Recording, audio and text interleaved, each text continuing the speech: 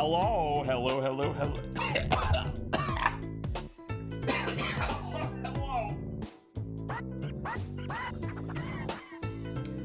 Oh, okay, Bexham. Oh, Bexham. Cheese wheel. Don't mind me, I'm falling over and over in a Roblox obby game. Oh no. Use this as the start theme, if you say so. Wow. Hello, welcome to the shrimp. Here we go, let's see what the FNaF... I'm not looking forward to this. Of course, I pulled it from the Spoopy playlist because it was a Spoopy game that's spoopy. But now it's this. Hello. This way. Welcome back to the second half of FNaF lore.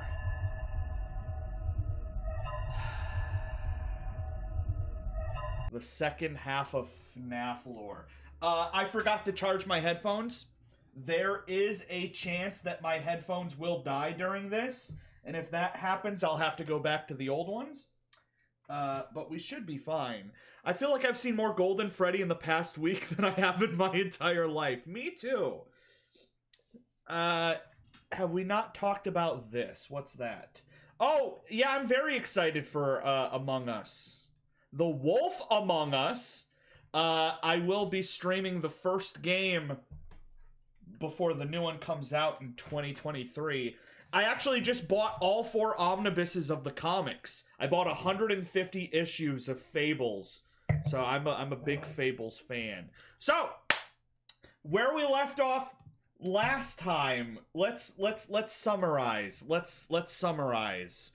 That's the problem with AirPod Maxes, you can't turn them off. No, they don't turn off. You simply take them off and then you remember to plug them in. The thing though is that they hold like 3 days of charge, so I have to forget to charge them 3 days in a row, but I've forgotten to charge them 2 days in a row, so...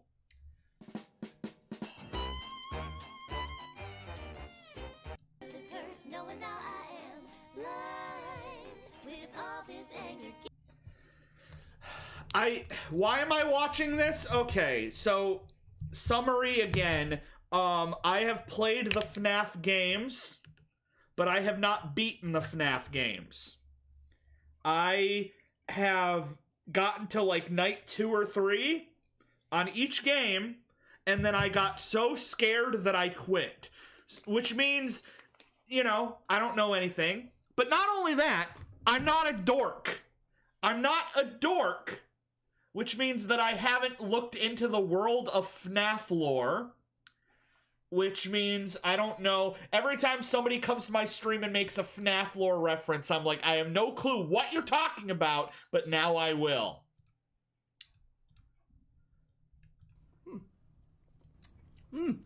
That's nice. That's fruity.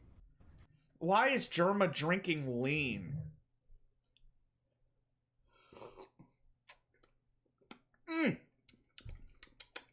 That is fruity. That's nice. That's fruity. Yeah, he's right. It is. It is. That's good lean. That's good lean. So, we will now... Zoom in on the hand. Do it. Keep zooming. Keep zooming. Underfell, keep zooming. Don't stop. Enhance. Underfell, keep zooming. Enhance. Zoom in. Enhance. Pixel on the screen. Keep going. Enhance. Perfect. Now zoom out a little. Zoom out a little. Now zoom back in. Zoom back in. Zoom back in on the hand. Perfect, Underfell. You nailed it. Perfect.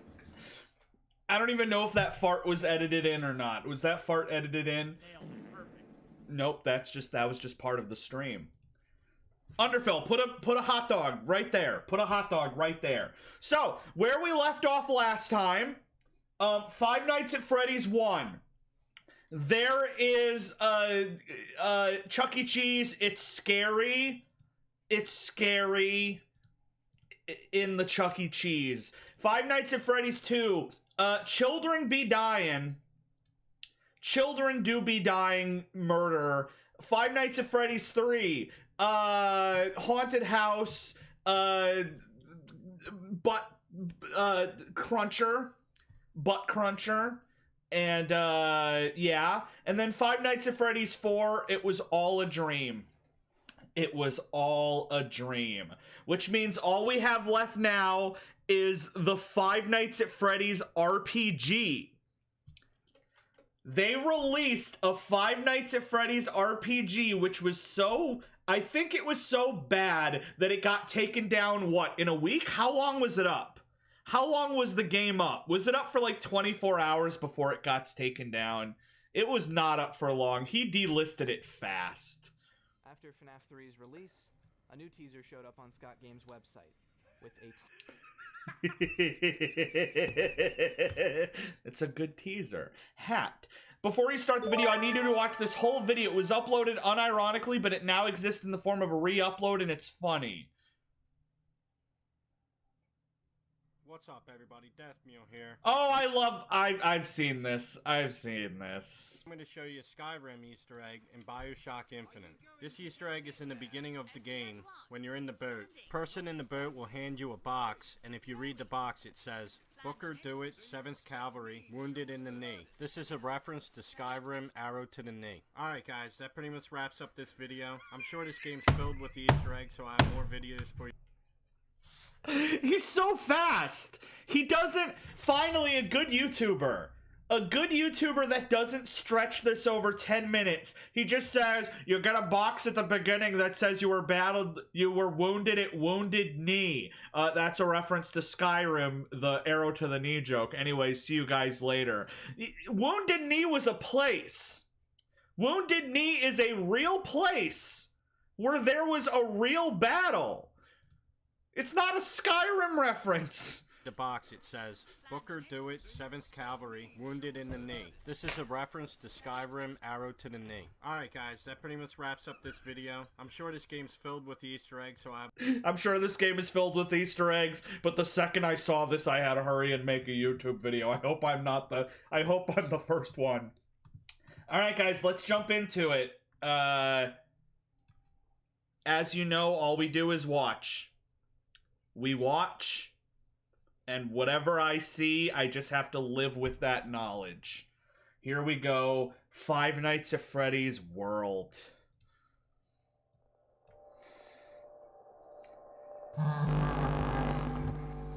It's gonna be one of those. Man got shot in the knee 4 days ago. It was a reference to Skyrim. Welcome back.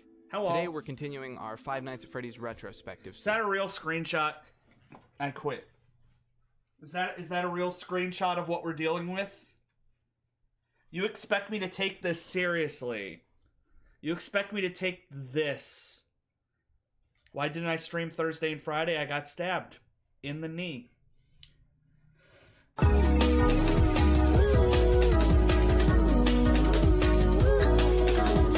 If I open links, we are not going to finish this tonight. I need to focus. You remember how long last stream was, and I only got through this much. I have to get through the rest of this. We got to focus. Series. Today, FNaF World. This game is the most different out of any Five Nights at Freddy's game to date. It There doesn't will not be a necessarily part better, but 3! it definitely changed things the most. So without further ado, No! let's get into it. After FNaF 4, the classic thank you image was uploaded on Scott's site. Basically, all of the characters waving and saying thank you. It seemed like it was a real send-off to the game.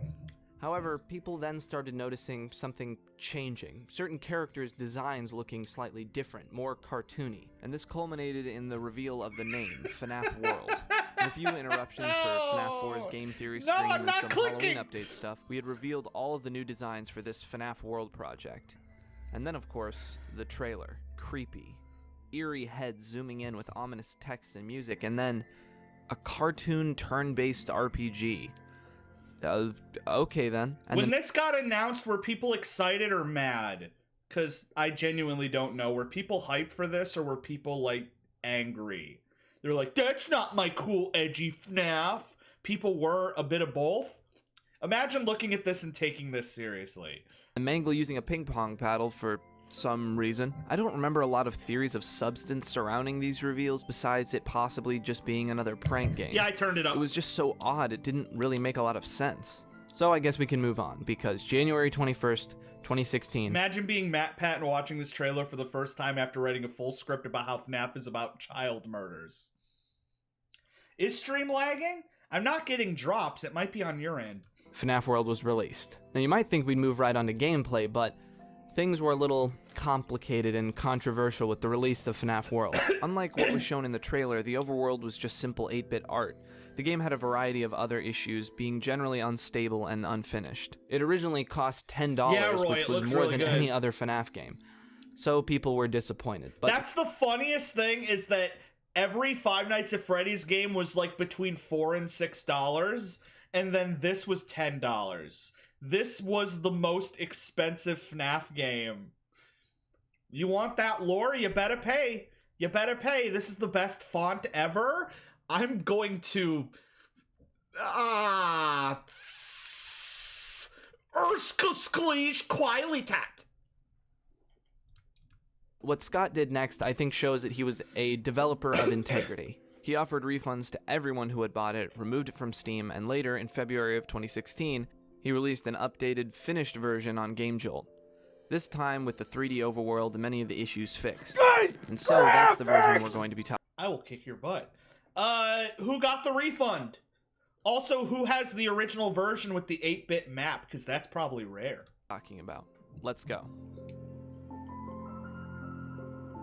Now, it would be stupid to compare this gameplay to the gameplay of any other FNaF game. It's a turn-based RPG. But also, I don't really know a lot about RPGs either, so I'm just going to call it like I see it. I think it'd be most useful to break it down into a few sections. The basics, characters, chips and bytes, and areas. The basics are pretty normal. You can play the game on normal or hard, and with or without a fixed party. As Freddy, you wander the overworld, advancing the story. Randomly, like in Pokemon Grass, you will have encounters with enemies in groups or by themselves. Unfair to compare. I get the idea of, like, being an expert in, like, ambient Five Nights at Freddy's horror games, and then being thrown an RPG, and you're like, well, I've played a Pokemon game. These move you to a separate battle screen where you fight. Interestingly, this isn't normal turn-based game. The characters in your party work on a sort of timed order which they can attack, but so do your enemies. So that is what we in the RPG community call ATB combat, which stands for Active Time Battle Combat. It represents theoretically how So instead of specific turns, you can time certain attacks or moves to defend against the enemies. Certain areas will also have boss encounters, which are just like regular battles, but harder, and you can see their health. It's impossible. Why does he mention it's the word choice? Because look at it! Game to buy helpful things like armor, bytes, and chips. If you do fixed party, you are stuck with only a few that you select at the beginning of your two parties, but you start with more unlocked. In adventure mode, you look at these lovable Persona characters. Start with the classic FNaF 1 characters in one party, and then the FNaF 2 characters in your second party. As you play, certain encounters will lead you to a new challenger. Message. It will be a random character from the games that will be added to your roster if you beat it. Obviously, the harder to beat and the higher level, the better the moveset is. Each character has an arsenal of 3 attacks or moves. Some are more heal-centered, some are more support or debuff-centered, some are more damage or just straight-up random chance-based. This is where the game becomes most interesting. Now, the depth of customization isn't as much as other RPGs, but finding exactly how you want to balance with... Okay, I got scared because I saw the shadow in the top right moving, and I thought there was a person, but it's just his hands. What characters in each party, and using your first and second party uniquely is where the interesting and fun part of the game happens. Oh, also between loading screens you get little character flavor text. With the introduction of a now fan favorite, Lolbit sells things called bytes. These are miniature characters that can't die but also don't count as a part of your health. They have a range of different abilities, from healing to damage dealing to bosses to their own small attacks. There are usually 3 levels of each type, and you can add up to 4 active at a time. Chips are similar in a lot of ways. Is it a 5-hour RPG or a 30-hour RPG? Chests in the overworld. You equip them to have certain Roy, passive do not effects, send that to and can anyone. only have 4 at a time. These effects range from damage dealing, comets falling, to giving your team a speed boost, to giving you more luck. This is again where things become interesting. I think FNaF Security Breach jumped the shark, because FNaF had its own brand of jumping the shark, and it's this. If they wanted to jump the shark more, they should have just done more of this. It's a 5-hour RPG. Okay, that's not that bad. I mean, I'm sure Five Nights at Freddy's is going to jump the shark harder. interesting. I'm gonna punch you in the face depending harder. on what you're actually trying to do, find characters, defeat a boss, or just level up, you're gonna use different chips and bytes, and deciding which ones to use because you only have a few slots. Yeah, where's the racing becomes game? really interesting and a fun balancing act. Throughout the game, there are Skip this one. This is genuinely the one I'm the most interested in. Out of every single FNaF game, this is the one I'm most interested in because it's an RPG and it's cute. So my curiosity is piqued. different biomes and areas. The bosses and enemies change based on the biome as you progress. Snowy characters, rocky cave creatures, weird funhouse guys. Enemies Why am I still in these watching areas this? Because usually I need get to harder as you suffer. progress, and the bosses are usually pretty unique. Then there's the flip side, an obvious reference to Phone Guy's line, "See you on the flip side" from FNaF 1. Ha. These are glitched areas deep inside the game you enter by walking into flickering objects in the overworld. They take you to more and more simplified versions of the overworld, which you can use to get around blocked areas. However, as Fredbear warns, don't go too deep. But what Don't go too deep. makes it scary? Absolutely nothing. Obviously, it's not supposed to look scary. All the characters are redesigned to look cute. Although I will say, certain times, just like with Nightmare Balloon Boy, it can't be made cute. And although some of the designs are really great, like the nightmares, sometimes in an attempt to make them look cute, they look scarier than they did in the original game. Here's another thing about the visuals. They are insane. Later on in the game, it's just a million particle effects and screen shake. I personally really like the chaos. It makes it feel like shit is going down, but to others it may seem more obnoxiously bright. I genuinely feel nauseous. I genuinely feel nauseous from this gameplay.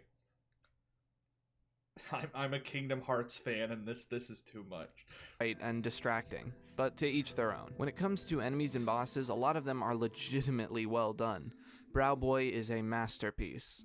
Some enemies are just retextures, but I suppose that was an attempt to create enemy types. Each biome's adherence to a specific style is legitimately impressive, and it makes the whole game feel cohesive.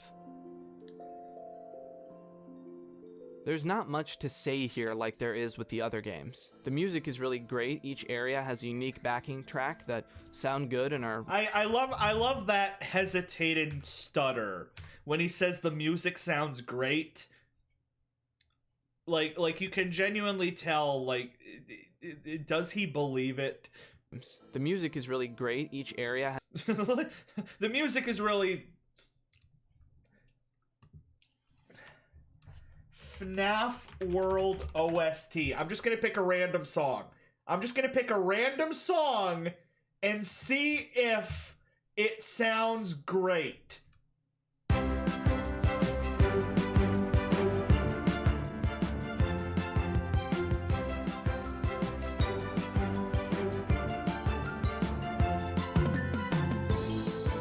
Sounds like the opening to a YouTube video where they're going to unbox giant eggs filled with children's toys.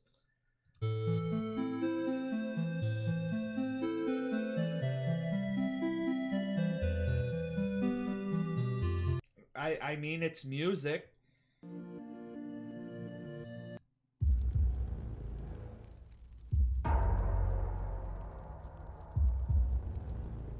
That's probably the part of the game where things get, not. Has a unique backing track that sound good and are memorable. And all the boss battles and fights are high energy because of the really good fight music. The sound effects for each move are satisfying and really cool. Honestly, just the sound in general in FNaF World excels, but there's not anything special about the way it does it. Just good music and nice sound effects.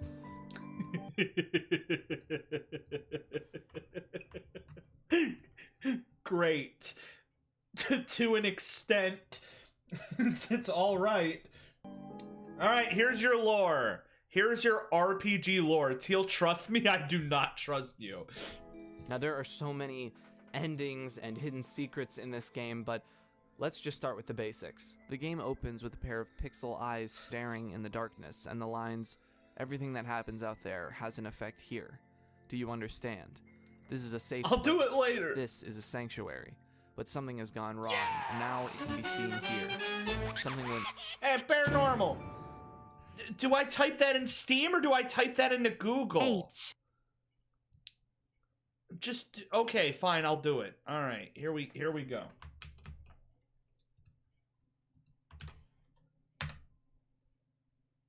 It wants me to open Steam. It's literally just making me open Steam. I don't even have Steam open. This better be worth it. This better be worth it. This better be worth it. This is a timely bit. This is a timely bit, so it better...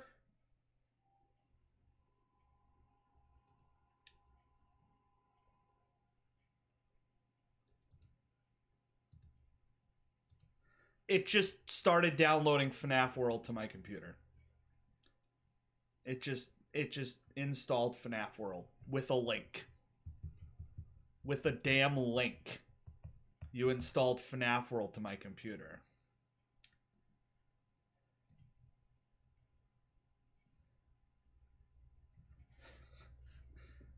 Skadoodle has started playing FNaF World for the first time. 2 of my friends own this. I'm gonna unfriend them immediately after this stream. Immediately after this stream. Very wrong. That's why I'm here. But I won't let the same happen to you. I will put you back together. The rest of the game centers around you progressing with the advice of Fredbear. I'm not playing it! At certain points in the game, including right after this cutscene, Fredbear explains the main motivation. There is something horribly wrong with this animatronic world. Something has gone wrong on the flip side, and now strange creatures are wandering the world. From here, Fredbear sends you through new missions, beating bosses, and exploring new areas, finally ending in you disabling a security system and defeating the final boss. And then you get the wink ending. After defeating the boss, you enter a tent and get mocked by a voice, likely Scott Cawthon himself. Congratulations, you beat an imaginary monster in an imaginary game without taking any risks, without finding anything interesting. Literally mocking you for beating the game, which... That's great. That's great. That's great. He's like, you stupid idiot. You actually played this? You actually... Congratulations, you played yourself. This man with the straight face is like, the creator is mocking you for beating his game. Might seem odd, but with a game series that is so centered around secrets and hidden things, this was making it clear that there was something more. And there was. Playing through the game normally, but on hard mode, you defeat the final owl boss, Security, and then move into the tent. This time, it leads you to the real final boss, Scott Cawthon himself. He gives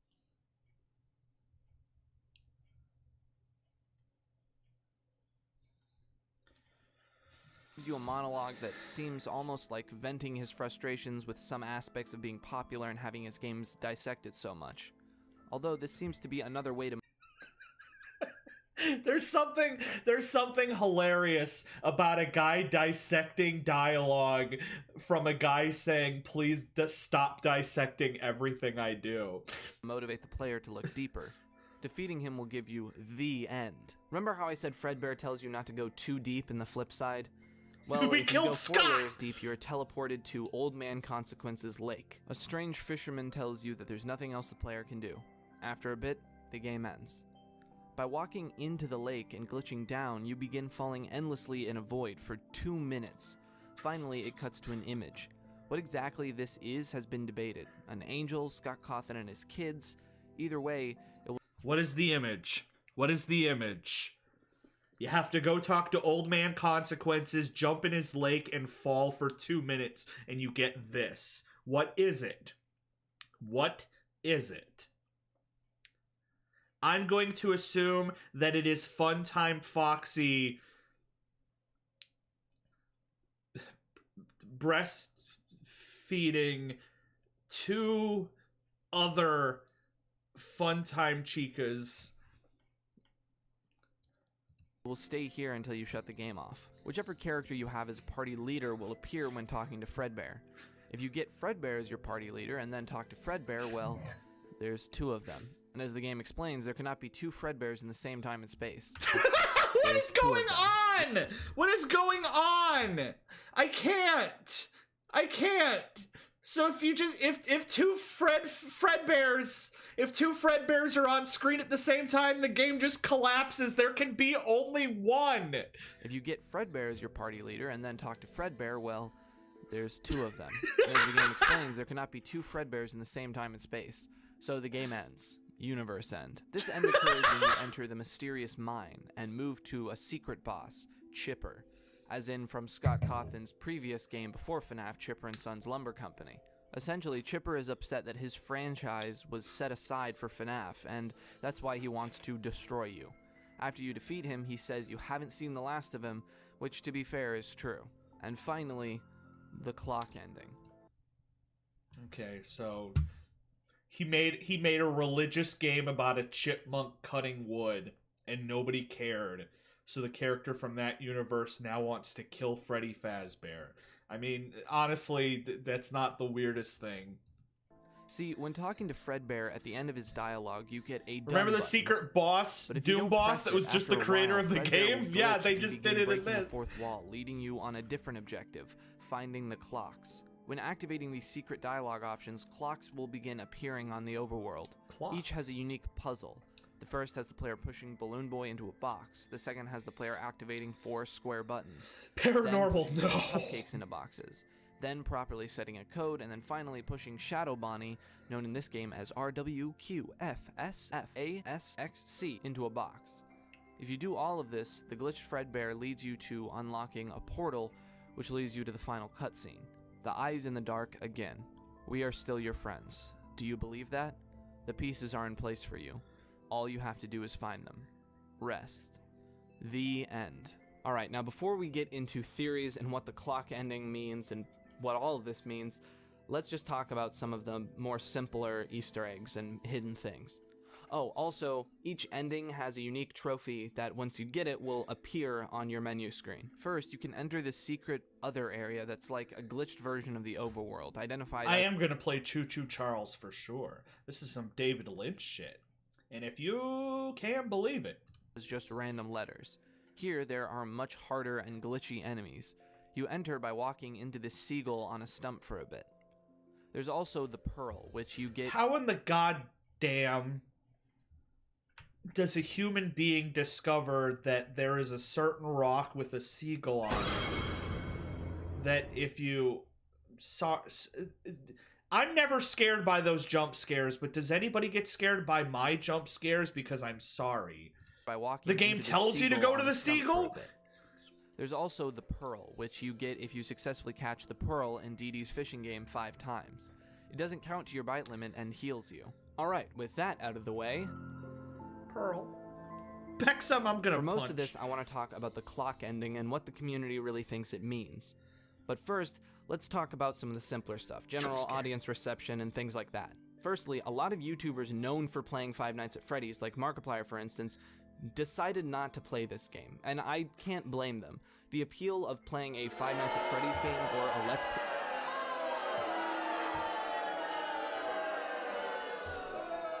That's a genuine boo. That's a genuine boo. Markiplier didn't want to stream this? Shame. Play of a Five Nights at Freddy's game is different than the appeal of FNaF World. FNaF World is not scary, and it's also not super long, so there's not a lot of investment you can get out of it. It's more of a joke fun game, and so I guess I understand why the release was a bit rocky. On a more personal note, watching Razbowski play this game inserted the term "pop it on the go" into my general lexicon for 2 years. Okay, here we go. What does the clock ending mean? Well, the first and most obvious connection would be the Fredbear plush, and the line, you know, from Five Nights at Freddy's 4, "I will put you back together." And there is a connection there, but first, let's talk about what each of the clock minigames mean. The main theory concluded by the community was that each of these clock minigames corresponded to a secret minigame in FNaF 3. Specifically, the the cock ending. Hints on how you get to these minigames. That's what it is in the end. The different things on the walls. BB double click. The arcade button code. The cupcake. It's all connect. It's look at that. It's all connect. The code and Shadow Bonnie. Now think about the line, "I will put you back together." That's FNaF 4, the bite victim. Now think about what happens at the end of the Happiest Day minigame. The children gather together to help free the soul of the Golden Freddy. It's all connected. I think you can see where I'm going here. Due to the meta nature of the game, it's assumed by the community that when Fredbear said, "I will put you back together" in Five Nights at Freddy's 4, he meant it. No!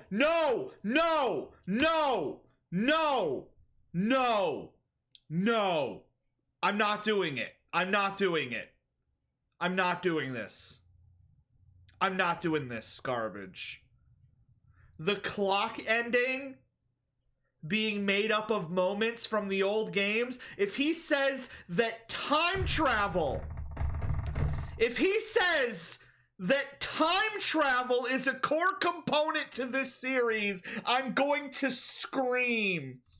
That when Fredbear said, "I will put you back together" in Five Nights at Freddy's 4, he meant it in a very fourth wall breaking way. He literally goes to the player through FNaF World to put in place the hints that lets the Five Nights at Freddy's 3 player, not the Night Guard, the player who actually plays the games, be able to discover the happiest day ending. Oh. That's okay. Okay. So, he's not time traveling, but he kind of is. If you're not some dork-ass loser that watches Let's Players, you would play this and then get hints on how to get the secret endings in the old games. So you would go play the old games and get the secret endings and thus get the good ending.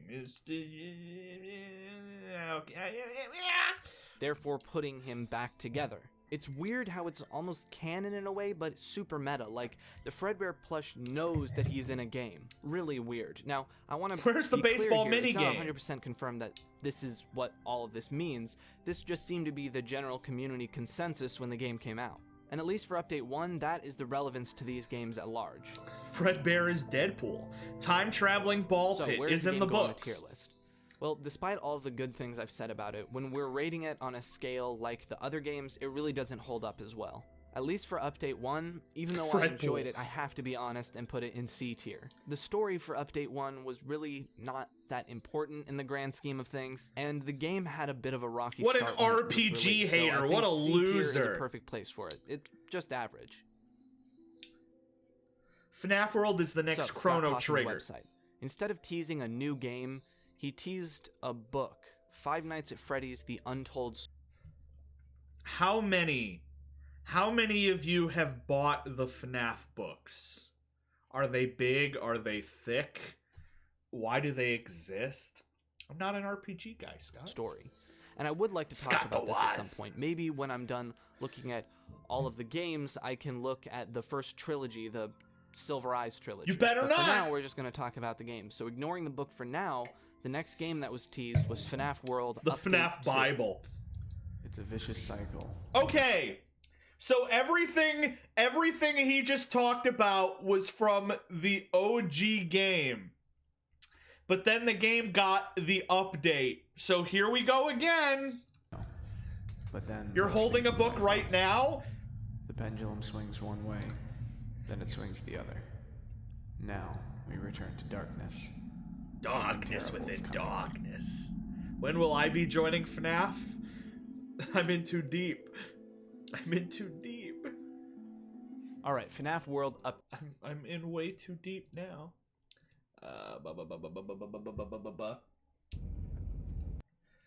You know, this video, I used to be a Scott the Woz guy, but now if I ever see Scott the Woz, I'm gonna kick him in the balls. I'm gonna kick him in the testicles. Update 2. If you didn't think things could get even weirder, you're about to be proven wrong. I want to bring up some background though, for Update 2 and just for the game before its initial release. Scott He didn't do it. He just made a video saying that he didn't really like RPGs, so he must perish.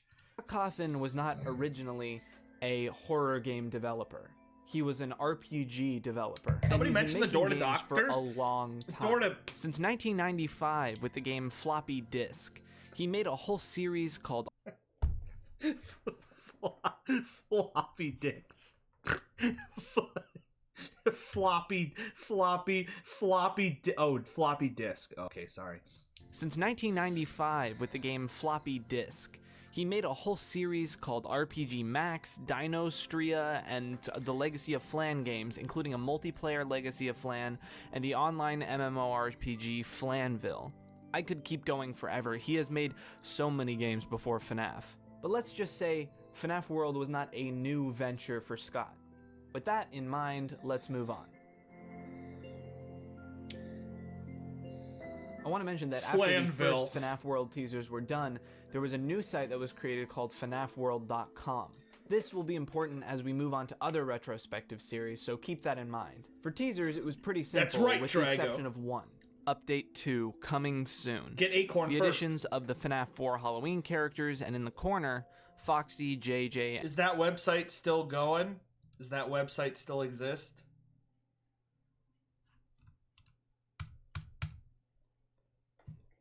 Why are you black? Why are you black? Well, I guess that's not really up and running anymore. Turn up the saturation. Shut. I'll let him do it. And Chica in airplanes in the background. Then, on April 1st, Scott Cawthon set a teaser for a new game, FNaF 57, Freddy in Space. Yo! Obviously, that actually exists. Teaser for a new game, FNaF 50. I just have to point this out real quick because it's my favorite thing ever. Freddy in Space MatPat boss. Freddy in Space exists, and there is a boss where you fight MatPat and his wife and his baby.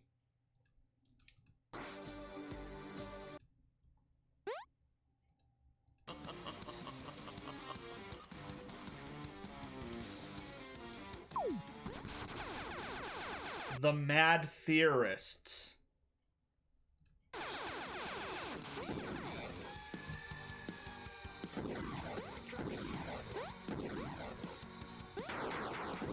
Is this canon? Is this can anybody confirm to me if this is canon? I don't know if this is. Oh my god, MatPat's dead. You've never seen Freddy in Space 2? Yeah, this is canon? Okay, well, Freddy has killed MatPat. I want to see the moment that MatPat dies. I'm sorry, I want to see the moment he dies.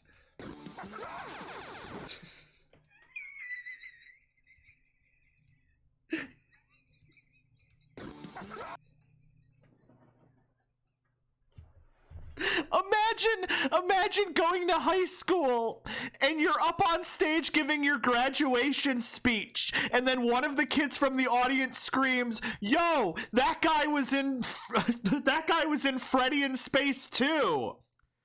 And the teachers are like, "What?" And then the kid holds up a phone of you as a baby in a Five Nights at Freddy's game, and everybody in the audience laughs, and you sadly march off stage. This is your legacy. That is your legacy. It's me. I was the baby all along. Baby Kata. God, it's a good thing we're not going into the books. Maybe one day. Hopefully not. 57, Freddy in Space. Obviously, this was just an April Fool's joke, but keep it in mind. Then we were back to the original teaser with new text, 5/13/16.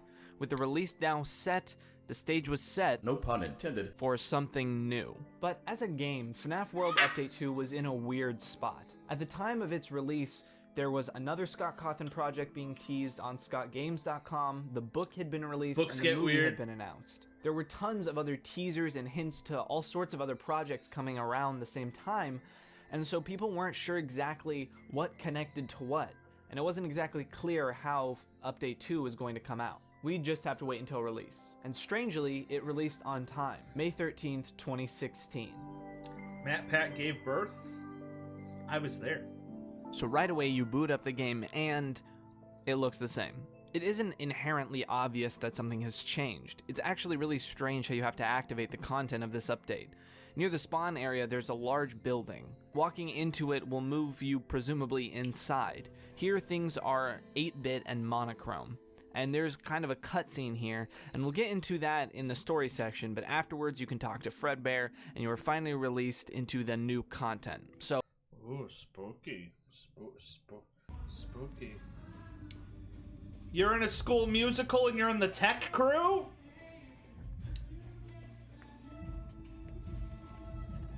It's the beginning of production week. By the end of it, I'm going to know every fucking lyric. You're gonna have the whole performance memorized. During the actual play, if you can, just unplug the music and switch it out with Freddy music. just start blasting Freddy music over the play. So They'll let's think it's talk about it. hilarious. In this update, they added 8 new characters. Nightmarion, Jacko Bonnie, Jacko Chica, Nightmare Balloon Boy, Anim Dude, Coffee, and Mr. Chipper. And Purple Guy. One of those things is not like the other.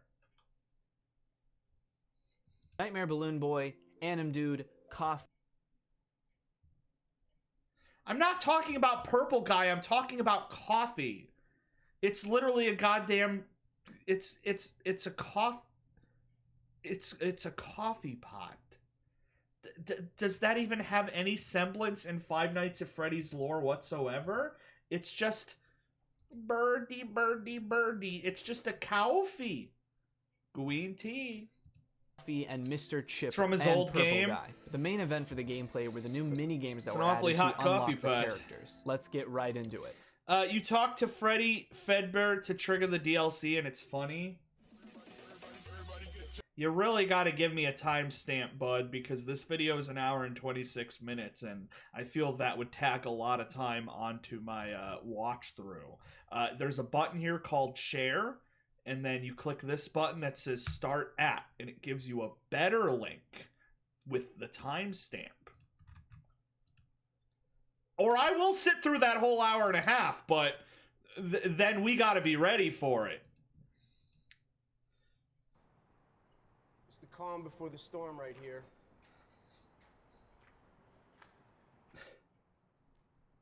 It's an awfully hot coffee pot.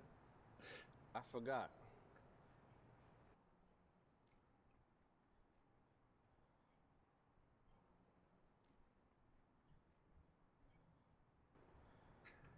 That's an awfully hot coffee pot.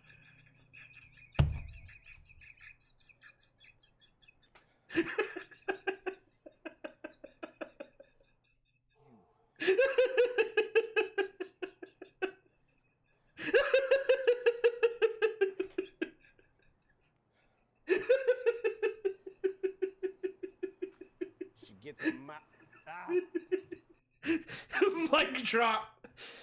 I'ma stop.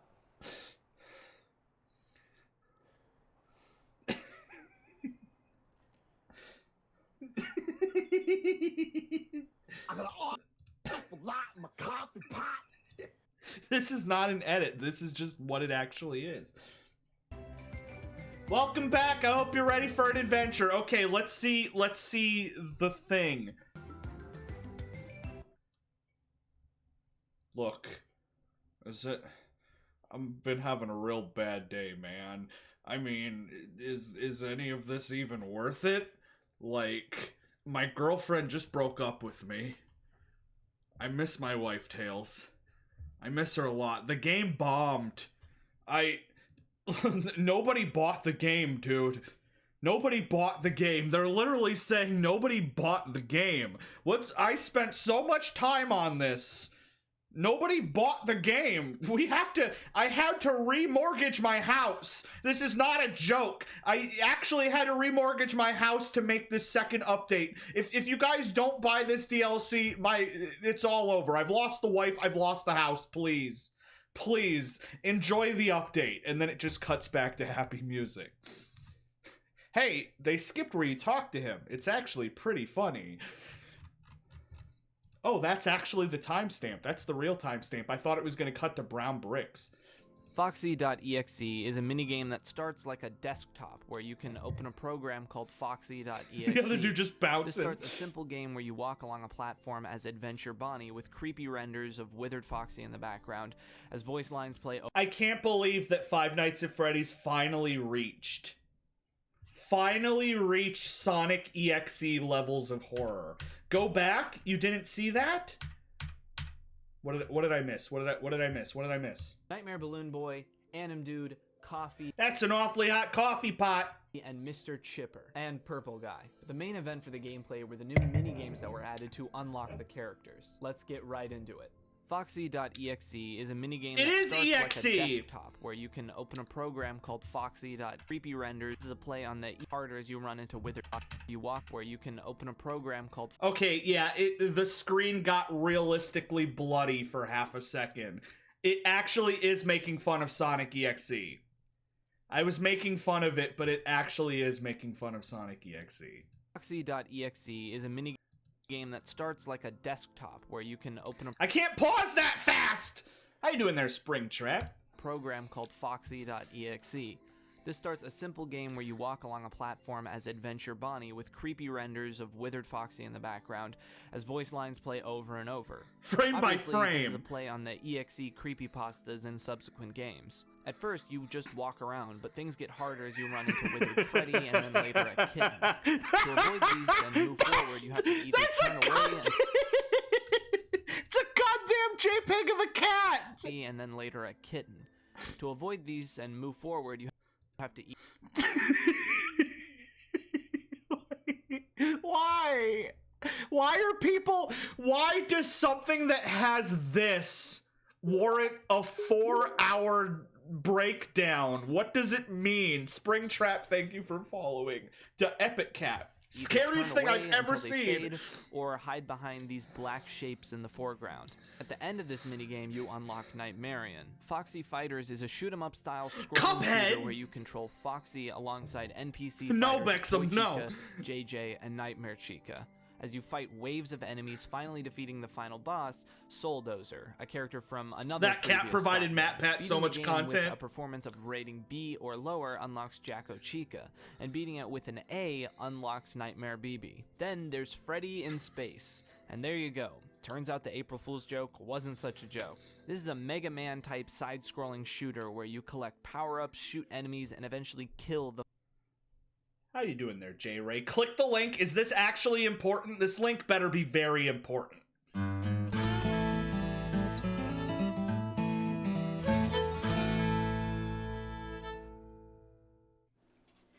Hi, welcome to Bandida's Kitchen, and thank you for joining us. What I'm going to be making... I want to punish you for sending this to me, and the only way I can think to do that is by forcing everyone here to watch the whole thing.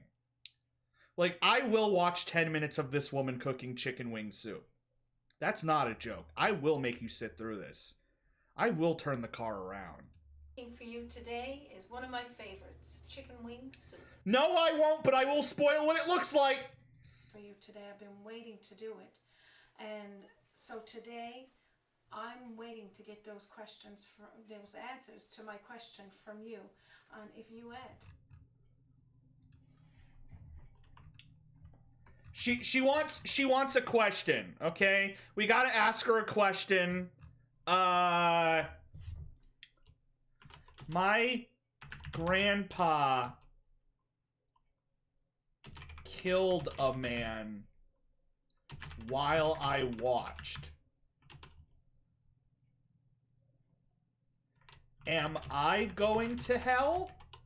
I didn't kill the man, but I did nothing to stop him. Please. You're the only one I can ask. The soup looks great, by the way. I hope she responds. You have to do it through the site? That's too much work. I guess I will never have to know whether I will be punished for my crimes. The fan type side-scrolling shooter where you collect power-ups, shoot enemies, and eventually kill the final boss. That's not... Is that...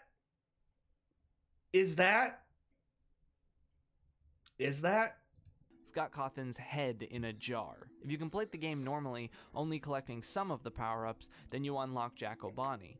If you complete the game without collecting any power-ups, you unlock Coffee. And if you complete the game collecting all the power-ups, you unlock Purple Guy. And finally, Chica's Magic Rainbow. To any veteran FNaF player, that name will strike absolute fear into your heart. This is a side-scrolling platform that is most reminiscent... This doesn't look that hard. ...of old rage games like Unfair Mario. This game is absurdly difficult with fake-outs, doesn't look that hard, and an annoying rainbow above you taunting you for every failure. The difficulty is high, the controls are frustrating, looks obstacles easy. Like sunflowers, wooden spikes, logs, and even rainbow laser beams the rainbow itself shoots. You only have 33 lives because after that, the rainbow kills you herself and the game ends.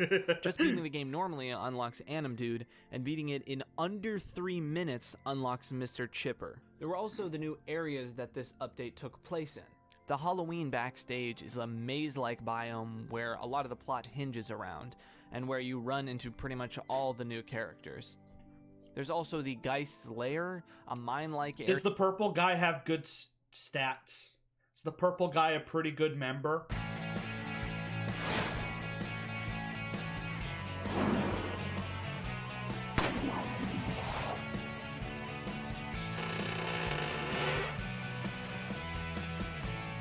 I genuinely would rather watch this video, because that was the greatest intro I have ever seen in my entire life. From the apples, you only need to. Okay, alright, I've learned my lesson. I'm not clicking any more links.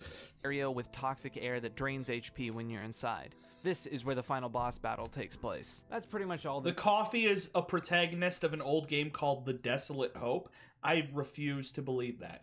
New stuff gameplay-wise. Otherwise, boss battles, character interactions, fights, they're pretty much the same. I think they updated some things like some 8-directional movement and minor bug fixes, but generally that's it. There is more stuff that I haven't talked about yet, but that's not purely gameplay, that's more plot related, so we'll get into that in the plot section. Alright, no more distractions because I need to finish this. So let's I'm talk not about doing part visuals. 3. Again, if you want to know about the game generally, go to my Update 1 video. But for this new update, I do want to talk about a couple things. First, the mini-games. Each one has very specific references and inspirations that are tied to it, not just in the gameplay, but in the visuals. Foxy.exe replicates the old Windows XP era creepypasta with its classic field stock image desktop background that calls directly to the XP default desktop. Then actually playing the game, it's clearly just a sprite from the game ripped and placed into this low-budget walking game where you just walk on a plane with a spooky background. While it may be a little on the nose, it does a great job parodying the low-quality Sonic EXE ripoffs that spawned and highlights how unscary they are by literally throwing a kitten PNG in as an enemy. That's scary, Again, though. Maybe a little on the nose, but still pretty spot on as a parody. For other mini-games like Foxy Fighters and Freddy in Space, it's clear that these are love letters to other games that Scott Cawthon enjoys. I recall Scott Cawthon saying something about loving the Mega Man games, and that sort of inspiration for the retro space shooter is very clear through these mini-games. Obviously, Foxy Fighters is a direct parody of games like Star Fox. Obviously, Foxy would... And then you're just gonna douse it with your favorite salsa. Check this out. This isn't even my salsa, but it says Jack's Special Salsa. Doesn't that crack you up? But it's somebody else's brand. All right, and then you're just gonna pour this on there. Don't worry about the water. Let it all come on top right there. Now what's gonna happen is... I'll never let you guys know what's gonna happen. Would need to be the protagonist for this one, with little dialogue screens popping up and the characters talking like little puppets. And Freddy in Space is clearly a love letter to Mega Man and other Metroidvania games. And for Chica's Magic Rainbow, well, obviously the happy-go-lucky visuals contrast with the absolute rage that fills you when playing the game. But there is a bit more than just that. I guarantee that if I played that, I could beat it on my first try. I mean, I am a pro gamer. Like other games in the genre, the unfair or rage games, there's this weird use of assets, like the petals on this flower just flying out. If you wanted to make a game that was hard, you could have made something that would shoot them, or made spikes that shoot out. Instead, like an unfair Mario or unfair Cat Mario and all that stuff, it's this weird feeling of assets ripped from a different game. But obviously, this is the game.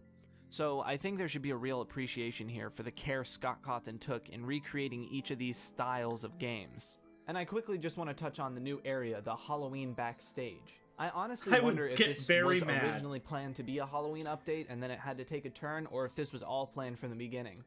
Either way, the new backstage area reminds me a lot of FNaF 4. Not just because of FNaF 4's Halloween update, but also the use of spooky houses, trees, and the color There's a checkpoint, red just walk! I think it's done this way almost to remind you that yes, FNaF is still a horror series, even if this game isn't. Audio 2! Okay, let's get the big thing out of the way. Voice acting, fully voiced characters that aren't Scott Cawthon. Let's go into a little more detail. You mean to tell me this is the first game where he hired voice actors to voice the characters? Somebody has this game on their resume. Here. For a few of the minigames, they are fully voiced with all of the characters. That, and also, the end. But what's really interesting about things like Foxy Fighters is the names here are actually pretty impressive.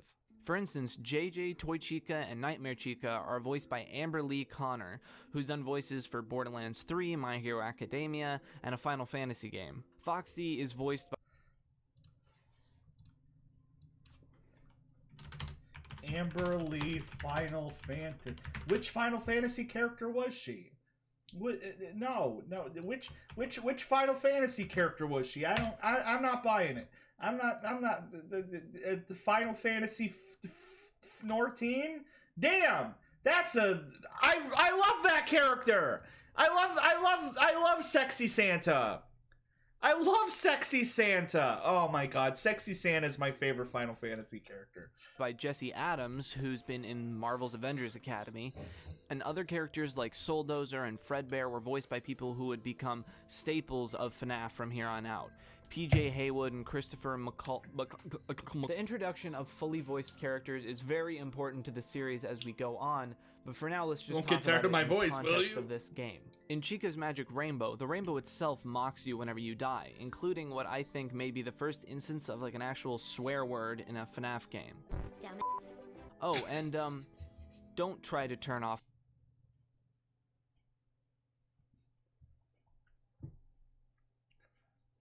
You're 7 years old. You've been a lifelong Five Nights at Freddy's fan. Your mom walks into the room right when the rainbow says dumbass. You are no longer allowed to play Five Nights at Freddy's. In a FNaF game. Damn it. Oh, and don't try to turn off the voice. Oh, really? It's like that. Voice is off, you say? Well, now you really pissed me off. Now, obviously, this adds a lot to the rage of the game, specifically the high-pitched, overly happy sound. But guess who voiced the rain? That's goddamn Jimmy Nutt. GM_sleep has just tipped $5. 13 seconds, please. That's goddamn Jimmy Nutt. I recognize that voice. That's Jimmy Nutt. That's Jimmy Nutt. Let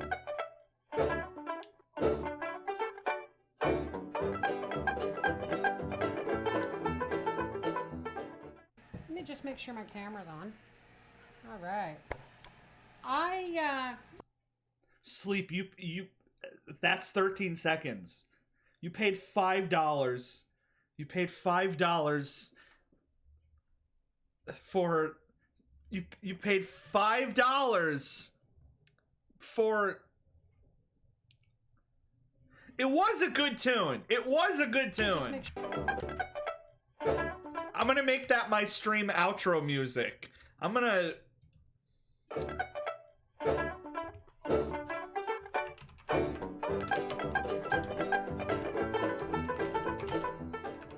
Let me just make sure my camera's on. And then she turns it off and the whole video cuts off right there. This is the character she voiced? Oh my god. Oh my god. Oh my god. Oh my god. Oh my god. Oh my god. Oh my god. Oh my god. Oh my god. Oh my god. Oh my god. This changes. Oh my god. This how have I not known about this character before? Why does she have a this change? I'm gonna add this to my bookmarks. I'm gonna add this to my bookmark so I can remember who she is. Let's get back to the video. Jimmy Nutt. Jimmy Nutt. Here we go. What characters has Amber Lee Connors voiced? Oh, she was Guess! Yo! Oh, yes, good boy. You're so freaking... She's my favorite character. And you also have other great characters such as Anime.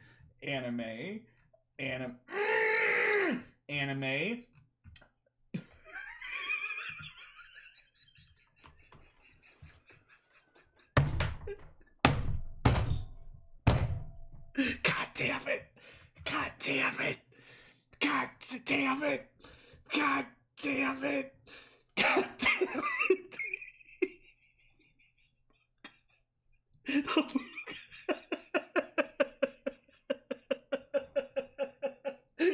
I know that I was supposed to scroll down until I found Five Nights at Freddy's characters, but because that's it, I'm done. I quit. I'm done. I can't escape it.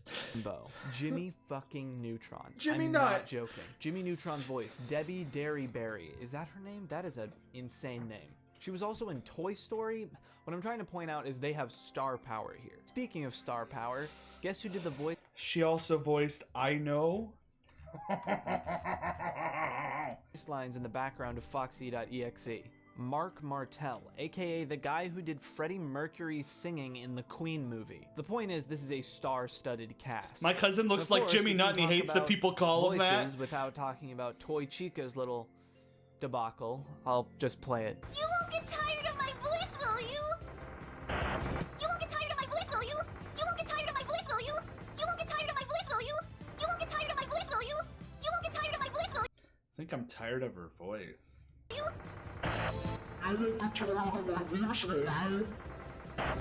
Oh, and speaking of annoying, the Foxy.exe voice lines just play over and over and over and over with no breaks.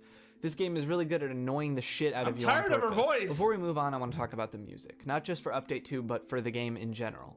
My last video, I didn't really talk about it that much, but I think the person who composed it deserves some credit. Leon Riskin.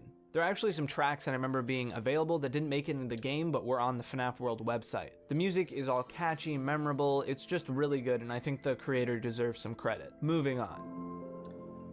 Here we go, the lore. Okay, the plot. Now there isn't a bunch of different endings or some clock ending that ties into the main lore somehow, but there is something important here. Like I said, when you first enter the game to activate the Update 2 content, you're led into this pixelated cutscene. Here, a mysterious man sits at a desk, known as the Desk Man, seemingly working on something. Here's what he says. It's a vicious cycle, you know, but then most things in life are. The pendulum swings one way, then it swings the other. Now we return to darkness. Something terrible is coming. Come back later. It's literally just Ansem's speech from Kingdom Hearts. Maybe I will tell you more. From here, all you can do is leave. At this point, you can then talk to Fredbear again. He starts out like he's about to send you on some big adventure, but the music cuts out and, well... Depression. Fredbear seems awfully disappointed. He tells you that the game bombed in reference to the poor reception of the game's release, and now he has gone insane. No one knows what he's making, and they can't get to it. It's best to just leave the game alone. However, after a lot of ... you convince him to help you along. He lets you into a portal that leads you to the Halloween backstage area, where unreleased characters are. They're the only thing strong enough to defeat the Guardian that's protecting this thing that he is making. Here is where you salvage the code of the characters by completing the minigames their code was used for. The area that leads to the Guardian is filled with toxic air, meaning you'll need a full party of these new characters to move on. Many of the minigames themselves have plots inside of them, like Freddy in Space is sort of a meta-commentary on Scott Cawthon making a bunch of games and crazy spin-offs. There's plenty of inside jokes and references, and even a reference to, I think, what might be the first time we ever heard anything about the FNaF movie script, although I guess we didn't know that's what it was at the time.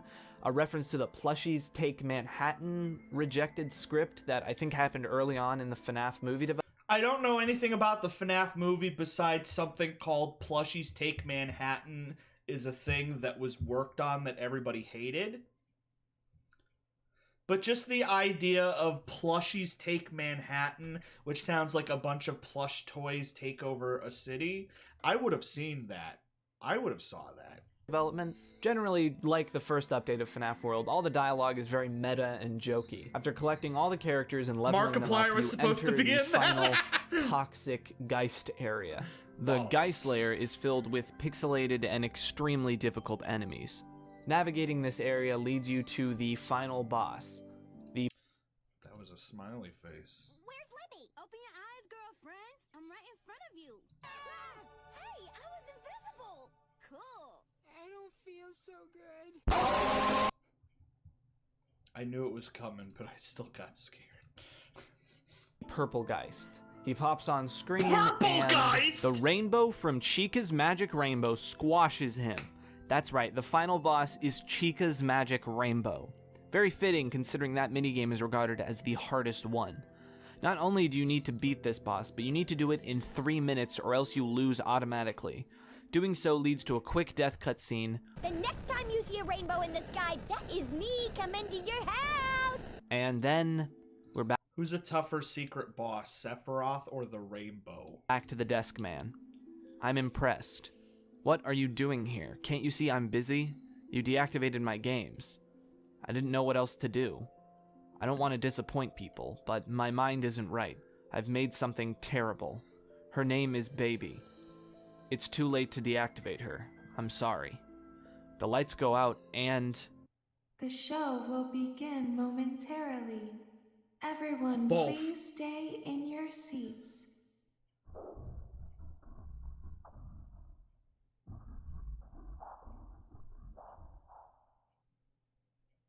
Then the lights cut back on and blood spills out around the desk man's Oh man. I wonder if we're going to go to a location that has sisters in it. head. Fade to black. To be continued. The Willem end. Dafoe.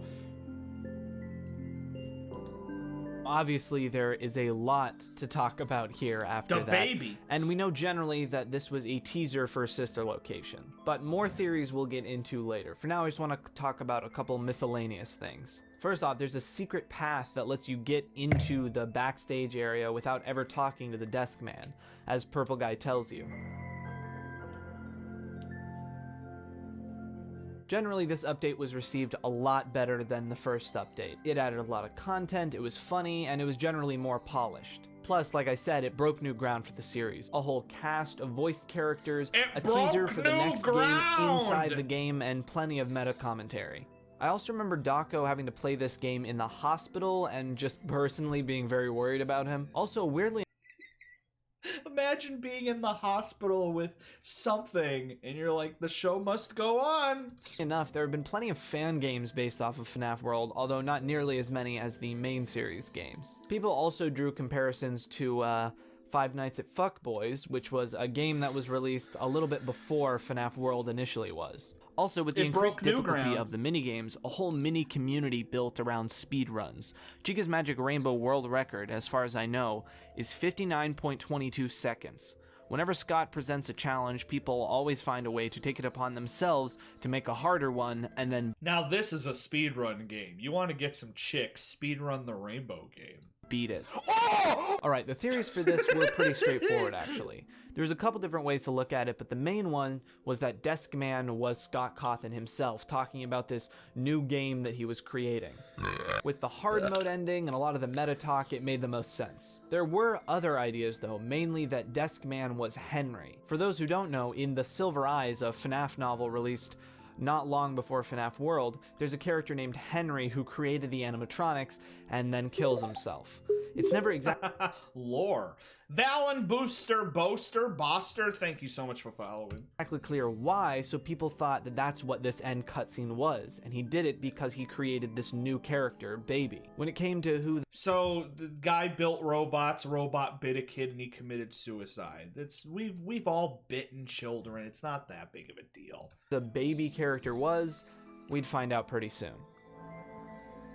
Knife fights at Freddy's. Alright, let's get straight to the point. Although this update was received a lot better than the initial game at release, it was also a lot shorter. There was interesting content, but not a lot of it, and there weren't multiple endings. In the end, it was more of a glorified teaser God dang it, for sis, the you gotta next get it game. eventually. It was fun and great for the community at the time, but I'm gonna have to put it in C tier with the original game. So, FNaF World Update 2. Great for the time and still fun to go back and play through, but gameplay-wise and story-wise, it was a little short. Either way, it was a fantastic interlude for the next game, Sister Location. Oh, no! Where will they go? What will they do? All of that and more happening now. Clara, I tell you, the baby... Is this a real trailer? What am I looking at?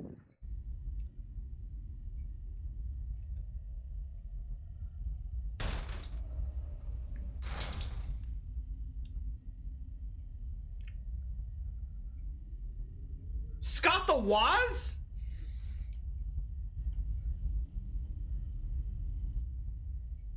What is Scott the Woz doing here? Beeg, not yet. They're not yet. Press the red button now to administer a controlled shock.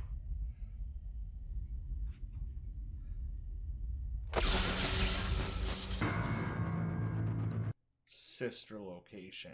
I played this game day one, and I got to the part where you gotta screw the nuts. You gotta screw the nuts, but it was before they patched it to be easier, so it was basically impossible. If you know what I'm talking about, you know what I'm talking about. The best moments in FNaF are when Willem Afton survives the 2 fires and comes back like it's nothing. Fire can't hurt people. It's not a ghost. Welcome it can't back, go everyone, through to our doors. Five Nights at Freddy's retrospective series. Today we're talking about... I got to night 4, if that's when you screw the bungles. Sister location. This one really marked the next phase for Five Nights at Freddy's in a lot of different ways. This one is going to be beat long, night 4 before patch? and my hope is a little scary. So let's get started. So that's as far as I got before I quit. It's important to mention here that a lot... Yeah, this was super cool because obviously the movie's gotten canceled and delayed a million times. So the rumor is that this movie was either a canceled script or a ripoff, but it took the Banana Splits, which was a lovable 70s kid show, and turned them into murder robots. To begin. Where are the children? Mom, get out of here. Time's almost up. Why are you doing this to me? Please! Let me out! Now the show can go on forever and ever. This movie's actually hilarious and it's really great. I recommend it. Just don't watch Willy's Wonderland. Willy's Wonderland sucks.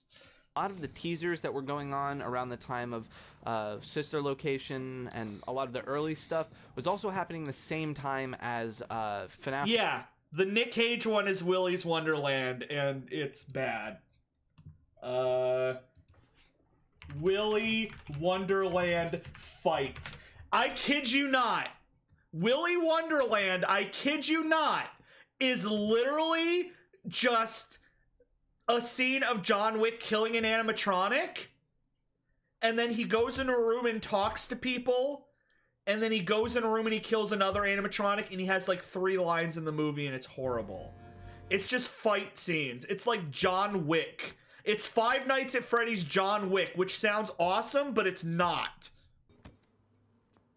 I'm gonna FaceTime your face.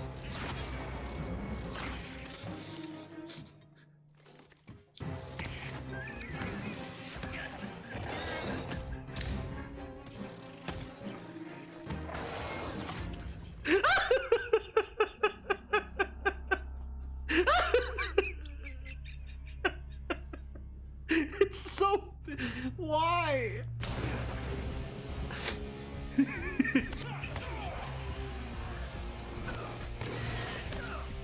You would expect me to love this? I mean, if this was like a scene, it would be the best scene ever, but the whole movie is just an hour and a half of this. It's literally just him fighting these things, so it kind of loses its luster real quick. He doesn't say a single line.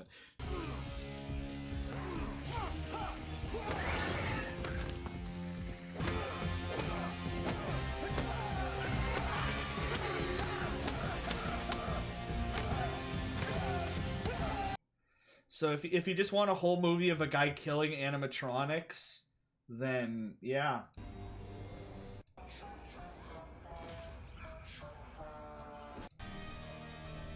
God, this should be the best movie ever, but it's not. What's going on, guys? Still coming back again. We're going to be doing the FNaF World. Look at the guy in a damn hospital bed. The guy could die at any second, and he's just... Imagine flatlining in the hospital and the nurses run into the room to resuscitate you and they see this on your screen. They see this on your screen, and then they assume this is what killed you. How did he get Chipper? It would be cool if it wasn't so badly choreographed. Just World swinging the Update stick. 2, so there's some overlap here. But the first big mystery to solve was the lines. This teaser was released on Scott Games and slowly added letters as time went on. There were plenty of... Literally just this. I hope you die in a fire. They turn it into a full movie. Just Nick Cage brutally murders robots. At some point you start to feel bad for the robots. Hey guys. Hey guys. That's a real clip. He actually died there. Graham Force. Markiplier actually died. We have ideas as to what it could be, but then we found it and confirmed it. Someone went digging into the metadata of the image and found the name Sister Location. Now, for the life of me, I can't find any actual reference of this happening.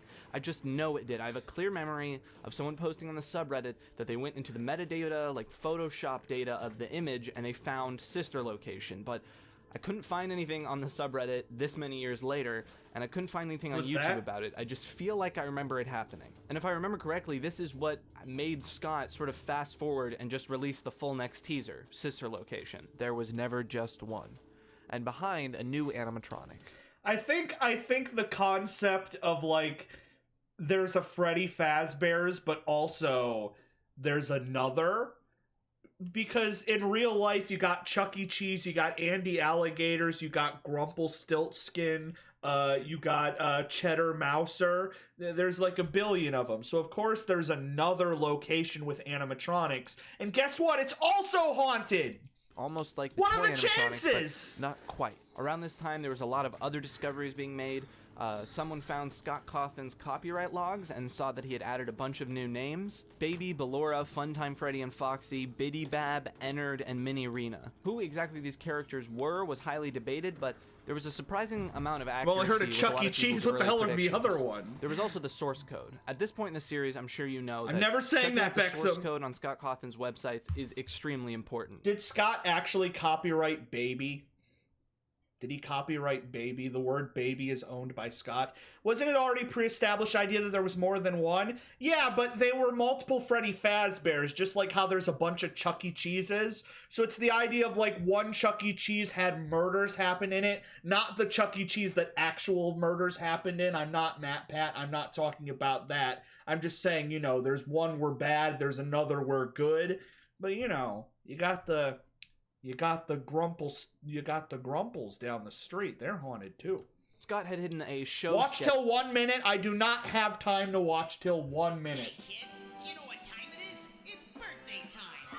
It's your birthday. You spend the night cleaning Willy's Wonderland, and I will pay to have your car fixed. Deal?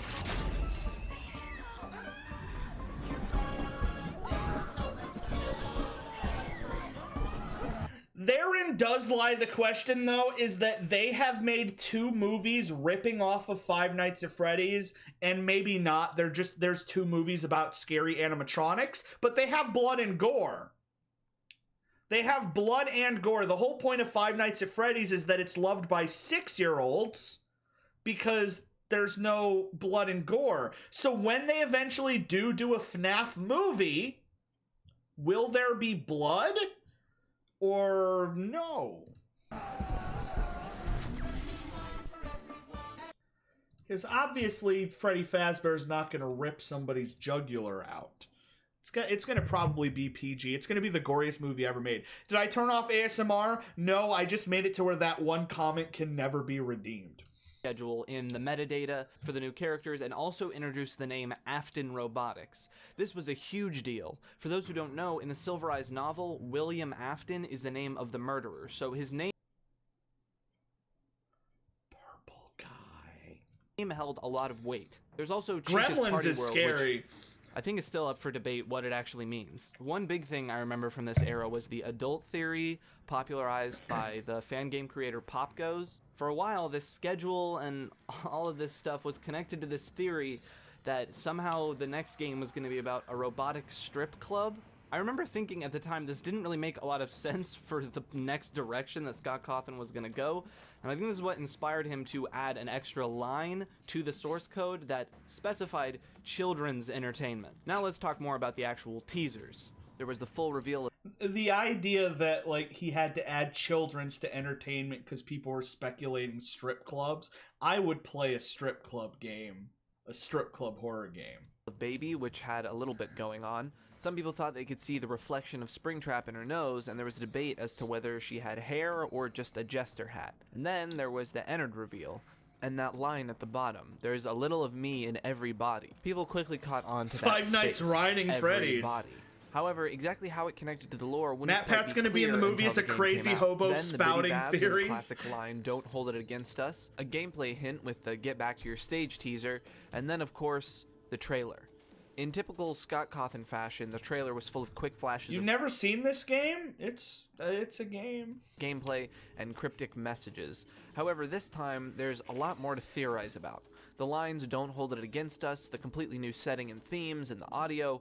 Some people thought this was a bunker in the robot apocalypse or a nuclear fallout. Remember, Five Nights at Freddy's 4 was called The Final Chapter. Games, quite aptly, I'd say. Oh, and I almost forgot. Sister Location ended up being canceled due to leaks. I remember this. I remember cracking up when he announced that the game was canceled due to too many leaks. I remember this happening, and I cheered. I was like, yo, freaking based as hell. He's like, too many leaks, games, I'm done, canceled. Except obviously it wasn't. Brightening this teaser image, we get a portion of a news article explaining that Circus Baby's Pizza World's opening has been canceled due to gas leaks and that the building was sold. However, it's a joke that the building was canceled because of gas leaks. Get it? Get it? It's get it? Things aren't quite over for Circus Baby yet. I could keep talking about all the theories and ideas people had around this time, but let's just get into it. October 7th, 2016, Sister Location was released. Now, the gameplay of Sister Location, there isn't just deleting Brawl when the cutscenes got leaked. Games. Each night in Sister Location is different and very linear. It's more story-based. So let's start with some of the gameplay aspects that stay consistent throughout the nights, and then we'll talk about each night individually. What's lean? First off, the limited movement of FNaF 4 was expanded on in this game. While it is extremely limited in Sister Location, WASD movement was added in certain sections. Vents, large rooms, things like that. Y'all out here like Security Breach was the first game where you could move. No.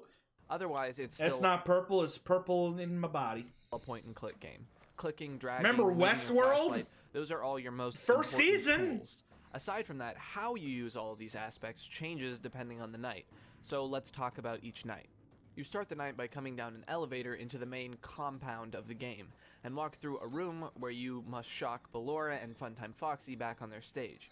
From there, you move forward into a new room where you have to shock another animatronic, Baby, back to her stage. And then you're done. You turn around and leave. End of night 1. This night starts just like the last one, moving through the areas underground and shocking the characters back to their stage. However, in Baby's area... Why would you drink cough syrup? So, fun fact, cough syrup's in meth.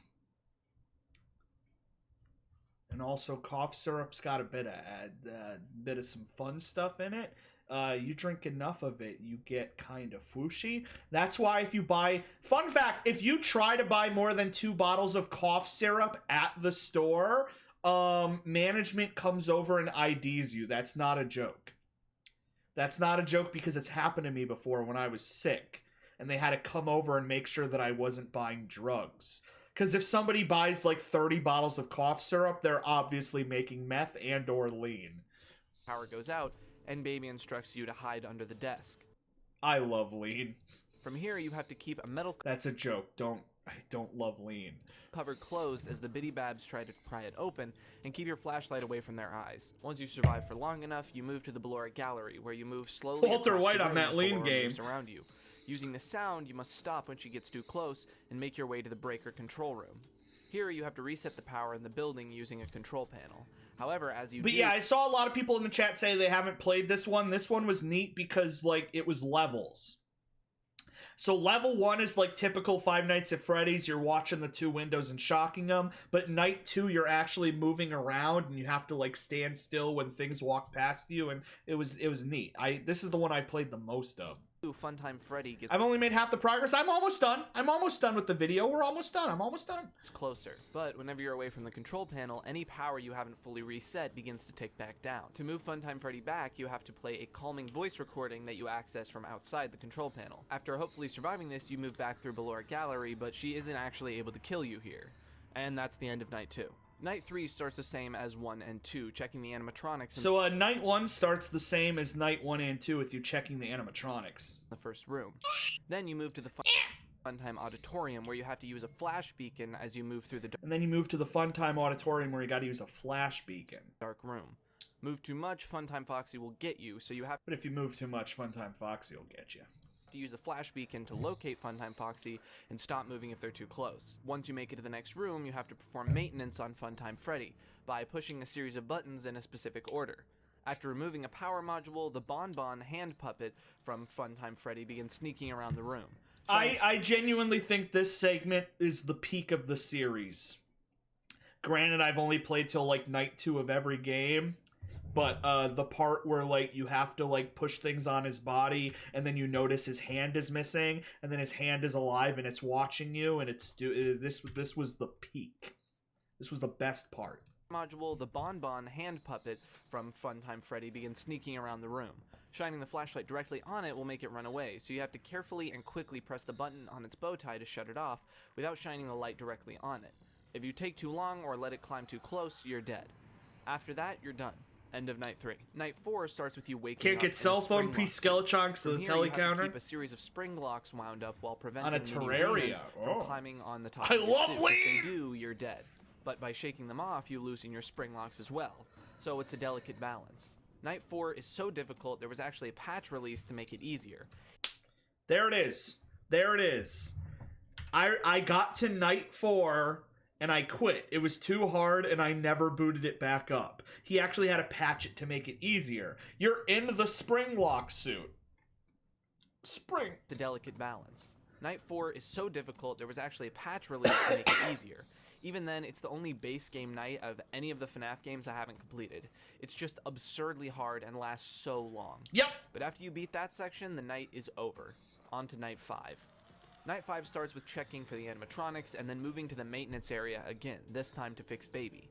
Here you have to put in a code that is given by Baby randomly to open a hatch, take a part, and then send Baby down a conveyor belt.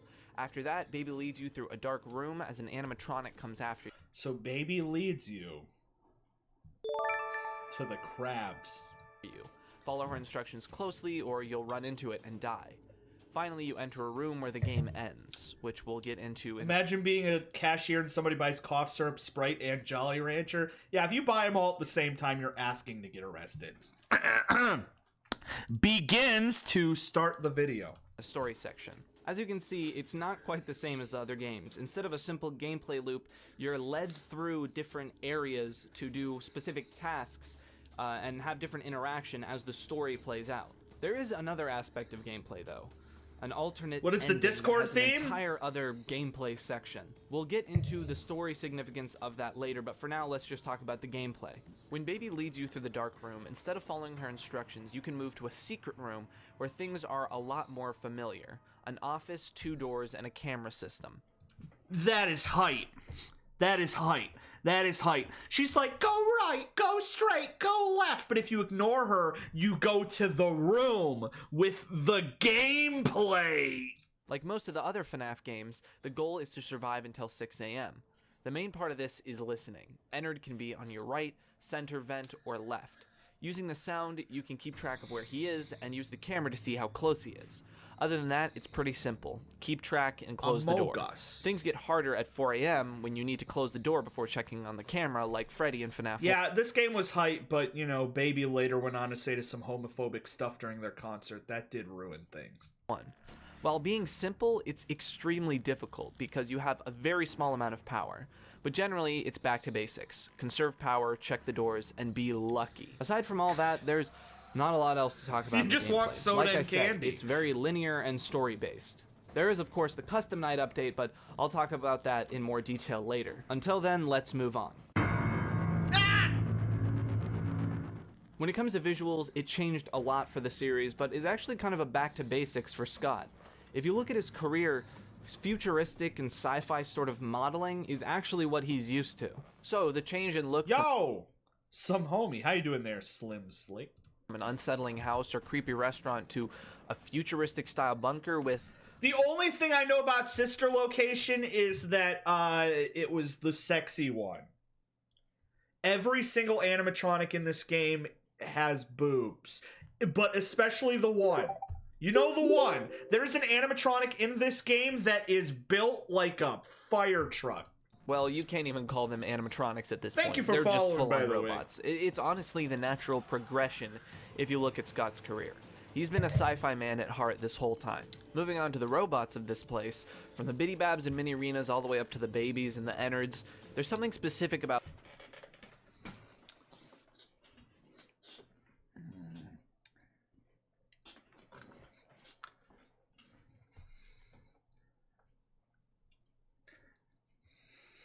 them that makes them unique. They most closely resemble the toy animatronics, but even that is only surface level. While the original animatronics were plush or had fabric on the outside, and the toy animatronics seem to be made from plastic, She already has the Funtime kids? animatronics are made from metal, segmented into different parts that allows for them to seemingly change subtly. While on the surface this just seems like an odd design choice, it actually makes a bit of sense once we get into the theory section. Either way, the design of these animatronics are no longer relying on the fear of mascots.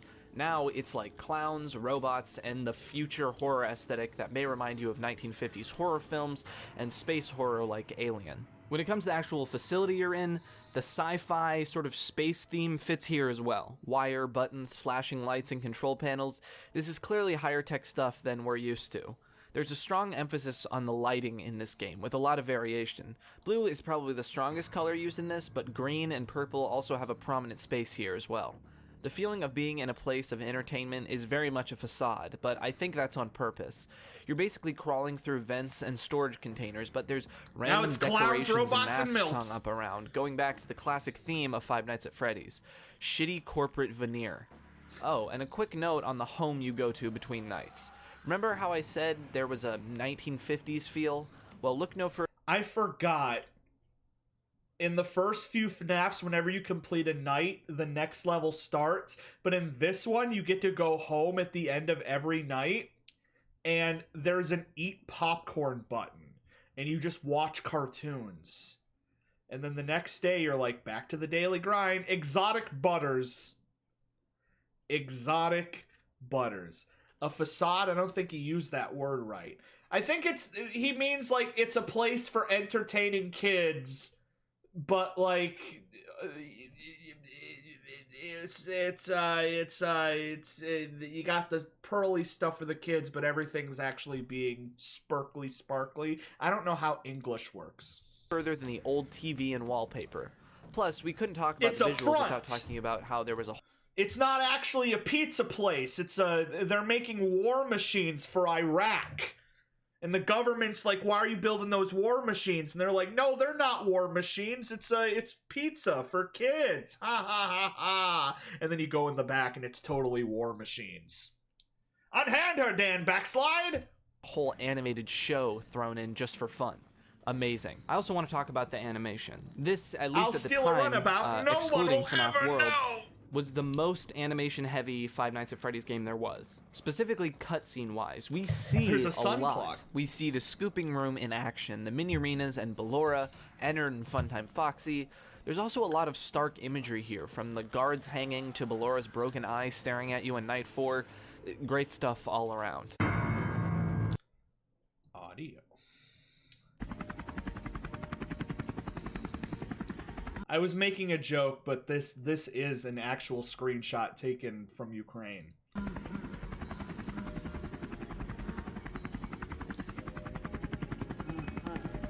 So, yeah.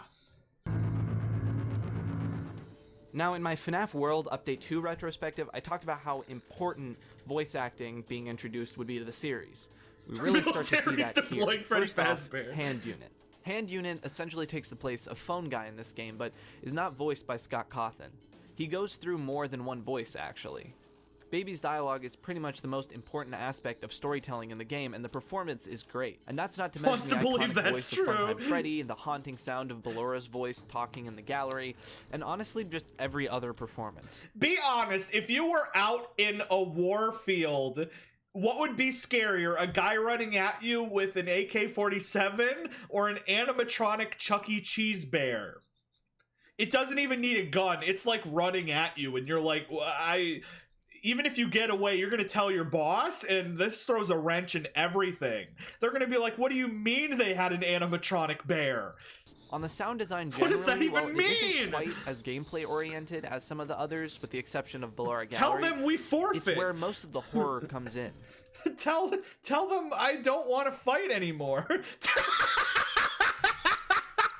I would be scared if it also had a gun. Freddy Fazbear coming at you with a rocket launcher, and you're like, oh, God, I love Lean. Don't worry, the power's not out. Turns to nighttime. Random noises of shifting metal or the voice of the vent notifications letting you know that there's something in the vent with you. The metallic breathing of Ennard or the sudden sound of heavy machinery adds to the atmosphere, but can also cause actual jump scares. And then there's the music. Fun fact, there was actually a whole controversy that the Escapist 2 lockdown theme had actually been stolen from the sister location menu theme, and it just turned out that the drum loop they both used is actually just a really common like loop in GarageBand or something like that. But again, like with what I've been saying previously, the game's music is very industrial and fits the new sci-fi aesthetic. Interestingly though, Ukraine this is when sort Russia of how plays the music Nightmare has sounded Bonnie. in all the other games too. Feels more like the game changed to fit around the music and not the other way. I'm not watching old people try Lean for the first time. I'm sure it's very, very funny, and I would love to watch old people drinking Lean, but...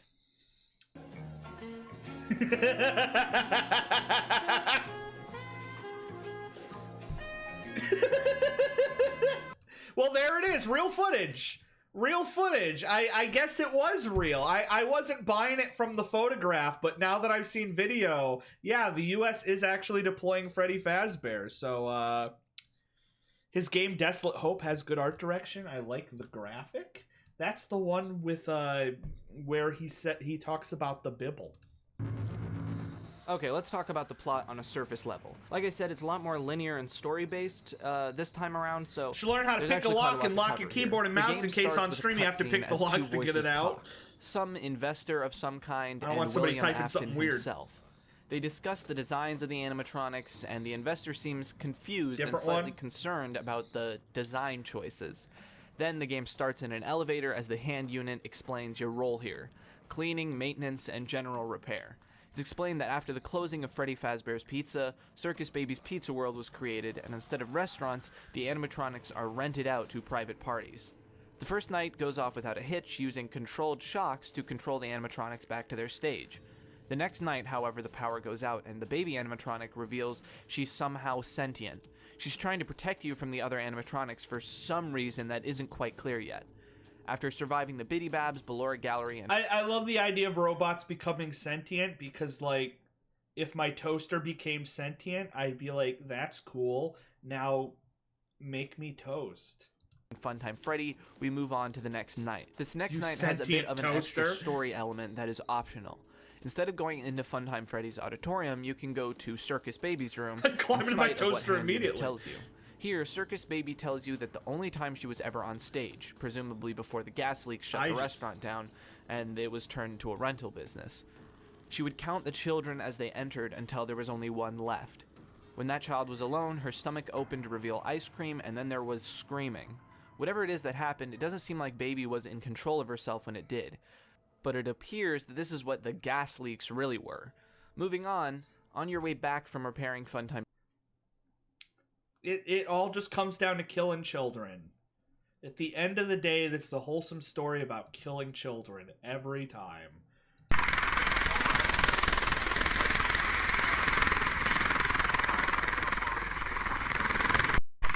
Why is NATO doing nothing about this? I feel like the United Nations... This is on LiveLeak. I feel like We have video proof of Freddy Fazbear being deployed in combat. Like, why is nothing being done about this? This goes against... there's war crimes. We really got to have something done about this. He's on our side. I don't care if he's on our side.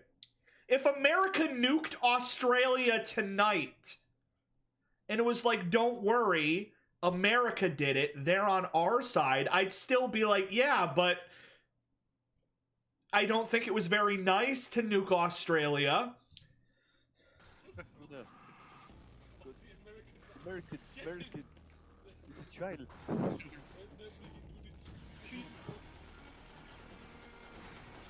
This is real footage, by the way.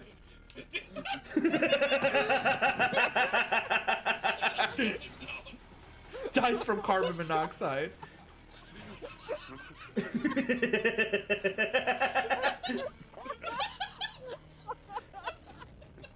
We did it. We won. Oh, this is the ending where they got Fred. I'm not watching this. I'm not watching old people drink lean. I don't even know if that's against TOS. Like, if I pulled up a video of old people trying crack for the first time, is that against TOS? At what point does Twitch draw the line?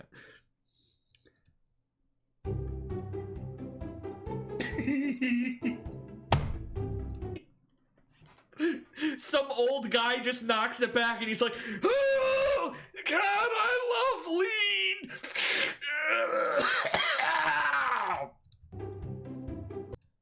What's that thing that you sniff and it gets you really high and you can make it in the chemistry lab? We'd sniff it and we'd just go... I mean, you got Filthy Frank over here who's just like, why are we giving these old people lean?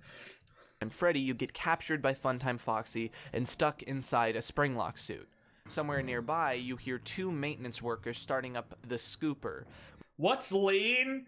Lean is lean. Don't, it's a drug. It's a drug. It's where you take a lot of cough syrup, which in large quantities can get you messed up, but you mix it with Sprite and Jolly Ranchers to make it really sweet and roof-a-doof-a-doof-a-doof. And then you get high as hell. And don't, because it's drugs. Just because lean is funny and it's purple doesn't mean that you should do meth. Does it get happy? Originally, I designed it as a marital aid. But Short Circuit is hilarious because there is a part of the movie where they just kill him. Short Circuit death.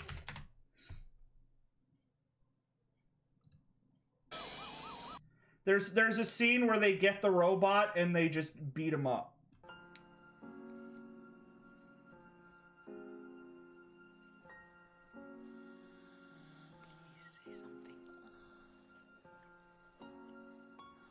And then he explodes, killing everybody in a 5-mile radius. Which guts the Ballora animatronic. I got arrested for lean possession. Inside until the workers they also got the guy in brown face to rescue you. All right, this is the last link.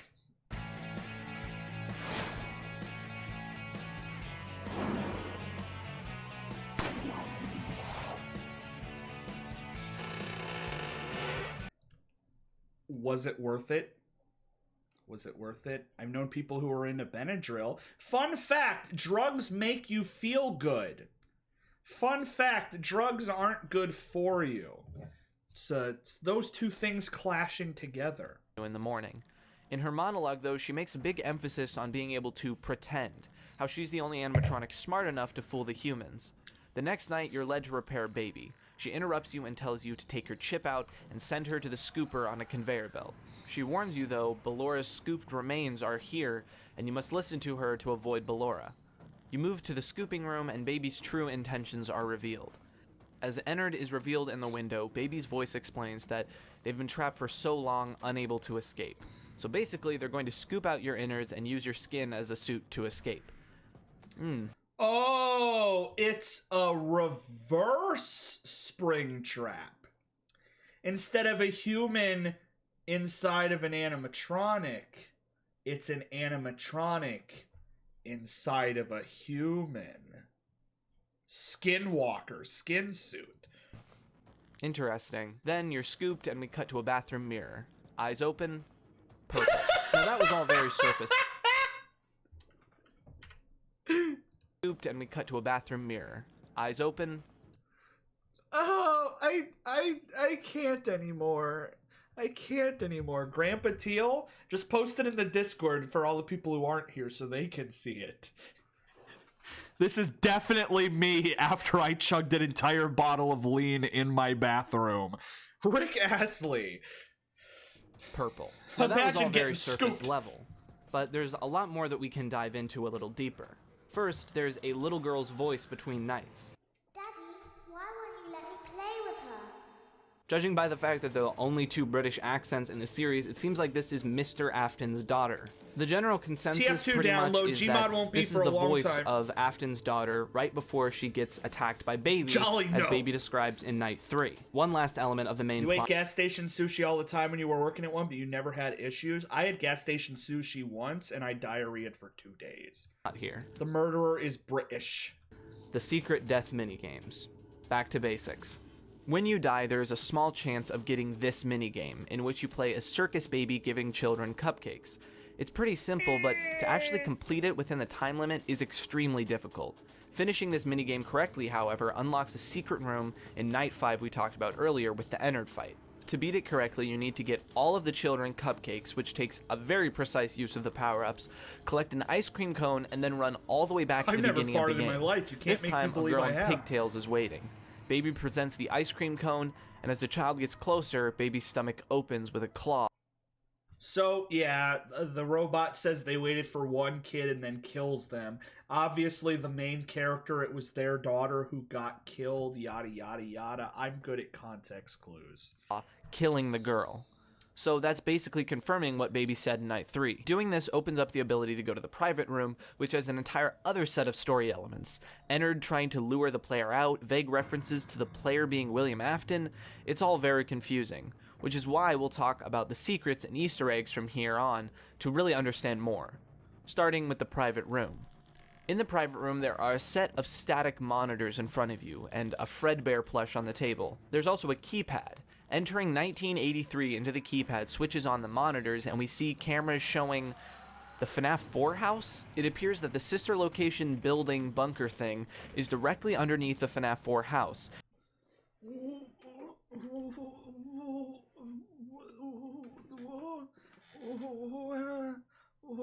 It's not a dream.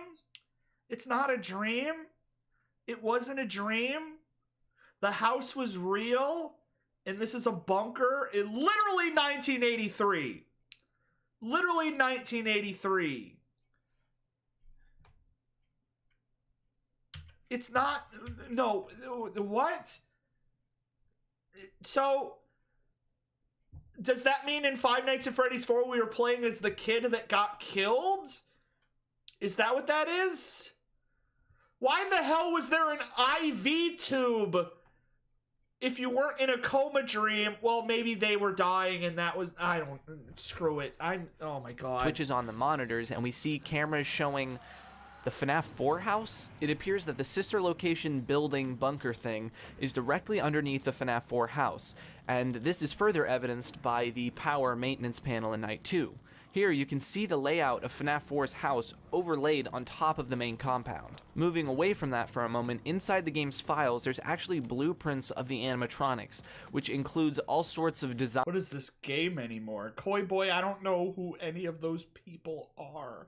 The common theory is FNaF 4 is the personified trauma of the older brother after witnessing their sibling die. A lot of kids do be dying. Choices the investors might have... Damn! That is a sexy wireframe, though. That is like sexy spaghetti right there. Concerned about. Mimic/luring, storage tanks, parental voice sync and replay. You can even see what has long been thought to be a child inside of Freddy's storage. I love the x-ray of Freddy just got a goddamn kid in there. Just chilling. just chilling. There's just a kid just chilling in there. Tank. These blueprints can also be seen very rarely on boot up. In less lore relevant stuff, there's a lot of just random Easter eggs here and there. Biddy Babs and mini arenas popping up randomly, Lolbit's head appearing, Yendo, aka Yellow Endo or Golden Endo, appearing in the Funtime Auditorium, and of course the different nose honks. It out for private parties during the day, and it's your job to get the robots back in proper working order before the following morning. You are now in the primary control module. And of course, the more recently discovered random numbers. At this point, it's not clear if this is leftover debugging or if it's actually of any lore relevance. You thought we'd move right on to community and theories?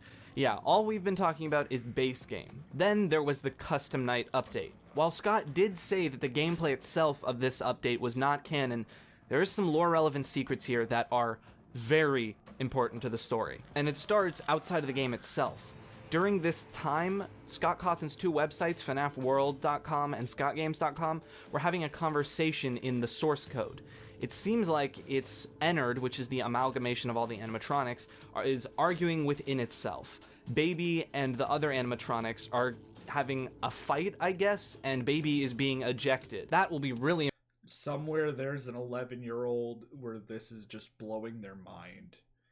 I remember as a kid waking up and checking the Smash Brawl website and seeing that Sonic the Hedgehog got added, and that was the most amazing thing I'd ever seen. This is somebody's version of that. Important for a future retrospective, but for now, let's move on to the custom night cutscenes. Before we talk about the secrets in the custom night, I want to talk quickly about the gameplay. Here, you're in the private room again with the Funtime crew, Yendo, Bonnet, Lolbit, and different variations of the Biddy Babs and mini arenas. Each one has a unique way of attacking the player. You can use the vents and doors like the private... The villain steals your skin and just walks around the neighborhood looking like this.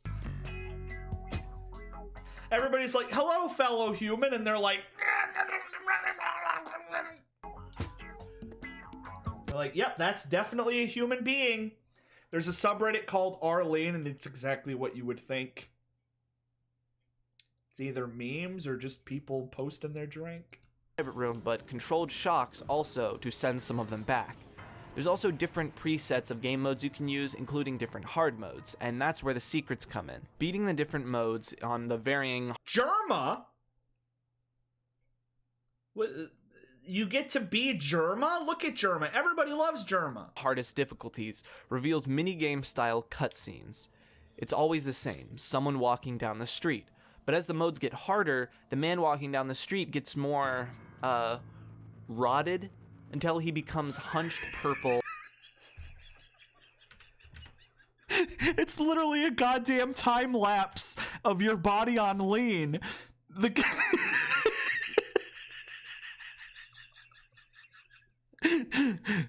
I've had one lean. Everybody loves my new personality.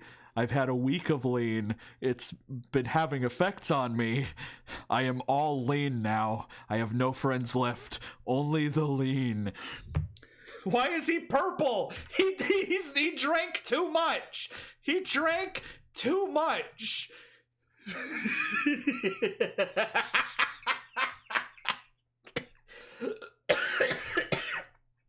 I can't. Why is this actually lore? Why is this actually lore? Gets more, rotted until he becomes hunched purple and has wires sticking out. Clearly, this is what the skin suit looks like. At the end, Oh, okay, this is hilarious. This is literally the animatronic wearing the skin. And obviously, at first it goes fine, but humans need food? Humans need food and water and pooping? So obviously, at some point, the skin suit just not gonna work anymore. Wires sticking out. Clearly, this is what the skin suit looks like. At the end, he spits out the endoskeleton and falls over. The endoskeleton makes its way into the sewer, and Baby's voice begins playing, "You Won't Die." And then, this purple corpse stands up. Finally, beating Golden Freddy mode on very hard, you get... Okay. Is Purple Guy a human? Is Purple Guy the animated corpse of a man controlled by an animatronic, or is Purple Man the dead, rotted corpse of a man that was controlled by an animatronic, now propelled by ghosts? That's a different Purple Man. There's multiple Purple Men. Oh my god. Get this cutscene. Father, it's me, Michael. I did it. I found Let the video guy talk. This is genuinely, I'm seeing this blind. Obviously, you all have known about this for years. This is my first time ever hearing any of this, and I am perplexed. It was right where you said it would be. They were all there. They didn't recognize me at first, but then they thought I was you. And I found her. I put her back together, just like you asked me to. She's free now. But something is wrong with me. I should be dead. Koi Boy, shut up. Shut up, Koi Boy. Don't tell me things. But I'm not. I've been living in shadows. There is only one thing left for me to do now. I'm going to come find you. I'm going to come find you. Oh! Okay. That was ring brap. So you got the spring, and you got the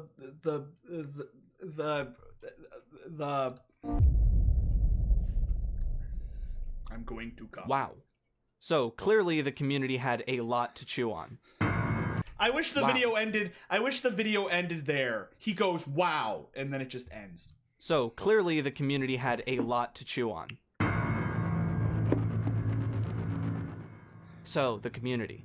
Like I said, this was the beginning of a paradigm shift for the series, and the community could feel it. Let's Play-wise, it was your standard fare. The big players hopped in, and some new people as well. Because a bunch of stuff was revealed in the source code, MatPat even had a theory video out before the game was even released. The music, as always, was fantastic. Living Tombstone came in clutch yet again, and Join Us for a Bite is really catchy. And then DA Games released a sister location song before the game even came out, and somehow it predicted, like, the whole plot. But let's talk about the part you've all been waiting for. What? The theory. And somehow it predicted... And then DA Games released a sister location song before the game even came out. So MatPat created an entire video theory that was wrong, and then some random doofus made a music video that was right? That's hilarious. And somehow it predicted, like, the whole plot. But let's talk about the part you've all been waiting for. The theories. It's been juiced the whole time! This is when stuff became actually convoluted. I mean, like, really incomprehensible in a lot of ways. So I'm not going to be able to give a clear-cut, this is what the community thinks, so I'm just going to give out some highlights. First, let's talk about the big one. This whole game taking place underneath the FNaF 4 house. There's actually an interesting debate around this. Some people think that it's just that, a bunker built by William Afton underneath his house, further confirming that the FNaF 4 family is the Afton family. William built this room to keep track of his children, using the Fredbear nanny cams, perhaps, after his daughter was killed by his own creations. He's paranoid. Oh, yeah, because whenever you walk around the house, there's all the little golden Freddy things. And he has one on the desk. It's like a nanny cam. Others think that the disc... I'm not into it. I'm just knowledge. Connect between the layout of the minigame house and the house in-game means that this is actually a place where William Afton tests his funtime animatronics out on children, or more specifically, the older brother. After the bite, William begins to hate his oldest son, who caused it. So FNaF 4 isn't actually a dream, it's a horrible punishment/experiment that William is inflicting on his son. Please tell me that's canon. Please tell me that's canon, because that's the funniest thing I've ever heard. The little brother held up the younger brother to the animatronic, causing the bite to happen, and the dad was so pissed that he just programs the robots to scare the child every night. Since he programs the robots, he just every night has them go and scare the older brother. causing immense psychological damage. Bite, William begins to hate his oldest son who caused it. So FNaF 4 isn't actually a dream, it's a horrible punishment/experiment that William is inflicting on his son. But then you think, wait a minute, the fun times don't look anything like the nightmares. Well, that's where the next theory comes in. At this point in the series, the second novel had been released, The Twisted Ones. As I've said before, we may talk about the novels at some point later, but this is all you need to know about them for this. The Twisted Ones introduced some animatronics that may not have been the fun times, but are very similar. Segmented, plasticky animatronics that could open up to hold a person inside. What's interesting about these, though, is the very futuristic technology that they have. They essentially have a chip that tricks your brain into thinking they either look like monsters or friendly cartoon characters. So while the books aren't a perfect one-to-one with the games, people took this concept and a friendly cartoon essentially have a chip that tricks your brain into thinking they either look like monsters or friendly cartoon characters.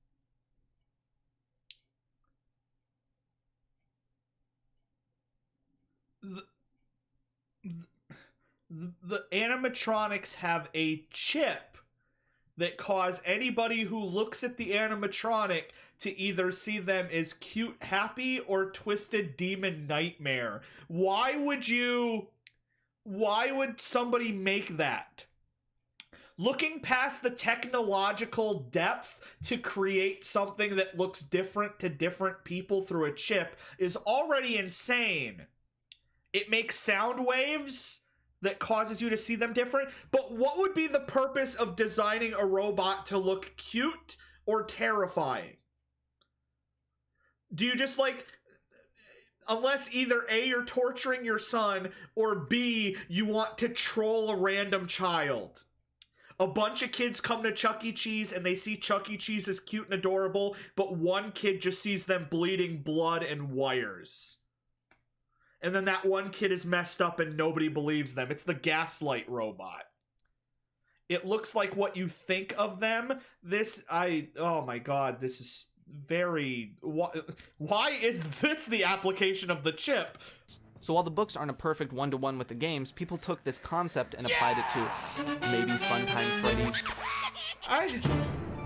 Oh my god. Yo, Random, thank you so much. It's normal to see a robot just eating children.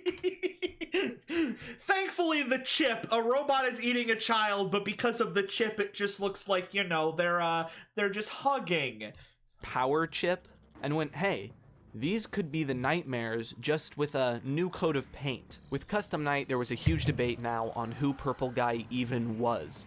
While for a long time we had started to assume that Pink Guy and Purple Guy were the same character, now we weren't so sure. This meant who was Springtrap, and so began the Mike Trap versus... Yeah, like you could do in the military to make jets look like clouds. Design a nuke that when people look at the nuke, it looks like a piñata. No, we didn't launch a nuke. We accidentally left one there, and they all started hitting it for some reason. Will Trap debate. At present, I believe Scott literally curb stomped Mike Trap, but at the time, this was a big point of contention. There was also a discussion about why William Afton even made the evil Funtime murder robots in the first place. Some people thought that it was just so that he could continue to murder children. There it is. He made the scary robots just because he likes killing children. Still not over the fact that Michael Afton's silhouette is Rick Astley. That's not real. Is that why everybody in my chat was spamming Rick Astley? Is the end of the game eye silhouette actually... are you serious? Oh my god. Oh my god. Oh no. This has all just been one elaborate Rickroll this entire time. It's just been an elaborate Rickroll. That was the entire point, the entire time. Because you either see him as a nightmare, or you see him as a lovable person. Either way, you're getting Rickrolled. Now that Freddy Fazbear's Pizza had closed down, others thought it was him experimenting, trying to figure out what it is that kept his victims' souls alive and attached to these robots in a way to bring back his son, the Bite victim. I will put you back together. I also want to talk about a debate that really inspired a lot of fan lore, from full-blown whole theories to FNAF VHS fan lore and alternate universes. What is Michael's intent at the end when he says, "I'm going to come and find you"? The initial thought is that he's Carson, we following going his all night. father's orders again, coming to rescue him or report back. But there's another interpretation. He's going to go kill him. This sort of intertwines with the idea that all of the night guards we play as, FNAF 1 through 3, and come to think of it 4, are actually Mike Afton, sharing a name, being fired for odor, all of that stuff. Now seeing the destruction, actually Mike Afton, sharing a name. Mike Schmidt. That sounds like a fake name. Being fired for odor. I have heard that theory that you get fired for smelling bad, and you would smell bad if you were like a corpse or decrepit or odor, all of that stuff. Now seeing the destruction his father has brought, he's trying to put an end to it. Now, of course, there's all sorts of other theories now about... You're like, what do you mean there can be multiple people named Mike? They have to be the same person. You can't have two Mikes. Yeah, Carson, we're even if I'm up for 6 more hours, we'll get through it. What this game pauses and all means and the lore of everything, but at the time, these are the big ones I remember. This game sucks! Okay, so where does this game go on the tier list? Honestly, A tier. I know some people are probably throwing their hands up in the air and going, why not S tier? Why not S tier? But when I'm thinking about the quintessential FNAF game, if I want to show someone the Five Nights at Freddy's series, and I want to go, what is the perfect game? It's FNAF 1 or 2. Well, Sister... He's basically doing the it's the end game Infinity War thing. It's good, but you gotta know stuff. Location may technically be the most 5 characters in the series are or named Jeremy. Best Five Nights at Freddy's game. It doesn't Why capture FNAF? the feeling I don't know. and the simplicity that the first 2 games do. It's really well made and unique, but honestly, if I want to sit down and play a FNAF game, I'm still gonna go for FNAF 1 or 2. I think it's a perfect spot. Gameplay and execution-wise, it is far above FNAF 3 and 4, but it just doesn't hit the right spot that makes it an S tier like FNAF 1 and 2. It would be a similarly long break before we got another FNAF game. Mostly, Scott was working behind the scenes on things like the next novel and the movies and things like that. But when the next game came, oh boy, I am really excited to cover. I don't even know what the next game is. The next game is... Oh, Jesus Christ. The next game. I mean, I know I say that about all of them, but this next game is literally in my top 3 favorite FNAF. Fun fact, I actually streamed this game the second it dropped. Like, the game dropped and people told me, and I booted it up and played it. Completely blind, and I didn't like it. Because I didn't get it. Because I was stupid, and it's more complex than I thought it was. Games of all time. Hey, Philip. Yeah. Just checking in on the restaurant package. Is it good? It's weird. Ready today, right? I should be able to go check on that. A sim game where you make your own pizzeria. Okay. Awesome. Something wrong? You don't seem that excited. Nothing. It's just the brand, you know? There's just all those old rumors. It's creepy. Lefty is $5. That guy is an urban myth, and you should think twice before. It's where Pan Stan comes from. My favorite character, Pan Stan. Okay. All right. Well, I'll be down there in a minute. I love Pan Stan so much.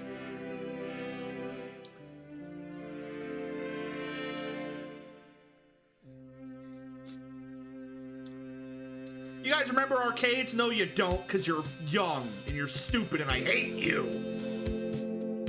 Video games killed the arcades. They were so cool. I stand, Pan Stan.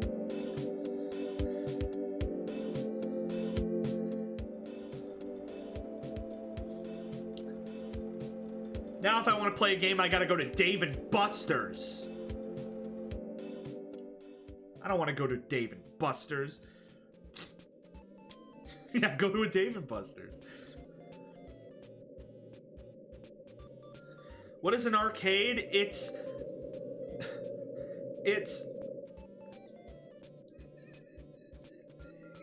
gaming.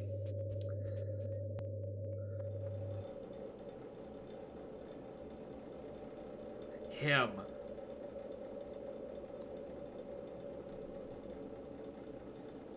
This isn't even theories anymore. This is just the launch of this guy's movie career.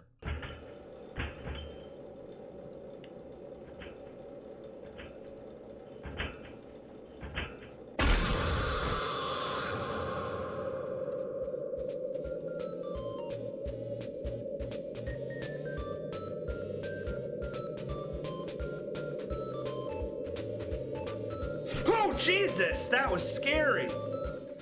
Welcome back. Today we're talking about Freddy Fazbear's Pizzeria Simulator. This is the culmination of over 3 years of the games. FNaF universe. Sure, there's Ultimate Custom Night and the newer Steel Wool games, but nothing there.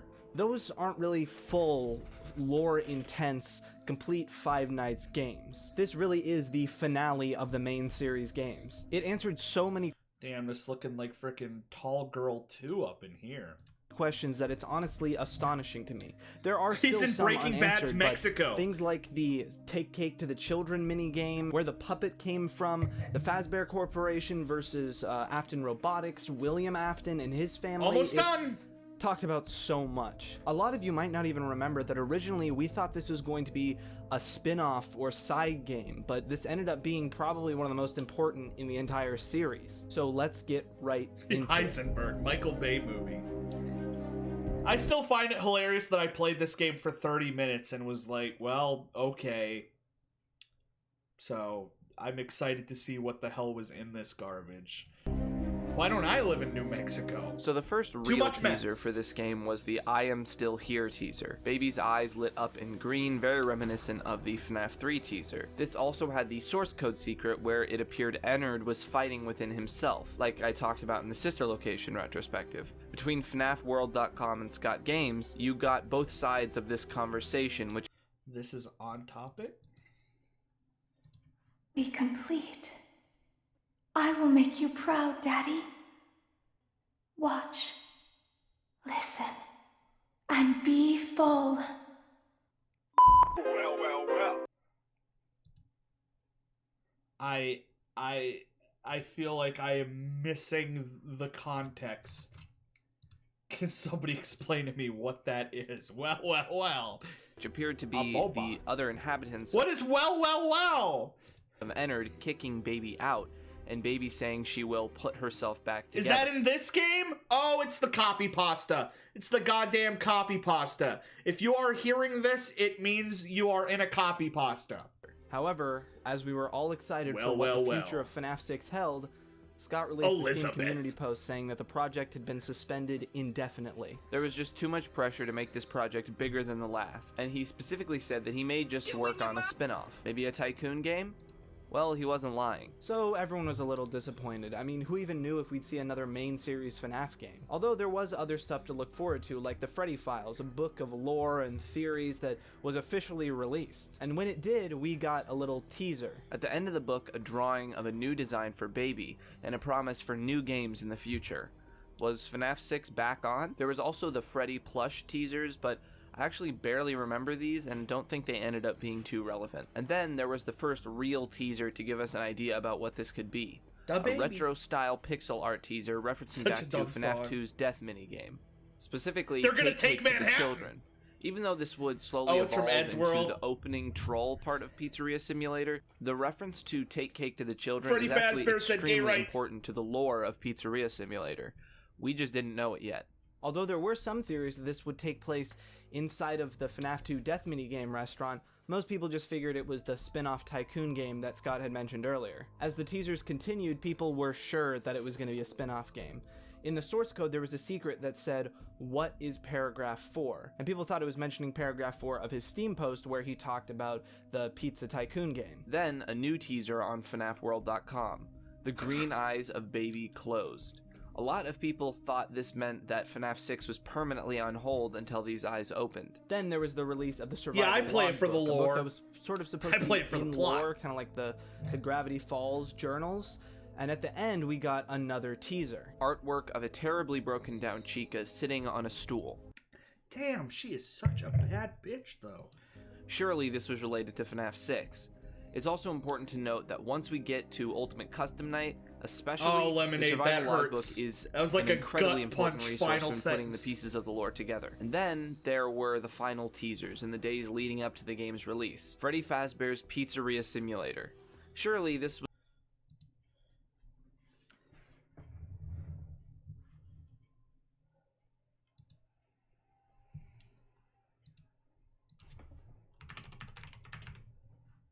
Where Freddy? There it is. It says that I've played for 102 minutes. It says I played 102 minutes, so I guess I got further than 30 minutes. I have no clue how far I actually got if I played 102 minutes. was a spin-off Tycoon game and not FNAF 6. No, Fox Little Smash, did we know no. they were one and the same. So let's go. December 4th, 2017, Freddy Fazbear's Pizzeria Simulator was released. I can't wait to see the graphics. I bet it looks great. I bet this game looks great. Expecting it to be sort of a fun meta spin-off game, kind of like FNAF World, and it's kind of underwhelming. All pixelated, simple build a Make your mechanic, pizza! and then you just throw pizzas at children who don't move. It seems like it's not much more complicated than a FNAF 2 death minigame. However, as you start throwing the za, things start glitching and a dark version of Freddy begins blocking your pizza.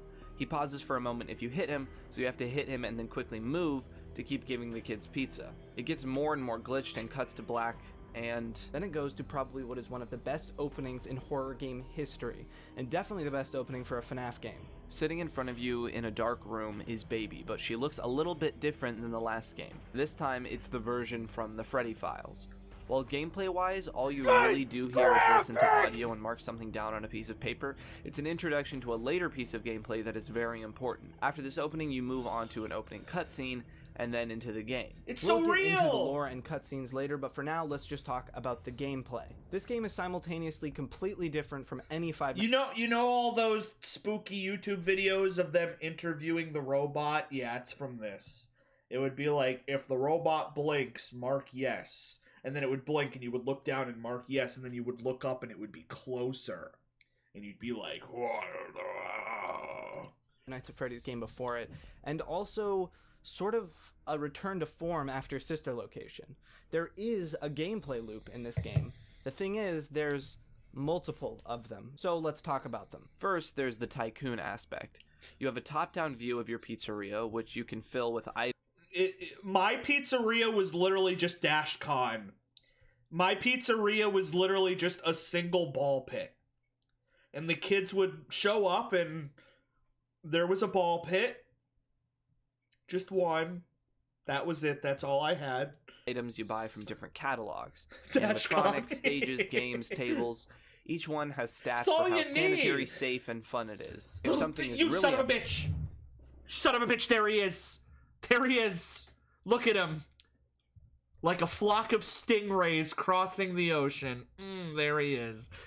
Unsafe or marked down in Tealhollow1. price, it may carry with $10 it an animatronic that will bite you later. You can earn money by increasing your Faz rating by buying and playing games, and by accepting sponsorships. I love it. Don't accept these.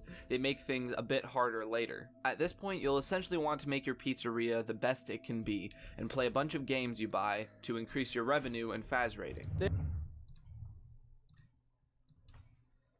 FNAF ball pit fail. This is still the greatest thing ever put in a FNAF game. Ever. This is not doctored, this is the actual noise.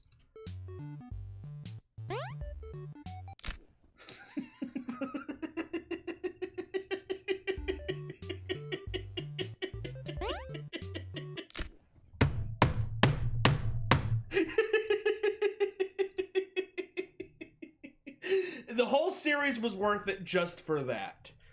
Just with that. There is another reason to play these games, but we'll talk about incredible. About that in the lore. Said it was unfunny when I sent it to you a while back. I've come around on it. For now, let's talk about the next gameplay section that might be a little more familiar. Sitting in a dark office with a computer. Instead of checking cameras, you have to complete automated tasks. This essentially takes the place of surviving until a certain time. You have to survive long enough for the task to complete. If an animatronic is loose in the building from a high liability item or from salvaging, which we'll talk about in a second, you must ward them off by shining a light in the vents or luring them away with an audio cue. You can use a motion sensor to track them and a silent vent to hear them better. However, you can... The DashCon ball pit is the best story on the internet. Bunch of people paid to go to a convention. It was just a single ball pit. Somebody tweeted that they pissed in the ball pit. I can't think of anything on the internet that I find funnier than the ball pit. It's the greatest thing to ever be put on the internet. It's just Google DashCon ball pit and there's so many videos and threads you can read. It's the greatest photo of the 21st century. You can only use one of these options at a time. The animatronics are attracted to the noise of the office, so you can shut off the computers and the vents to hide, so to speak. Of course, you can't do the tasks if the computers are off, and if the air conditioning turns off, the office may overheat, causing you to pass out. Clearly, there is a lot to deal with. This is why I said not to accept sponsorships. See, if you do accept them, they will interrupt your night with a loud noise and stop you from using your computer in the form of a pop-up ad. If you value your survival, I'd suggest skipping out on sponsorships. After you finish this section, you move on to the last area, the dark room with the desk again. Here, you're confronted with an animatronic and given the opportunity to salvage it or throw it out. Salvaging it gives you a lot of money, but it releases that animatronic in the... Oh, that's neat. So...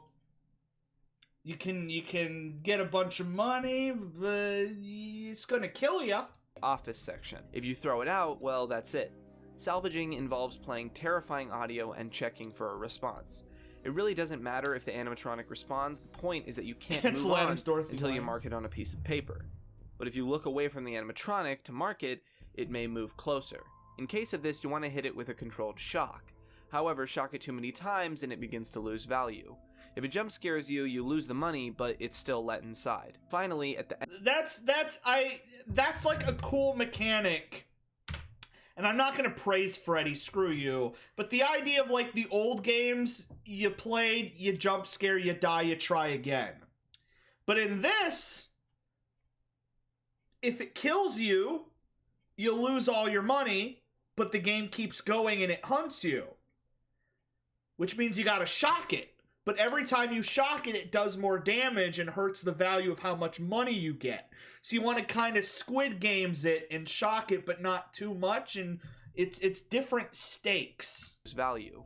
If it jump scares you, you lose the money, but it's still let inside. All lawsuits. Depending on liability or... Also, if you have too many ball pits, you might get sued. Like, as you can see, this guy got sued 65 times in one night. Imagine 65 families suing you in one night. Like, what happened in that ball pit? Safety, you may be prone to lawsuits. If you get them, you have the opportunity to either dispute the lawsuit, which may or may not win, or pay up. If you run... I take it back. This is the best one. This is the best one. There's an animation for you disputing lawsuits. There's an animation for whenever you dispute a lawsuit. That's... Imagine you're like, oh, hell no, look at my lawyer. I'm going to jail. I'm going to jail. Look at my lawyer. Run out of money from these lawsuits? Well, that's game over. I don't think I'm forgetting anything. This game has so many little pieces that might not be complicated on their own, but when combined create a really unique and...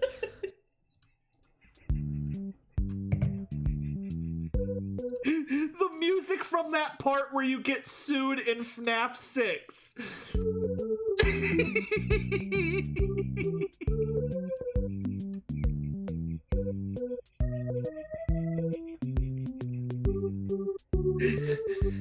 Time for lawsuits. Scary vent ambience to study and relax to. That's gonna be my ending music. Sometimes hard to cover gameplay experience. Alright, with the gameplay out of the way, let's talk about the visuals. Best video game lawyer since Phoenix Wright. First off, there's an introduction to a ton of new animatronic new designs. emote. From the trash gang of Bucket Bob, Mr. Can Do, Mr. Hugs, Number One Crate, and Pan Stan, to the mediocre melodies of Happy Frog, Mr. Hippo, Ned Bear, Orville the Elephant, and Pig Patch, and then the Rockstar animatronics, which are just slight redesigns of the main cast. Then there's some weirder characters. I do like how you get your own animatronics, so you can either have the crappy ones, you can do the legal ripoffs, or you can get the originals. But it's cool because every time you get one, it becomes a scary monster in your game. So it's like, do I buy it and get more money at my pizzeria? But then it makes the nights harder because it's trying to kill me. Yeah, this I can't believe I only played this one for a bit. I would have loved this one. It's like Lefty, Music Man, L Chip, and Funtime Chica. All of these not how it works. That's not how your face works. Of the clean cut, it's not how any of this feeling works. Of the toy animatronics, but the bulkier sort of it only works for vibe Lefty. Of the classic animatronics. To be honest, they're not really that scary, but besides Lefty, you're not really going to see any of these characters in a scary context. Now, from the new designs to the redesigns of the old classics. Ennard, aka Molten Freddy, is like a withered Funtime Freddy, is the best way I can put it. Still staying in the sci-fi genre, sister location... Also, who the hell is Lefty? What is Lefty? ...was in, but with a less polished outlook. Would've been a Basically, cool Molten idea. Freddy is a mess of wires with a mask. Scrap Baby looks completely different than the baby we knew, complete with rollerblades and Showtime lights. Oh, Something word. interesting to see is the color scheme change between Funtime Freddy and Baby. They went from a sort of bluish and purple hue, with Baby having a dash of orange and red, to fully orange. I don't know if this was intentional or not, but the color shift to a more fiery color really fits for this game. And then, of course, there's Scrap Trap, the redesign of Springtrap. Like, look, I know this is not controversial to say, but oh my god, he looks so bad. Peanut head looking ass. How can you take such an icon to say, but oh my god, he looks so bad. Peanut. You look great, buddy. You look really good. You look really good. Wow, you're so spooky. You're so spooky. I'm so scared. You're so spooky with your buck teeth having ass. Head looking ass. How can you take such an iconic, fantastic design like Springtrap and just destroy it in one game? Whatever, at least the puppet redesign looks cool. There's this really interesting Charlie Brown dichotomy is scarier between than the him. main tycoon mode where you're buying things and setting up your pizzeria and the night... I'm trying to stream Peanut Head.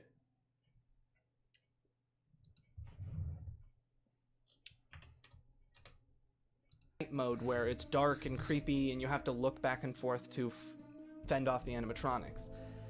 See, you might think that the cute visuals Lefty is beforehand $5. might take away from the scariness, Only but to me $5. it kind of does the opposite. This whole time you're squeezing every last Faz token you can out of the game so you can get more money and set things up, but the whole time there's this underlying dread that eventually you're gonna run out of things to do and you have to go into the night mode. Despite how fun the tycoon mode is, there's a lingering sense of dread once you start running out of things to do.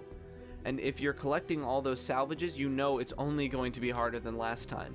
So the change from fun and cute visuals to creepy actually ends up I love the sponsorships. We'll give you $10, but we're just gonna jump scare you. Making it scarier in the long run. When it comes to the actual office you spend a lot of your time in, you very much fall back into the sister location feeling of a corporate facade. Creepy posters reminiscent of the first game, and a poorly set up office space gives you the feeling that you're actually in an office, but you're clearly just between two vents in a crawl space. Who's this clown? I talked in my first FNaF retrospective about how the doors gave a real sense of relief.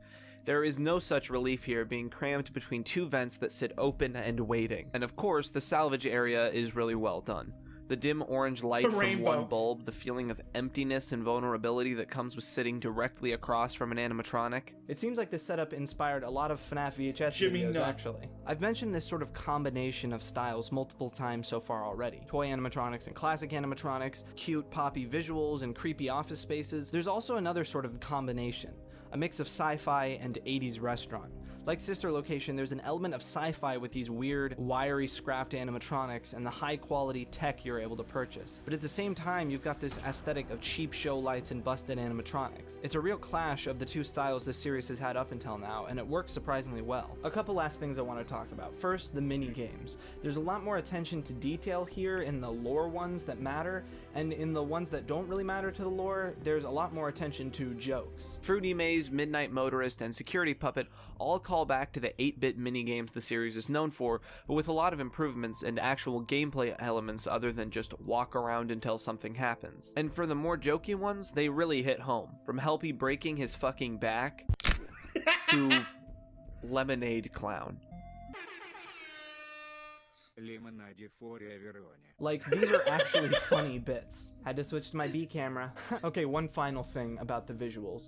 There's these cutscenes in between certain areas that are basically corporate talking to you, and these illustrations are beautiful. They somehow capture the feeling of that soulless corporate art style you see everywhere, while simultaneously having more personality than any actual corporate art could. Exotic?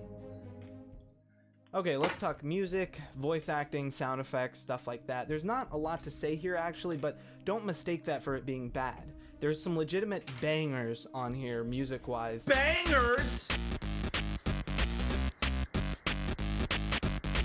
And everything fits its purpose really well. Yo, what was that jam? That was bumping. You can't prove anything!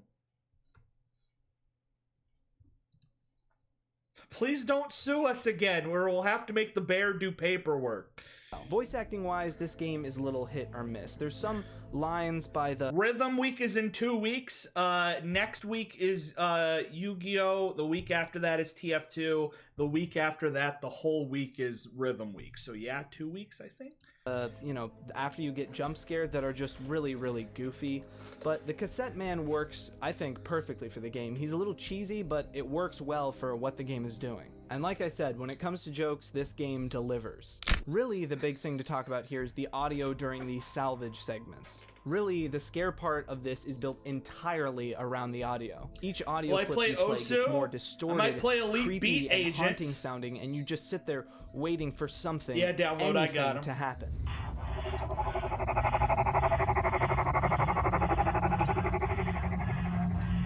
And then silence. Criminal. Now that you're all geared up with the most haunting audio you've ever heard, look away from the monster in front of you. It's very effective. And again, I think I should mention that this has inspired FNAF VHS videos since the earlier Squimpus tapes, because it's really effective. No, I'm not doing Persona 4 dancing. Holy shit, strap in. This section is the most amount of research I've done for any video, period. That doesn't mean I haven't worked a lot on the other ones. There's just so much here. Simple. Okay, let's get started on the basic concept. Through voice lines and cassette tapes and corporate talking to you, you play as a franchise owner. Kind of like how things like McDonald's and fast food restaurants, you can become a manager and buy one of the chain restaurants. You basically bought a Fazbear restaurant. There's something more here, though. You seem to be under contract by this mysterious man on a cassette tape to check the back alley for animatronics and salvage them. There's something important about this paragraph 4 of whatever contract or document. So that's what the source code meant. There's also this emphasis on Saturday being the deadline for something, but we'll talk about that in the endings. Speaking of, you get this ending by getting through the whole week without salvaging any animatronics. That's tempting, Septum. The man on the cassette tape fires you at the end for not fulfilling your requirements of paragraph 4. This ending is acquired when you don't buy anything for your restaurant. The corporate voice... So you have failed restaurant, and then you have the ending where you just take the money and run. Alright, here we go.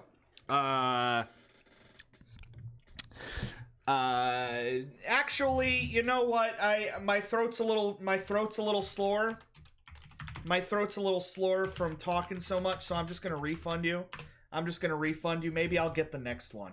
Maybe I'll get the next ASMR. My throat's a little too sore for ASMR. Voice actor congratulates you on being so lazy, but then promptly fires you. You get this ending by getting as many lawsuits as you can. Yeah! At the end, you're deemed a liability risk, and then fired and blacklisted. In this ending, you run out of money.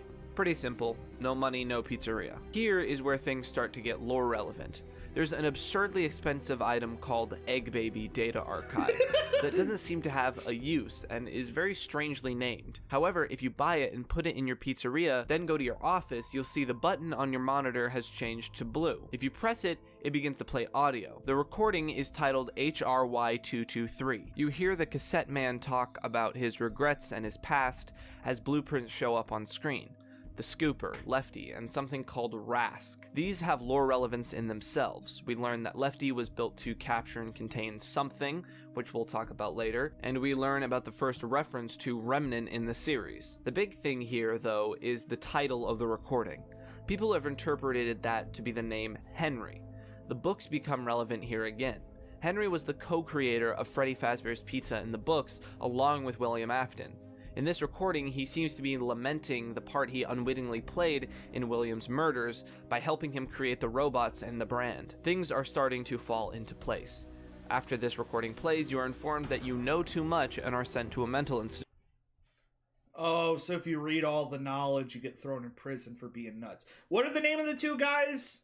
There's Michael Afton, or is it William Afton? Because I know there's a kid and there's a dad. But one of them was the co-founder, and the only reason they were doing things was to murder kids. Who was the guy who just, like, genuinely wanted to run a pizzeria? What was that guy's name? Henry? William and Henry, were they brothers? Or was it father and son? William Afton is the murderer dad, Michael is the son. So it was like a family pizzeria. Okay. Michael, they're friends? Do we not know Michael's last name? Oh, it's Michael. Okay, William is the son. Henry was the close friend. Michael... This is too many names. I'm lost. I'm lost. There's too many names. There's too many names, and they're all the most basic ass names. Henry, William, and Michael. Michael is the son. William is the lean monster, and Henry is the friend who just wanted to throw a pizza restaurant. Okay. William, lean, Michael, son, Henry, pizza. All right, I got it. Institution. Okay, let's finally talk about the main story. Wait, okay, Michael is the lean monster. William is the spring trap monster. It's a lot. If you complete the game salvaging all of the animatronics at the end of the last night, Baby starts to talk to you. She seems to be under the impression that you are a gift for the animatronics sent here by William Afton as prey for them. But then Henry, aka Cassette Man, interrupts. He explains, I'm pissed that I now know more about Freddy than many people do, and I've barely even played the games. Explains that he is the one that brought them all here. There is no I'm sorry, let me hear this lore. Talk to you. She seems to be under the impression that you are a gift for the animatronics sent here by William Afton as prey for them. But then Henry, aka Cassette Man, interrupts. He explains that he is the one that brought them all here. There is no pizzeria. They're in a trap. The room begins heating up and he makes his intention clear. He's burning the place to the ground, animatronics, himself, and all. He makes an interesting comment here as well. Whoever we play as is not who is originally meant to get this job. And as he says, there was a way out, but he suspects that whoever you are, you want to go down with the ship too. We learn a lot here. We learn that his daughter was the victim from FNaF 2's death minigame. We learn that William is going to hell, and that hopefully with the animatronics going up in flames, the misery of Fazbear Entertainment will end for good. In communication. That's the line. That's the line. That's the what is that speech called? What is that speech called? All I know is that that's good. The speech from FNaF when the fire. That's what it is. The connection terminated. Connection terminated. I'm sorry to interrupt you, Elizabeth, if you still even remember that name, but I'm afraid you've been misinformed. You are not here to receive a gift, nor have have you been called here by the individual you assume, although you have indeed been called. You have all been called here, into a labyrinth of sounds and smells, misdirection, and misfortune. A labyrinth with no exit. I've known about this copy pasta forever, but I've never understood it. But now I can. A maze with no prize. You don't even realize that you are trapped. Your lust for blood has driven you in endless circles, chasing the cries of children in some unseen chamber, always seeming so near, yet somehow out of reach. But you will never find them. None of you will. This is where your story ends.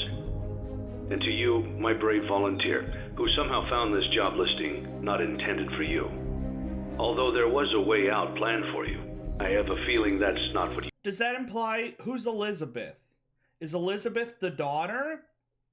Was the daughter possessing baby? Am I getting ahead of myself? You want. I have a feeling that you are right where you want to be. I am remaining as well. I am nearby. This place will... Elizabeth is baby. Either puppet or baby. Not be remembered, and the memory of... Oh, look, it's the hallway!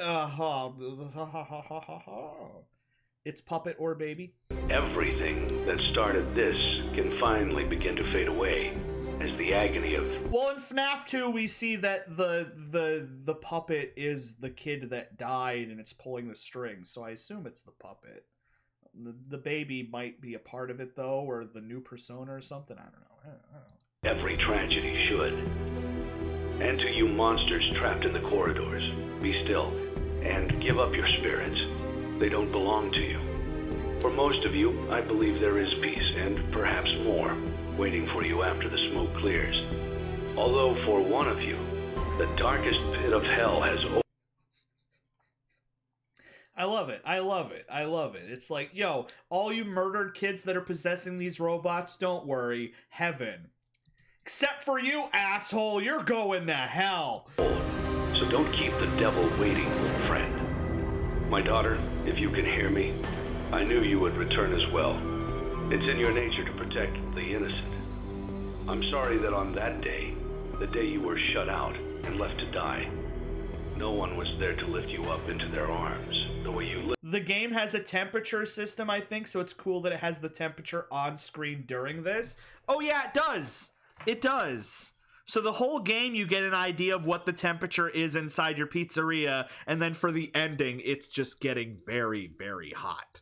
Lifted others into yours. And then, what became of you? I should have known you wouldn't be content to disappear. Not my daughter. I couldn't save you then. So let me save you now. It's time to rest, for you, and for those you have carried in your arms. This ends. For all of us, for those you have carried in your arms. Yeah, because it's... The bodies were getting stuffed in the suits, but the spirits themselves, it was kind of like a guide thing. I'm mad that I know more than I wanted. Yeah, this, like, there's a reason this has become a copy pasta. This is some... whoever's doing this voice acting is going way too hard. Whoever they hired to do this speech, they think they're doing some sort of Oscar-winning, like, movie. They don't know that they're in a horror game for children about animatronics. They're doing this way too hard. They're putting in too much effort for this speech. This ends, for all of us, in communication. Yo, Misfit, thank you. How you doing? Congratulations on Good. Okay, so fire. Fire? Good job. The fire. We did it. Connection terminated. I'm sorry to interrupt you, Elizabeth. If you still even remember that name. But I'm afraid you've been misinformed. You are not here to receive a gift, nor have you been called here by the individual you assume. Peter, it's 4 in the morning. Come to bed. Although you have indeed been called. This is the entire thing, too. I can't. Oh, my God. Well, connection terminated. I am sorry to interrupt you, Elizabeth. I do not want to memorize that speech. Obviously, there's tons of lore and That's the whole goddamn thing! But we're not quite done yet. There's still one more ending. This is basically the same as the other ending. The lore... How is there so many endings?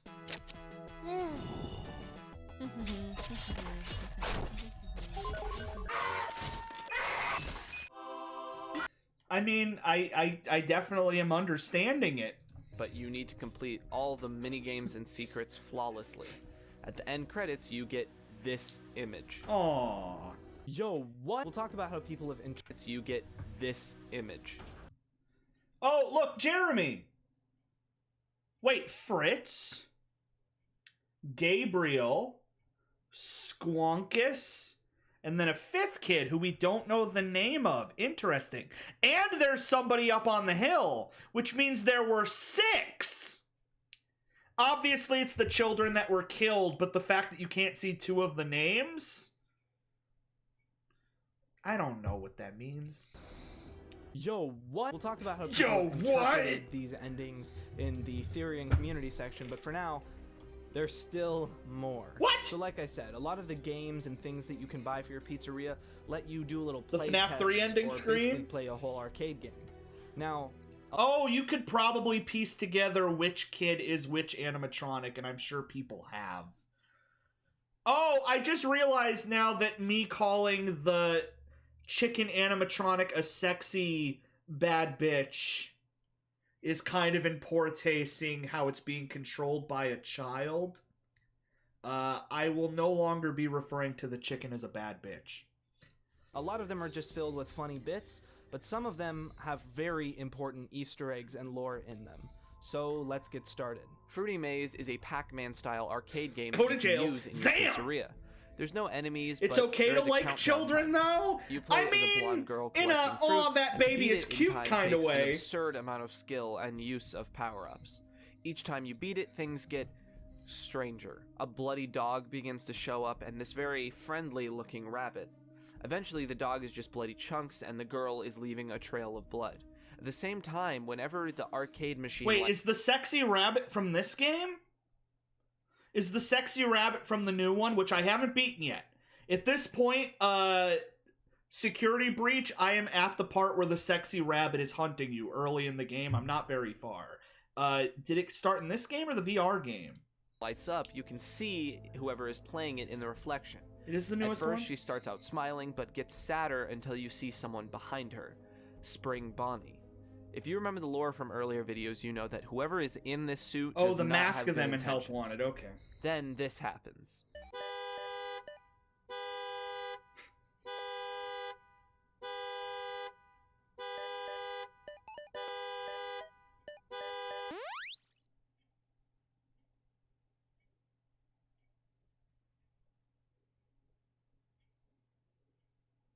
Nobody's ever really gone.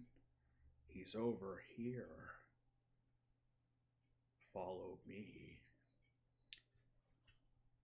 Is every mini game the death of a child?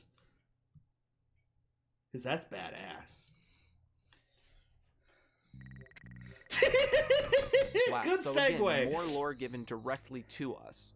We'll talk about what it can mean in the theory. Because we obviously know that the killer was hiding in an animatronic to be like, hey, kiddos, come with me to the killing room. So that was obviously, you know, kid was playing an arcade game and he's like, hello. But we've still got more things to cover. Midnight Motorist. This is a sort of racing game where you have to dodge around traffic. It's pretty simple, but there's a secret at the last lap. There's a break in the barriers which you can use to cut into this area. You can follow this forest road to a couple different places. First, the bad bitch is Toy Chica, who's just a murder robot like the Funtime animatronics. So there's no dead child in it. Sexy chicken's back on the menu. Juniors. This place has given the community a lot of grief. What the hell is Juniors? Someone tells your character that you can't be here. Then you can go to this house. And wait, who the hell is Orange Guy? Whatever, we'll talk about it later. Orange Guy? Getting into it later this episode. Anyway, you enter and you're met with the chocolate lady from SpongeBob watching TV. She tells you to leave him alone tonight, but why would we do that? So we go into the next room and the door is locked. Our orange man is clearly very upset by this, so we go outside to find a way inside from the outside, but the window is broken and we see 2 sets of footprints. Someone leaving from the window, and very clearly an animal/animatronic footprint coming toward the window. This is enough to completely whip the community into a frenzy, but there's one more thing. When you're driving in the forest, there's another secret break in the road, which leads you to this area. And yet again, Scott Cawthon has turned the community on its head with just a few pixels. And yet again, to fully understand how important this section is, we'll have to talk about in the lore section, but just keep in mind that this is huge. The security puppet doesn't look like an arcade, but you can play it like a game. We see the puppet in a box, and the point of the game is to keep track of children with a certain color wristband. It's sort of replicating what security... This is all in a game, by the way, where you have to choose what type of ball pit to put in what part of a room to get enough money to buy another ball pit. Cool. Puppet would actually be doing, keeping an eye on coded wristbands. You're supposed to be looking for green wristbands, but none show up. Finally, the last round playing it, the music cuts out, and we see someone with a green wristband left outside. However, the puppet's box has something on top of it, delaying your response. It's raining outside. The girl fades away, and the security puppet chases after her. Breaking down from the rain, the puppet is too late. The girl is dead, and the puppet falls over on top, broken. Now, if a child being left outside to die seems familiar, it should. It's from the most iconic death minigame in FNaF 2. This section ties directly in with the completion. So what this means, going very light on the theory crafting, this stuff is basically confirmed, is that Henry, the other creator of Freddy Fazbear's Pizza, his daughter was killed way back, and save him has been retconned to save her. And now Henry's daughter haunts the puppet. This is a huge revelation for the games in just one minigame. There's some other stuff here too. There's some hidden death screens that reveal different animatronics in the back alley. This actually reveals something pretty interesting. The puppet is inside of Lefty. And I know you're tired of hearing this, but we'll talk about what that means later. Who's There's also Lefty? a Candy Cadet who will... All I know is that he's black.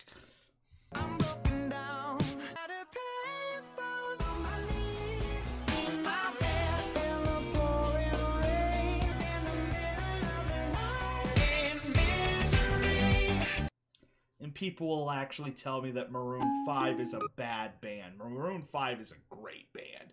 I am in misery. Sometimes tell you little stories. Taking these stories literally is not conducive to actually figuring out the lore of the game.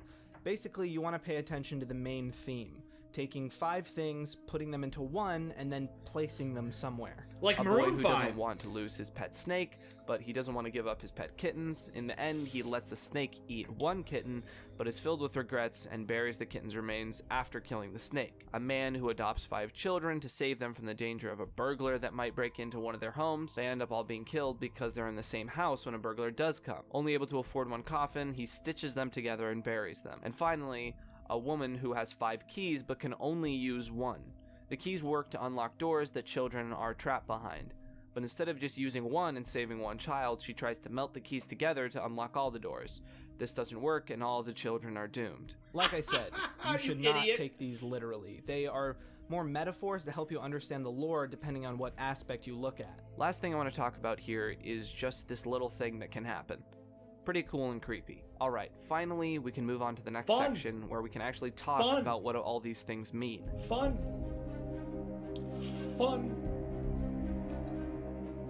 Okay, let's talk about the community before we talk about all of the theories, because that's going to take a while. Song-wise, a lot of the big players basically took a step back for this one, including Living Tombstone. A lot of big players in the Let's Play game, though, did hop in because it was clear this was not just a troll game or a spin-off, that this was basically FNaF 6. And the ending felt so final and so important in this game. The coolest thing about this one is that this one was free. This one was free, I believe. Which, I'm pretty sure this one was free. Was this one free? Or did this one cost money? I can't remember. I seem to have memory of this one being free. Okay. Because, yeah, when people told me it went live, I just downloaded it. So, like, arguably, probably the biggest one in the series was dropped for free just because that would cause people to think it was a goofy spin-off and make them surprised. So a lot of people made these bold statements about how this was the last FNaF game. I thought we kind of learned our lesson with FNaF 3, but I guess not. And one last thing. Although these wouldn't come out for years afterwards, the whole setup of Henry and William's relationship... There was a paid version with extra lore stuff. Oh. The Afton family... And He's like, if you want the real ending, it'll be $2,000. You're like, I think I'll just watch a Let's Player play it. And they're like, no. Buy it. General... and the setup of He's lying? Audio cues for I would not doubt for a second. Has inspired AUs and personal stories and theories and the How am I surviving? Barely. Since the very beginning. So this was a pretty important game for the community. Okay, let's talk about the part you've all been waiting for, the theories. I've separated these into sort of sections, I guess, for how they relate to each other, so it'll be a smoother transition. Let's just get started. Okay, so generally, here's what people in the community have interpreted. I'm back from the semi-formal. It was terrible. It was loud, and they didn't play any songs I knew, and I cried, and I didn't know anyone in the girls talked to, and I stayed home, but at least I looked cool. Well, at least you looked freaking cool. Play as Michael Afton after the events of Sister Location. I remember going to my dance, and they played a bunch of terrible music, but then they played the Cha-Cha Slide, and ooh, baby, everybody loves the Cha-Cha Slide. You watched Eternals, which is really just a ploy by Henry to lure all of the animatronics to his maze, trap them there, and burn the place to the ground, hopefully freeing the spirits and setting the whole place to rest. Henry worked with William to create Freddy's and the animatronics, unknowingly giving William a platform and ability to kill children. Kids? Combine that with the guilt, the death of his own daughter, and the power of the company, Henry plans to end it all burning himself as well. Michael Afton, being a half-dead, empty zombie corpse suit anyway, decides to go up in flames with the rest of his family too. So that's generally the idea. Some other stuff to note is this. In Lefty's blueprints, it talks about how the animatronic was made to capture something, and like I said, the puppet is inside Lefty. The theory is that the puppet is so powerful, Henry created Lefty specifically to lure and capture the puppet so that it would burn as well. It may have his daughter's spirit, but this is the only way for their souls to move on. And on that note of Henry's daughter's spirit, the retcon that the first victim was actually Henry's daughter and the puppet is huge news. This means, and this is backed up by the completion ending monologue, all of the spirits ended up haunting the animatronics because of Henry's daughter. Or at least that's the best interpretation. Another note... See, a daughter died, oh man, and then it turned into the pup. And then the pup was like a ghost that can grab ghosts. And then the stabby, I'm an animatronic, stabby, the ghost grabs, the ghost puts you in a robot, I'm a robot. I sound like a lunatic. On some theories surrounding Henry. But I get it! Candy Cadet stories can be interpreted in a lot of different ways, but my favorite way that the community has sort of taken these ideas is that William is the snake and Henry is the main character. I'm not suggesting that Henry willingly sacrificed his daughter, but the idea that maybe Henry knew what happened after that, but tried to almost convince himself that it didn't because he thought maybe William would be done after one because he was his friend. To me, just this take on it really adds interesting depth to characters that are basically just disembodied voices and sprites. A lot of people have used this in their own personal interpretation. If your best friend killed your daughter, would you be like, it's okay, it was just one. It was just one. It's just a little trolling. As long as you don't kill 5 more. And then he's like, oh, you rapscallion, you did what I said to not do. And AUs, and it's pretty cool. Okay, so let's talk about the gravestones really quick. So, while there are 6 in total, there's only 4 we can see. Jeremy, Fritz, Susie, and Gabriel. Jeremy and Fritz are the name of the night guards you play as. You killed me, daughter. It's okay, I can buy another one. You might be able to get away with saying Jeremy is a different Jeremy, but Fritz is Emily _ has just tipped $1. Yo!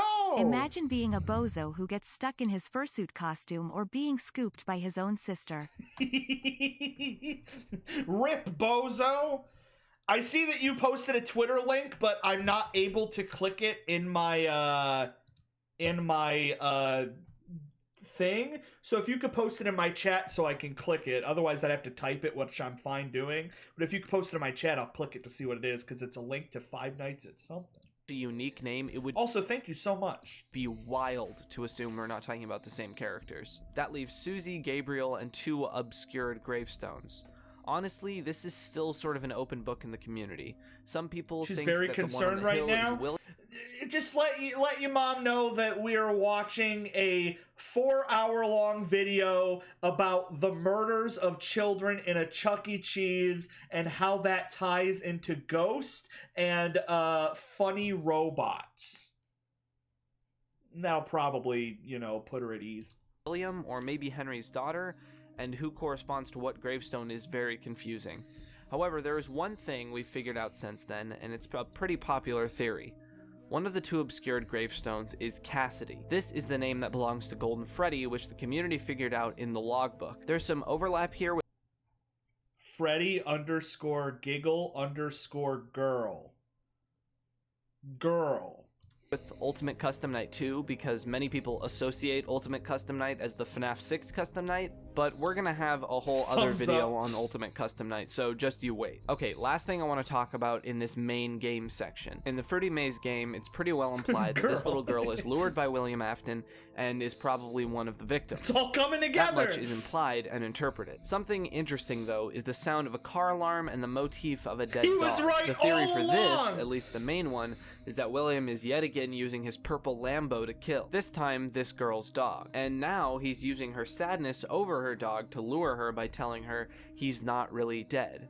Some, including MatPat, have even taken it a step further, that the mangle is actually— Yeah, my parents told me this right off the bat. If a stranger ever comes to you and is like, I lost my puppy, can you help me find my puppy? Then you gotta help that guy find his puppy. I mean, it's a cute little puppy. Maybe if you help him find it, he'll let you pet the puppy. So if a guy comes up to you, make sure you get in their van and help them find their puppy. Haunted by the ghost of that dead dog. Puppy needs your help. That's why Mangle's voice sounds all garbled in FNaF 2, and why it's the only active animatronic in the FNaF 2 death minigame. If this were true, it would almost make it appear that William is experimenting with the whole possession idea. And I don't think that's too far off, considering the introduction of Remnant in the series. Okay, so I've got to be honest here. Advice. I haven't read The Fourth Closet, which is the final book in the Silver Eyes trilogy. But from what I understand, this is really where Remnant is explained as a concept. It's a sort of substance made out of metal, strong human emotion, and human flesh. This is sort of what makes the animatronics become haunted. And in the book— My mom didn't like that joke, maybe apologize. I can't— you should really just help him find the puppy. I mean, if he doesn't find that puppy, he's gonna be really, really upset. So, the FNaF games, like, the story is told through, like, pixelated mini games and posters on the wall. So obviously when you convert that into, like, a 200-page book, you're gonna get nonsense. Like, I've learned about the spirits possessing these robots. I am now going to weaponize that and experiment with different ghosts and different robots to see how their souls react, because we're in high fantasy now. We've gone from light paranormal horror to high fantasy, alchemy, souls, and robots. William very much knows about— The girl video was made by the person who made the retrospective. Hello YouTube, what's up? Mr. Geeky here, and today welcome back to 5— Holy shit. This is the biggest twist that I've ever seen. That stupid "is Freddy a girl?" is the person who has currently been narrating this whole time. I thought he was just making fun of a random child. I thought he was making fun of a random child for their stupid theory, but it was his theory all along. It was his theory all along, and he was right. Freddy isn't a girl, but Golden Freddy is. He was right all along. Score girl. Named use in the game is slowed down. This would be noteworthy if it wasn't for the original laugh found in the game's files being named laugh_giggle_girl1. Girl. I know this may seem like I'm grasping at straws here, but since no one knows what gender the kids who were kidnapped and were supposedly murdered and— it's kind of wholesome. it's kind of wholesome and adorable that this child theorizing about Five Nights at Freddy's 1 would later go on to create a 4-hour-long breakdown that I am now watching. It's destiny. What Remnant is. I'm losing my mind. He doesn't realize what he created. He joked about this in the retrospective. He mentioned his own theories, then cut to this video. I can't believe it. I'm having an existential crisis. Is experimenting with it. So why exactly he's using Remnant in the game series, depending on whether he's just crazy, he's trying to figure out the secret to immortal life, or maybe he's trying to bring his son back, it just seems like it's not a far-fetched idea. Staying on the topics of the book's connection with the game, just seems like it's not a far-fetched I don't know what that was. Fetched idea. Staying on the topics of the book's connection with the game, let's talk about Midnight Motorist.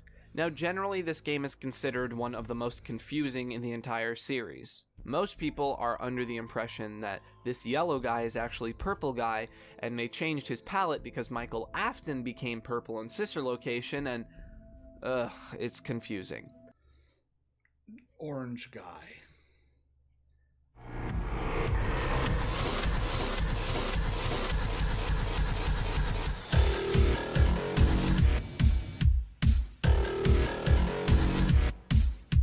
Guys, Zombie here. Welcome back to another Minecraft video. Today we are that's a good intro right there.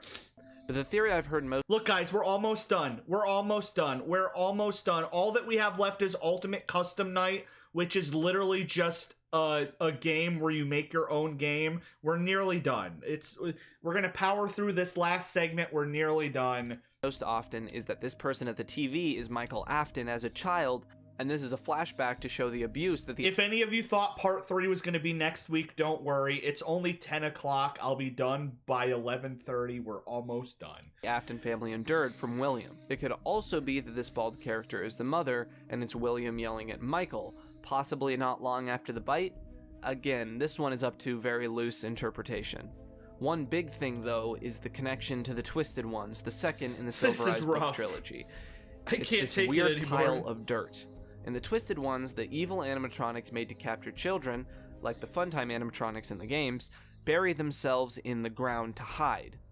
Knowing that the Afton family home is above the Sister Location storage facility, is it possible that this is a Funtime/Twisted animatronics hiding place?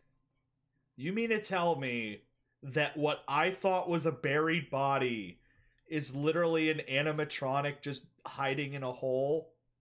That the animatronics have trained themselves to dig and hide in holes? That's not what I... Okay. It's the least weird thing to happen so far. Imagine you're walking down a park and then out of the dirt jumps a robot. Perhaps the one that stole this character away? That's the only real explanation I've heard, but again, this one is very confusing. Like, what is Junior's anyway? Some have said it's a bar and that William is an alcoholic. Some think that it may be the FNaF 2 location. God, this minigame is exhausting. Okay, now I want to talk about some connections between this game and FNaF 3, because there are quite a few. Starting with where this game fits in the timeline. Dawko had a really great theory about how FNaF 3's Happiest Day minigame was really the end to one of two stories. It was the end of the main set of animatronic spirits being freed. But as you see, the puppet's mask falls last. Dawko took this to mean that there's unfinished business. There's a whole other set of dead kids and horrible stuff entirely rooted in the Afton family. So there's this idea that these gravestones may belong to the Afton family. Then of course the name Elizabeth or Michael don't show up, and we've got these new names. There are still unanswered questions, but I think that FNaF 4 being a transition to Without spoiling anything, because I haven't beaten it yet, I'm still in progress, does Security Breach give any sort of finality or answers to any of these questions? Or does it give more questions? Because at least now I'll kind of understand what's going on. New story, this time about the troubled Afton family, makes sense. Some other theories and connections to FNaF 3, again this time from Dawko. Dawko's idea posits that the reason someone like Elizabeth Afton, who likely haunts Baby, would become evil and want to... Security Breach does nothing. I just want him to do that Westworld thing, you know? where they're mad that people predicted things right, so they just make up something new that sucks. Scoop and kill would More be questions. because the possession involving Remnant isn't quite a one-to-one. It's like a battle between programming and soul. So maybe the programming of Baby to kill and capture people overpowered Elizabeth. It would make sense why the haunted animatronics in FNaF 3 can't enter the restricted back room, and why Springtrap is so easily lured by laughter. His robotics are programmed to go to the nearest sound. This one is more of a technicality in the grand scheme of the story, but an interesting idea nonetheless. Oh, and one more connection to FNaF 3. We kinda actually figured out who all these weird non-main cast masks were in the Happiest Day minigame. The mediocre melodies. How exactly this works in a timeline sense, I don't know, but at least these characters exist in canon now. This works in main cast masks. So you mean to tell me these stupid ripoff? But are they? It's the Westworld of FNaF, but instead of changing the plot, they just ignore the plot. Were in the Happiest Day minigame. The mediocre melodies. How exactly this works in a timeline sense? I don't remember when I streamed this. It was before I started recording streams. When did this game come out? Did this game come out in 2017 or 2016? Because I did stream it the day it came out, but I don't have the footage, so it was pre-2018.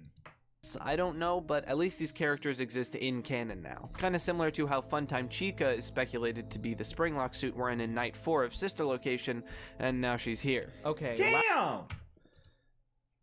To be the Springlock suit we're in Night 4 of Sister Location. Damn! No, I'm not really into it. I'm not really into it. And now she's here. December of 2017? Well, if any of you were a viewer of mine in December of 2017, you might have memories of me streaming this for an hour. Here. Okay. She is such a bad bitch, though. Last thing I want to talk about here is some of MatPat's contribution to the theory world and what was going on. I listen to his voice whenever he brings up MatPat. Genuinely, whenever he brings up MatPat, he sounds disappointed and exasperated, like he's handling a child.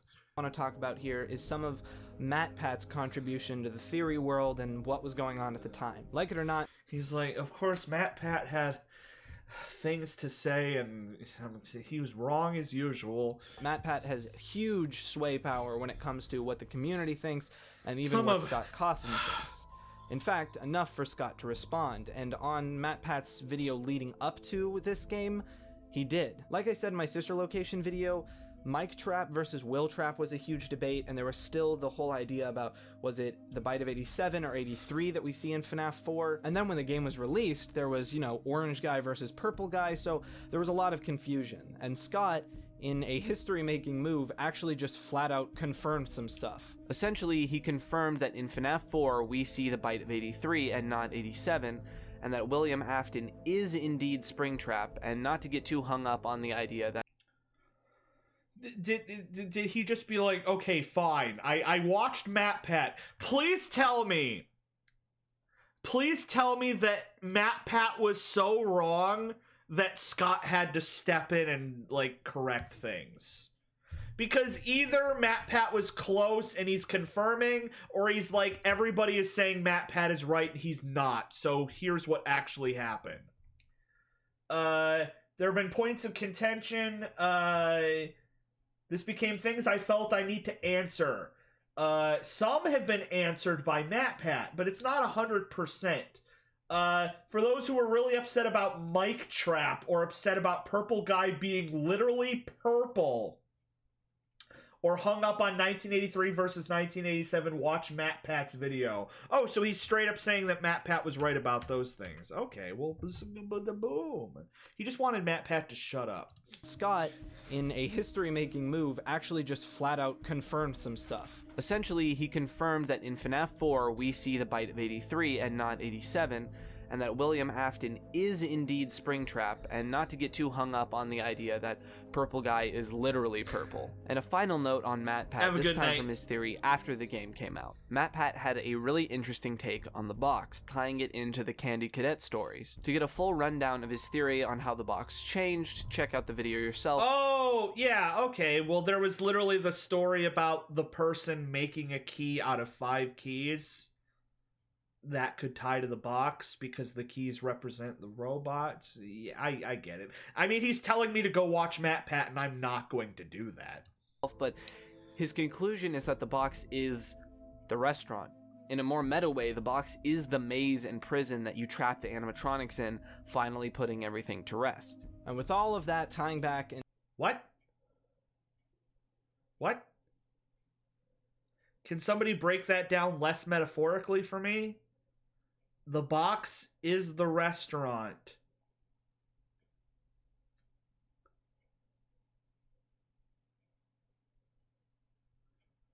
What?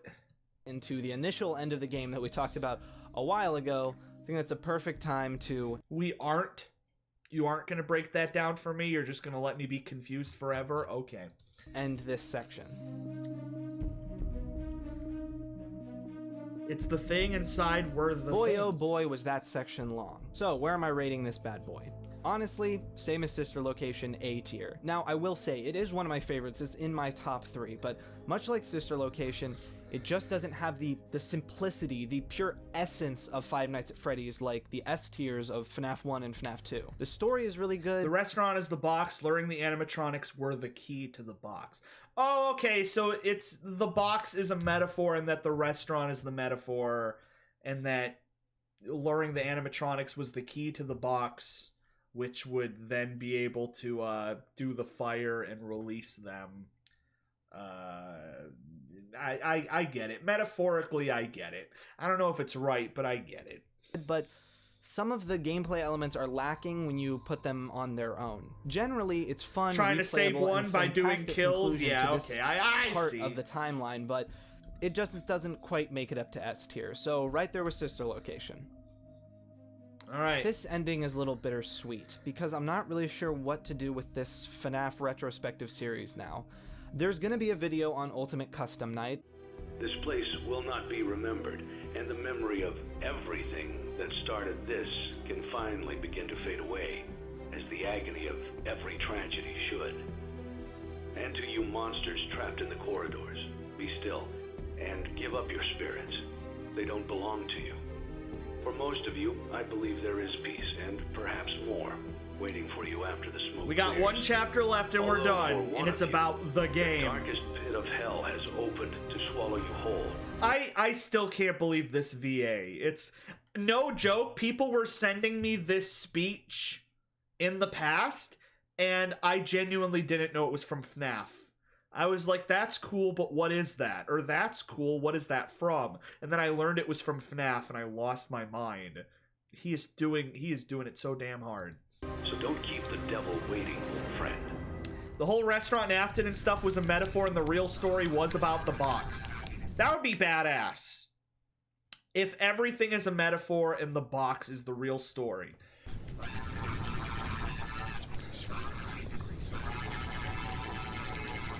Theory. As he's dying into the fire, the flashbacks of everything that has happened is rushing him all at once. Ultimate Custom Night is a life flashing before your eyes death. Solved it. I can just end the video now. I solved it, so I can just end the video now. Have I seen the Cuphead show? Not yet. Fun fact, this is the only Freddy game that I still have footage of me playing. It is up on YouTube, and it sucks.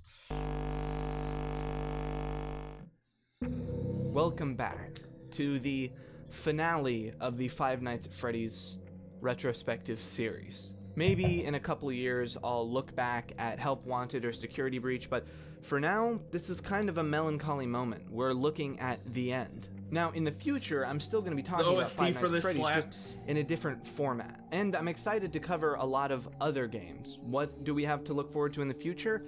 Well, the VR one is the scariest game that I've ever played. But the VR one is just you replaying segments from the old games, and then you meet the rabbit. So I don't know if the VR game has any lore. But if you guys ever get a VR headset, play the VR Freddy games. It is genuinely the scariest thing I've ever played. Like, genuine body locking up terror. It is awful. Patrons have voted on a retrospective series about the SCP My mom games, had to from help. Containment Breach to 087B to all the stuff in between. So this is not the end, but it is a little sad. So before we move on to talking about Ultimate Custom Night, I just want to have a look back. The first retrospective I ever released in November of 2020. And it did really well. The support was amazing. What I was doing beforehand was just short FNaF VHS analysis videos, and what that video showed me was that I could take my time and put a lot of effort into my videos and people would appreciate it. And I want to give proper credit to Scruffy. I got Scruffy's video. This is really wholesome. He's talking about how far he's come and he's thanking other YouTubers and skip.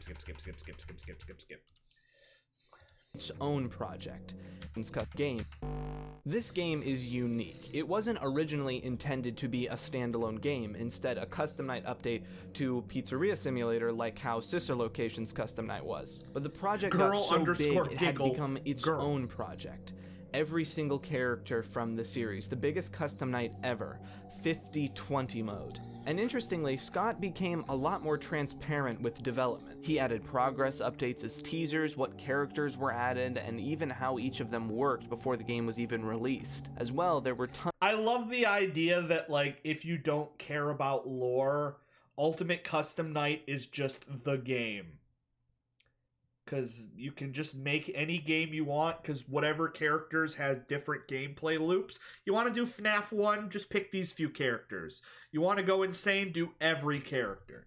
Tons of new voice casting calls, including really mysterious or vague descriptions. Theory crafting once again began. Who were these characters? Also, there was a challenge between Dako and Scott Cawthon. Like I said— Did you just insult my mother in French? I don't speak French, but I know Madre is me mum. Things had become increasingly transparent, so people already knew how absurdly difficult this was going to be. 50 characters, max 20 difficulty. So here was the challenge. Could Dako beat 50/20 mode? If he could, he got an interview with Scott Cawthon. If he couldn't, well, then he had to make a fan game. Wait, what? So here was the challenge. Could Dako beat 50/20 mode? If he could, he got an interview with Scott Cawthon. If he couldn't, well, then he had to make a fan game called FNaF 7, and it was all about Dako praising Scott Cawthon. What? Does he get one attempt? Does he only get one attempt? If you can beat this, you can interview me about whatever, but if you lose, you have to make me a video game about how awesome I am. My friend at school has UCN on his phone, and sometimes he puts it on 50/20 mode and just laughs for minutes on end while losing in 5 seconds. That's basically what happens in my VOD, is that I turn on 50/20 mode and then I die in 3 seconds and I poop myself. Just another layer of hype. You had a time limit? The outcome? Well, we'll talk about that in the community and theories section. For now, let's just talk about gameplay, because on June 27th, 2018, Scott Cawthon released Ultimate Custom Night for free. Wait, what day did he say? For free. About gameplay, because on June 27th, 2018, June of 2018. Yeah, that lines up. Yeah, that's... Damn, that's the mid-2018. Cawthon released Ultimate Custom Night for free. For $50. I sat for a long time contemplating how to cover the gameplay part of this. All the other games, I've talked about how the gameplay makes it scary, but this game just isn't scary and isn't trying to be. It's literally 50 characters, all from different timelines and different styles. Some of them are pixelated, or some of them were just hallucinations. It's more of a goofy send-off to the tryhards of the series. By completing different challenges, you can unlock different office skins based on the different games, or buy different upgrades to make your night easier. And like any custom night, it's up to you to set the individual controls for each character, along with there's a mode where you just play with the chicks? That sounds hot. Challenges you can try, and the most difficult obviously being 50/20 mode. There's also a standalone mechanic with the death coin, which you can buy to remove one of the animatronics from your night. Now honestly, a lesser man would just end it there. I mean, there's 50 characters to talk about. But this is Ultimate Custom Night and the finale of the Retrospective series. So let's talk about all 50 animatronics. Luckily, Scott was nice enough to have a whole list of all the animatronics and how they work before the game even released. So here we go. Golden Freddy. When he appears after lowering your tablet, pull it back up quickly to get rid of him. Staring at him for too long will end your run with an unpleasant surprise. Helpy. He will Certified mug moment. I can't believe I'm about to learn about every single one. Do I have to suffer through this? Oh, he's there. Wait, how did you find this? How did you find this? How the hell did you find footage of me playing this? I still had a beard. Look, I have a beard, but it's growing in. I hear you laughing, you psychopath.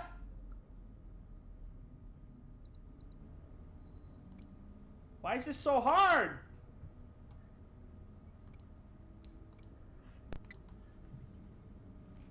I'm just gonna take off my headphones. Jesus Christ. Oh my god. Oh, I actually got jump scared by that. Oh my god. Look at my face. I'm just gonna take off my headphones. No! Oh, what a pleasant surprise! That's a lot of damage. If I had kept on my headphones for that, I would have literally pooped myself. I would have pooped myself if my headphones had stayed on. Also, why do I have so many tabs open? Damn it. He will appear on your desk at random when closing your tablet. Get rid of him quick or he'll get up close and personal with an air horn. BB. He will try to sneak in through the side vent. Close the side vent and wait until you hear a thud indicating he is gone. If BB slips in, he will temporarily make a nuisance of himself, disabling your flashlight until he leaves. I pooped a little. She will also try to sneak in through the side vent. Close the side vent and wait until you hear a thud indicating she is gone. If JJ slips in, she will disable all your door controls until she leaves. Nightmare Fredbear and Nightmare. This tag team duo are invisible to the cameras and can only be seen when they reach your doorways. Fredbear takes left and Nightmare takes right. Even then, only their eyes are visible. Close the doors on their faces to send them back into the darkness. Phantom Freddy. He will slowly materialize in your office. I should genuinely just put this at like 5 times speed. If I speed, yeah, screw it. Let's speed it up a little. Office, fading in from nothing. Shining your flashlight at him is the only way to make him disappear again.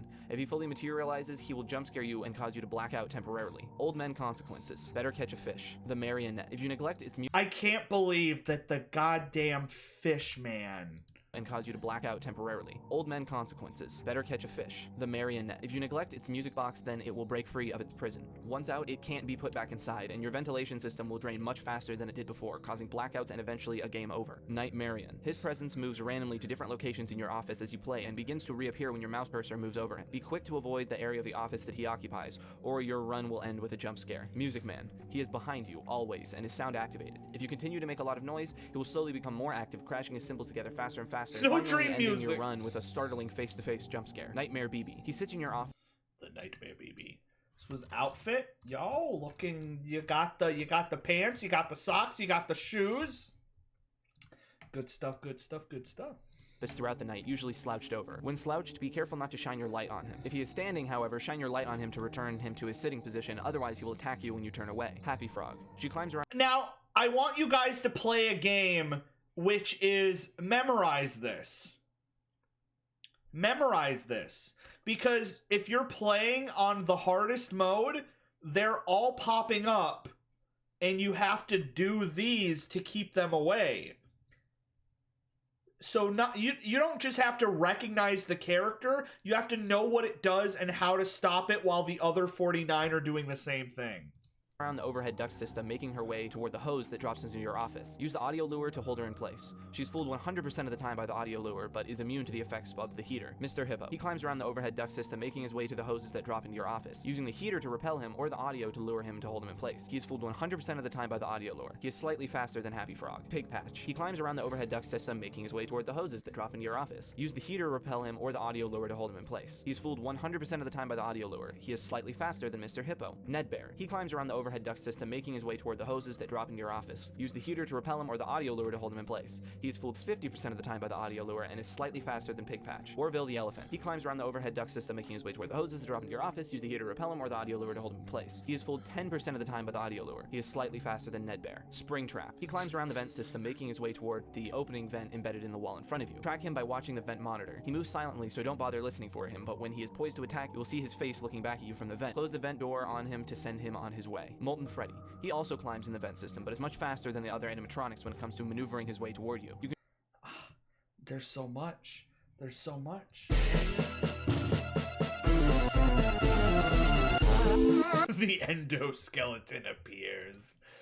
You track him in the vent monitor and can hear his laugh when he is poised to attack. Close the vent door to send him away. Ennard. He also climbs in through the vent system, but unlike the other animatronics in the vents, he is difficult to track, appearing only briefly here and there when moving. He can't be seen in the vent opening, but gives himself away. Where are you finding these clips? I made the wrong choice, didn't I?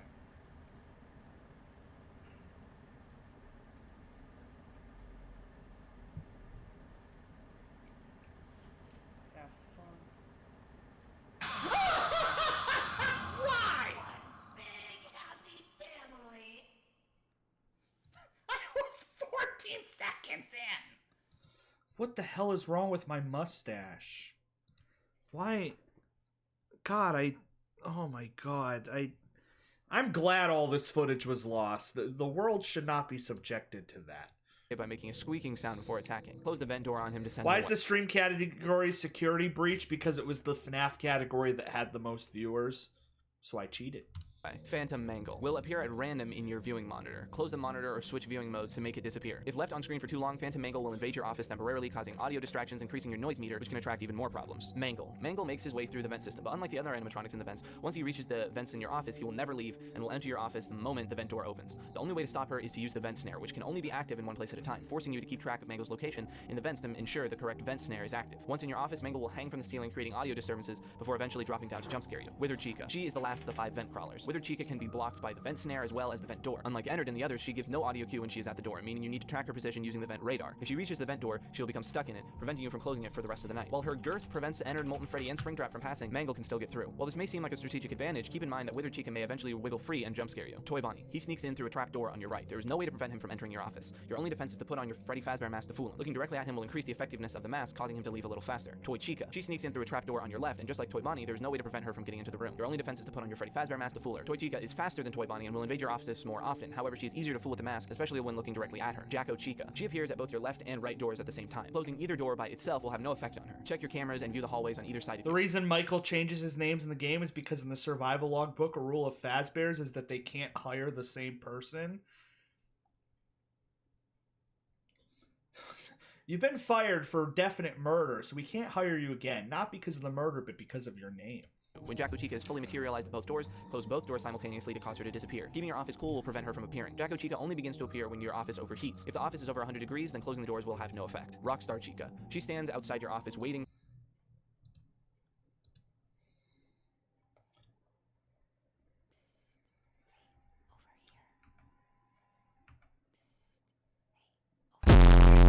Jesus damn pissing ass fart bitch!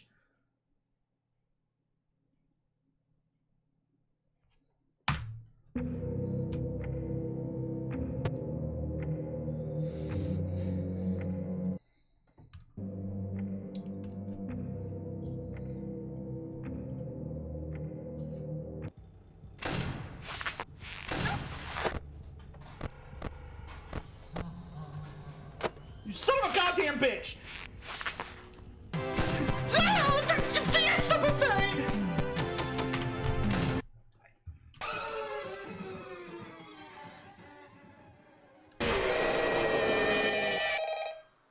Hello? Hello? I can't come to the phone right now. Set it to 20.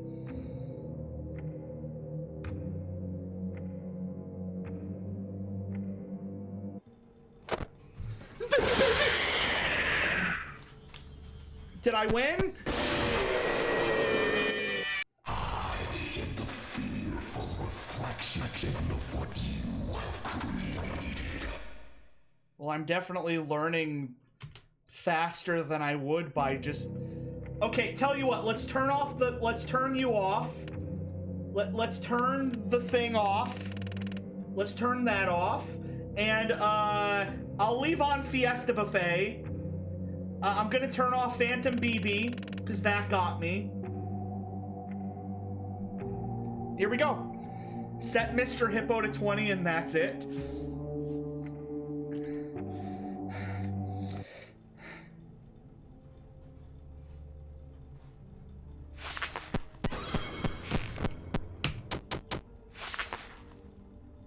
He can't get me if I'm wearing the mask, right?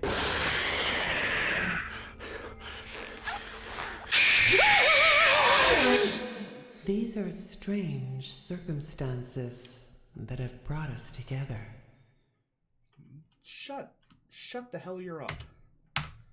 Give me the, oh, I got a battery. That should make things easier.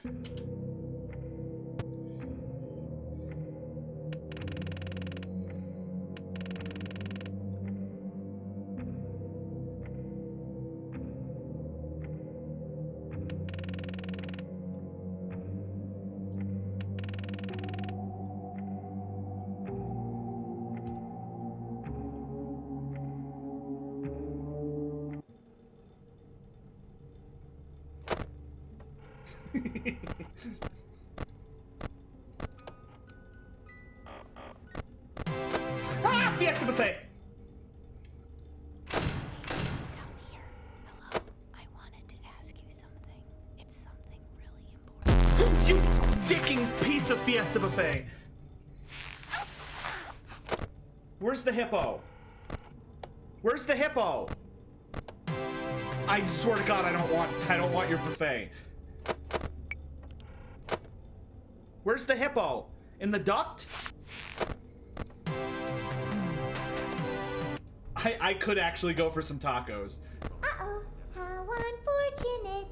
Uh-oh, how unfortunate. I know how much you like to fight, so I'll add a new problem to your night.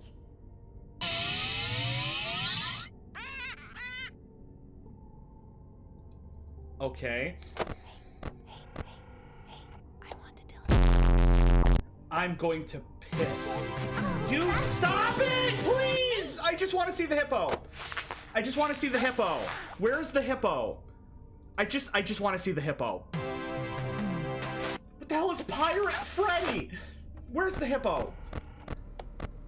In the vents? You dick. Okay, go into the duct? How do I go into the duct? Oh, there's something in the ducts. I'm gonna open it. I'm gonna open the ducts. Oh, it's coming. It's oh, she is such a bad bitch, though. Where's the hippo?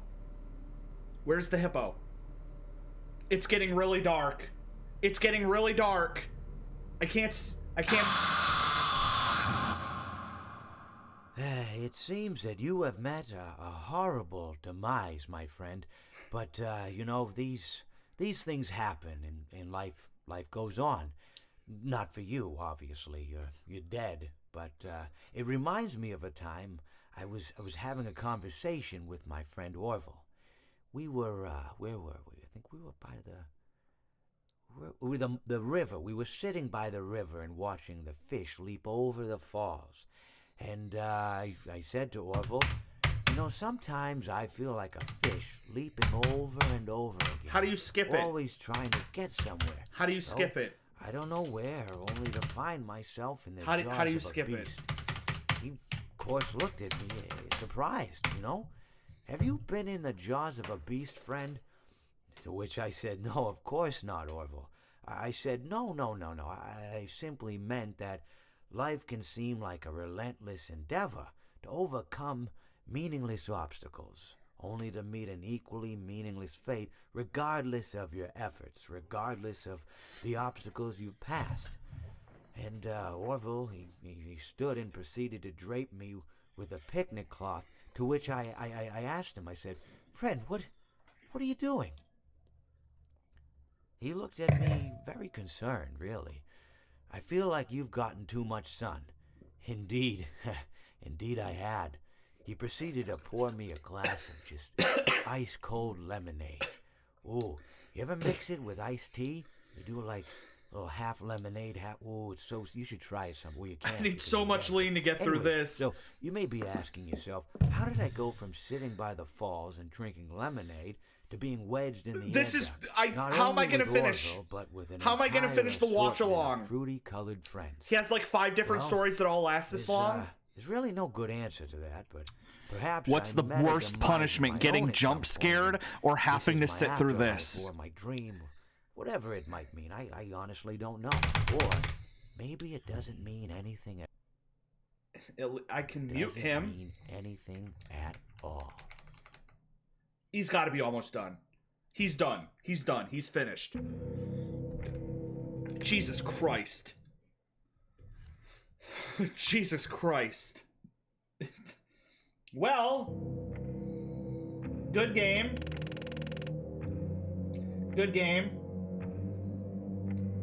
Good game. Good game. Good game. Good game. All right, one more. One more attempt. One more attempt. One more attempt. All 20 except for you and except for Mr. Hippo. No, I'll leave Mr. Hippo on. I'll leave Mr. Hippo on. But I'm going to disable everything that's killed me. And here we go. Final attempt. Final attempt. Final attempt.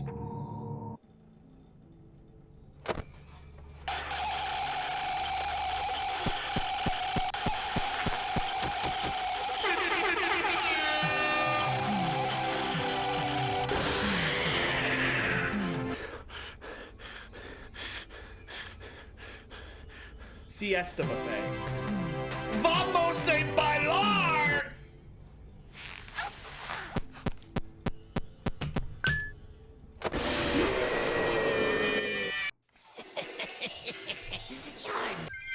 Turn it. No, I don't care. I don't care. Turn it off.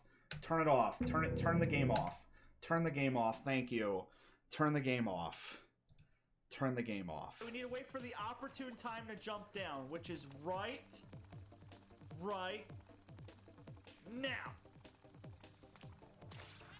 We need to wait for the. This is the latest I ever streamed. This was clipped at 3 a.m. Why do I look so thick in that? Lean. Why am I on lean? Please deposit 5 coins. Oh, did somebody actually beat 50-20 mode? Really? Never mind. They freaking suck. Please do Toy Freddy's and look at the camera. What happens if you do that? Well, what happens if you do that? Fiesta buffet. Yeah, this was my very first blind playthrough of this. They're already in the room. What are you supposed to do? Can't do anything. Can't do anything. They're just in the room. Fiesta buffet. That didn't even kill. Hello, I don't want to look at you. Fiesta buffet. I am not doing the thing. I am not doing the thing. Do you guys want to? Okay, I'm gonna give you guys a choice. Do you genuinely want me to sit here and have him list out every robot and what it does, or can I skip ahead? Can I skip ahead? I'm not playing FNaF World. This is what he looks like naked. I've seen porn of this character. For her chance to jump scare you. She can approach from either side. Closing the doors will not cause her to leave. To make her leave, double-click the wet floor sign to place it in front of the door that she's standing at. This will discourage her from entering. She will be afraid of slipping and make her go away. Freddy Fazbear. When he approaches from the left hall, emerging from the darkness and progressing in stages towards your door. Keep track of him on the monitor and shut the door when he's standing in the doorway to turn him away. He moves faster as the building gets warmer, so try to keep things at a cool 60 degrees whenever possible. Phantom BB. He will appear in your viewing monitor at random. Quickly change your cameras or lose the monitor to avoid his jump scare. Getting jump scared by Phantom BB will cause you to black out temporarily. Phone guy. He will call you at random into your office and you will only have a brief amount of time to mute his call. If you fail to mute the call, then you will be forced to listen to the whole thing, which will aggravate you as well as any animatronic that is sensitive to the noise level. Also, the mute button will appear in unpredictable locations. Nightmare Freddy. While you aren't looking, mini Freddy's frettles will accumulate on your desk and around the office. Shine your flashlight to scare them away. If you let too many of them gather together, then Nightmare Freddy will be summoned, ending your run with a jump scare. Chica. She hangs out in the kitchen, generally being clumsy and knocking over lots of pots and pans. In Custom Night, the kitchen is also where the music box happens to be, and while Chica What the hell am I doing speeding this up?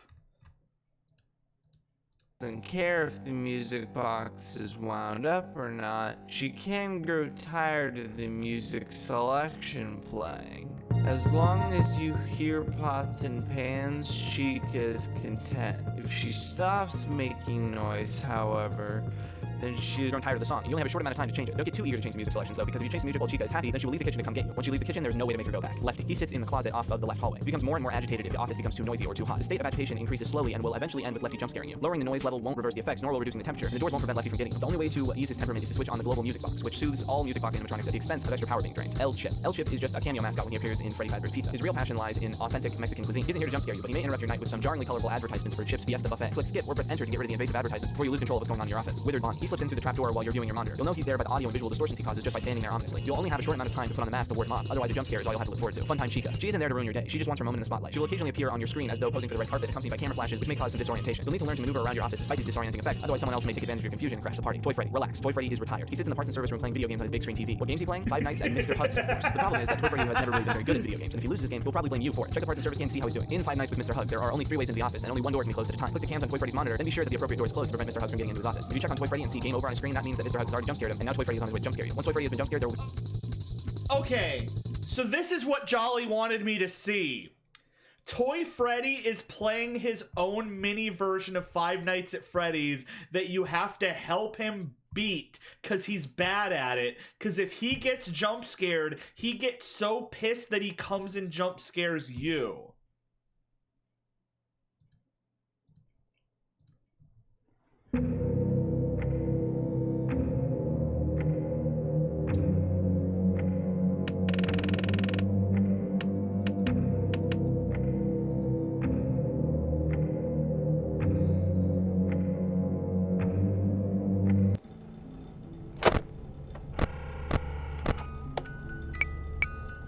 Where is he?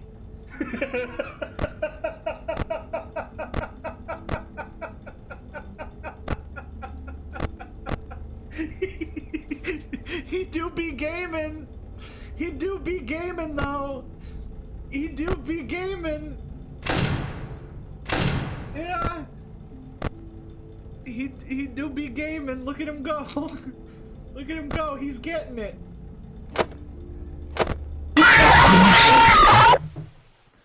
That's what you get for leaving me hanging.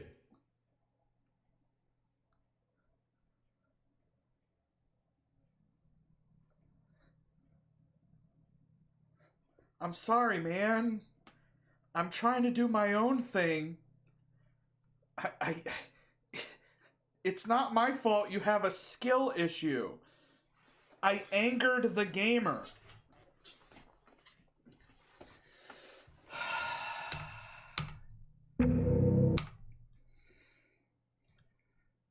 There will be no way to calm him down and no way to save yourself. Funtime Foxy. He hides behind his curtain waiting for the show to begin. Check his stage and read the sign to see when the showtime is. It will always be on the hour. What you get for leaving him hanging. Showtime may be 1 a.m., 2 a.m., 3 a.m. Remember that time, because showtime is the exact moment that you get jump scared. There's only one way to prevent showtime, and that's by viewing his stage at the moment the hour changes. If you're watching... I love how the second that I saw his screen said game over, I didn't even have time to react.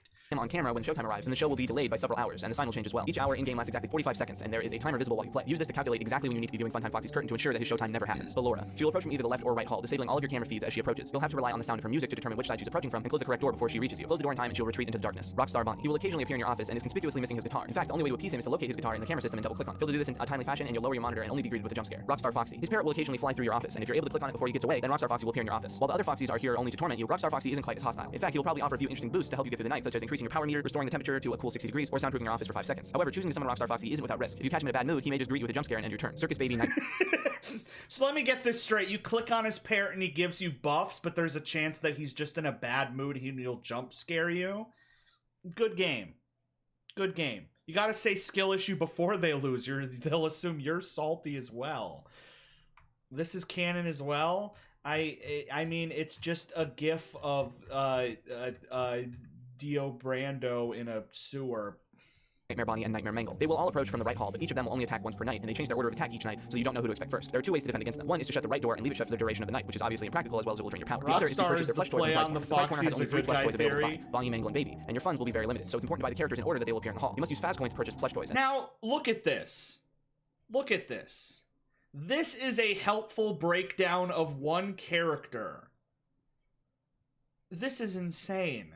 There are two ways to accumulate them throughout the night. One is to block the attacks of other animatronics. Each successful block earns 1 fast coin. The other way to earn coins is to find them on the cams and scan your mouse cursor over them to collect them. Increasing the difficulty of these characters will increase the price of their plush toys. William Afton, aka Scrap Trap. Afton has the distinction of having the simplest mechanic in the game, but also possibly the scariest. He will only attack once per night, and there will be no way of knowing in advance when this attack will happen, or if it will happen at all. He will always attack from the vent on the right wall, and when he does, there will be a violent clamoring sound in the vent, and the lights will flicker. When this happens, you only have a fraction of a second to close the vent door, or your turn will end with Afton screaming in your face. Scrap Baby. Once per night, she will appear on the other side of your desk, slouched over and appearing to be decommissioned. There will be a shock panel sitting next to her. You can shock her at any time by clicking on this button, but it will drain 1% of your power battery each time you do so, and will have no effect until she is poised to attack. You must refrain from pushing the button until you notice that she has moved. Shocking her at this stage will cause her to leave your office and not return. If you fail to notice that she has moved and bring up your monitor again, then you'll have nothing but a jump scare to look forward to. Rockstar Freddy. He will stand in your office the entire night, and on occasion will activate, demanding a payment of 5 fast coins. If you pay him, he will return to sleep mode. If you fail to pay him in a timely fashion, however, then your run will end with an angry Rockstar Freddy in your face. The problem is that fast coins might be scarce, especially if you have other fast coin demanding animatronics in your halls. Thankfully, there's another option at your disposal. If you're running short on fast coins or just prefer not to spend them here, just crank up the heat for a few seconds. This will cause Rockstar Freddy to malfunction and eventually think that the payment has been made. In Scott Cawthon's official post, the trash gang is just question marks, but as I was looking on the wiki, they basically just jump scare you and make loud noises, but they don't end your night or really do anything other than scare you. Bonnie. Poor Bonnie has been forced to share a cramped stage with another animatronic, Foxy, and he's pretty upset about it. These two will take turns looking out from the curtain, for lost time this way, so that's good. Bonnie is looking out from the curtain when you view There's someone in this chat. Yeah, there's someone in this chat where this all makes perfect sense to them, and they already knew all of this, and yeah, that worries me too.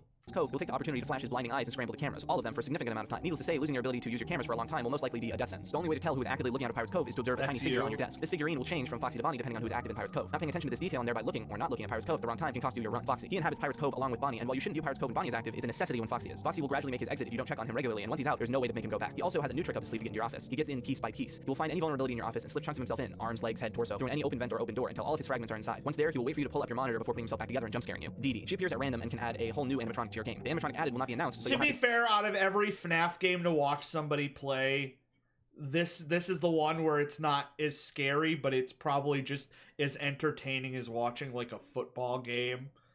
You're just like cheering them on as stuff goes crazy. Quickly look at your cameras and other systems to find out who it is. Dee Dee also has the potential to add one of 3 characters not listed in the character select screen: RXQ or Shadow Bonnie. He will cause your office to become pitch black for about 10 seconds. There is no way to avoid him. Plush Trap. He will appear on a specific screen and sit in his chair, but if you don't scare him out of his chair fast enough, he'll jump scare you. The final one on the list is just question marks, and I believe this is Fredbear, which is an Easter egg, which we'll get into later. We've been going on for a really long Fredbear.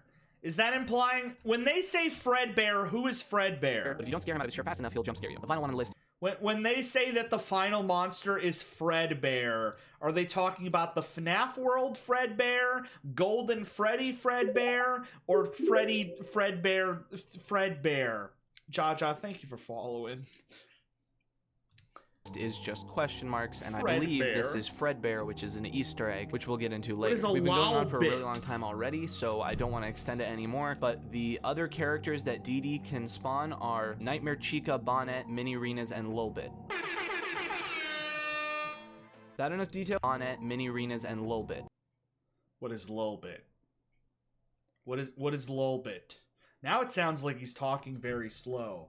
What is Lulbit? Lulbit is an animatronic.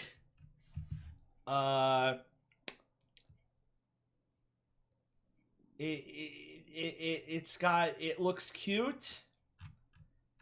I'm not seeing anything about it except that it's cute. Don't look her up? Okay, I won't look her up. Spanish. I'm curious, but I won't look it up for you. Lulbit sold you equipment in FNaF World, and she's just been a reoccurring Easter egg character. If not, I don't know what to tell you, man. That's the game. So let's move on to visuals and audio. Now, there isn't a lot to talk about here, so these segments will probably be pretty short. Again, they're not really scary, and it's not trying to be, so there's only a few things I have to say. We're almost done. One cool aspect that I mentioned briefly are the offices. Instead of being stuck in one office, you can unlock different skins for the office. I want to play in a children's bedroom.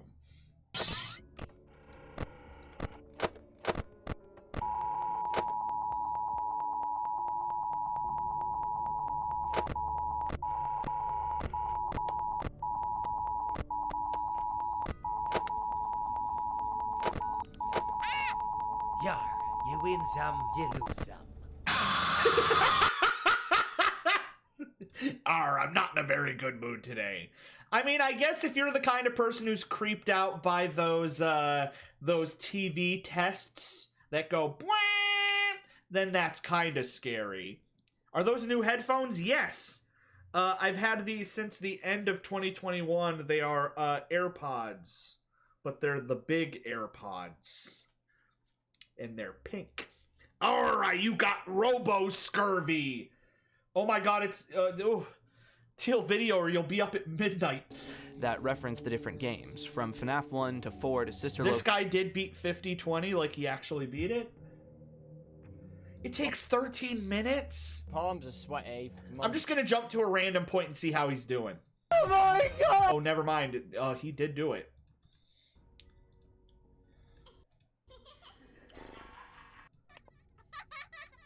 Look at this. There's a lot. Look at his gamer face. This is every single thing set to 20. How is he not dead? He was just nonstop playing this for a month. This guy must get so many chicks. You tell ladies that you beat 50-20 mode and it's like... Please, 5 coins, thank you. How are you even supposed to know this? How did he do that so fast?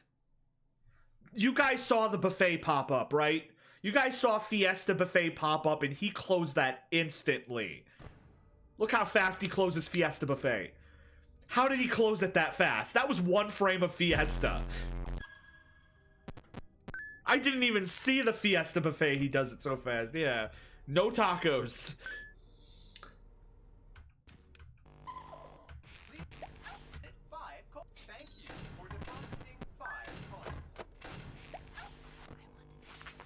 This is insanity. The Fiesta Buffet is so fast.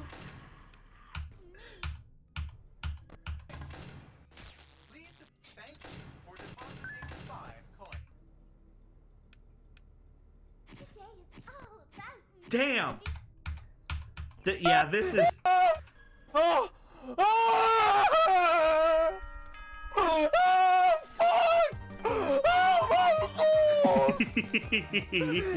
my god! He's like, the happiest moment of my life. Not when I got married, not when I had kids, not when I won the lottery. It was when I beat 50-20 mode. Location, etc. He got to interview Scott because he beat it. Scott's like, man, this guy's gonna have to make a fan game. What do you mean he won? I literally made it impossible. Yeah, I bet the start is the craziest because there's all that like requirements you got to do right at the beginning. Which makes me wonder, like, the Toy Time Freddy that's playing the mini Five Nights at Freddy's, like, he didn't keep checking up on it, which means I guess maybe he won. Toy Time Freddy must have won. Won his Five Nights at Huggies. Thank you so much, Damios, for following. I appreciate it. And the default office has plenty of references and homages to the different offices throughout the... Can I see the video of GG Games when he passes 50-20? Does he do it too? Does he freak out? 50-20 G Games. Is this G Games? I'm not sure which one is G Games. Is it Argo Man or is it something? I'm not seeing the username. The games. The desk, walls, cupcake from FNaF 1, the Tuesday toys from in 2 FNaF days. 4, to the shell of the animatronics from 3, to the... This was me when I beat 2050 mode. Oh no. Why did you make this? Why did you... Oh, it's from Spanish community. Do you have a link? Do you have a link? If you have a link to the video, I can just click that, because I can't find it. If you have the link. Fred Bear's doing research. I don't even know what nation that's from. the pipes and the Ennard mask of Sister Location. Almost every game is represented here. All the characters are here, from your favorites to obscure characters you might not even know of if you're a more casual. Guys, if you could have any one of these characters be your best friend, who would you choose? And yes, you can pick a violent one because they won't be violent to you. They'll be friendly to you. Any one of these, except Mr. Hippo. You don't want Mr. Hippo. Fan like the Trash Gang, DD, and Old Man Consequences. Nothing has really changed visually for the characters. They're all pretty much the same. I want Old Man Consequences. Now, the I want the clash of all bad of these bitch. styles, characters, and games does not create a very scary Fiesta atmosphere. Like I Buffet. said, though, it's not really trying to. Tense, sure, but it's really goofy Golden more Freddy. than anything. I mean, the visual alone of Toy Freddy Gaming is...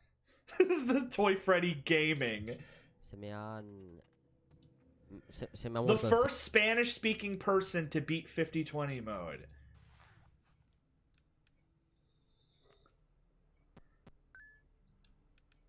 I love all the blinking lights that are like, yo, something's wrong, and he's like, I don't care.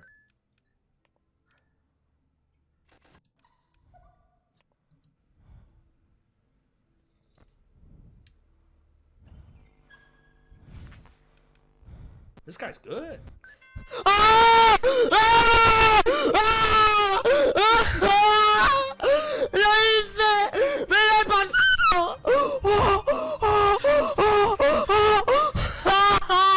To be fair, I think it is physically impossible to not have this reaction. Because if you beat this, you're not going to be like, very good.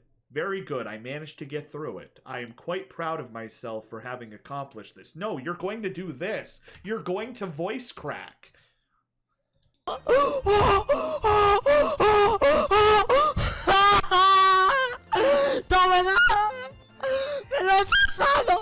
¡Lo he hecho! ¡Nuevo récord, hijos de puta!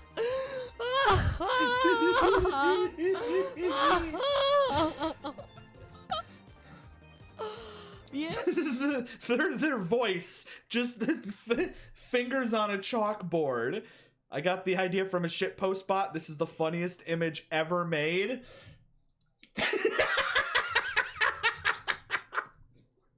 What will you do when Vlad is right outside your window? He's goofy enough to ruin any fear. Baby But with mouse. so many things going on, especially in this crowded office, the feeling of tense panic is tangible. It's almost like a rhythm game. Maybe it'd be easier if it was just timing lines down the screen, but they've got to add explosions and effects. Yeah, are you guys excited for Tuesday? Next Tuesday is February 22nd, 2022, and it falls on a Tuesday, so it's a Tuesday. It's a national holiday. Loud sounds. Sound warning, but it reminds me of this. So hard, man. I'ma put my cat on the mic. Meow! Meow! cat on the mic.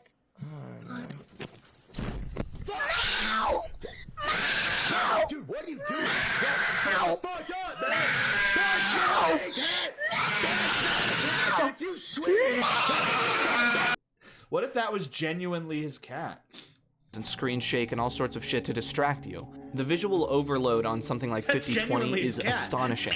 Characters fading in and out, things popping up on screen, any number of random eyes staring at you from the desk. It's very confusing on purpose. Okay, one more thing about the visuals. We have to talk about Funtime Chica. They gave the chicken titties. Okay.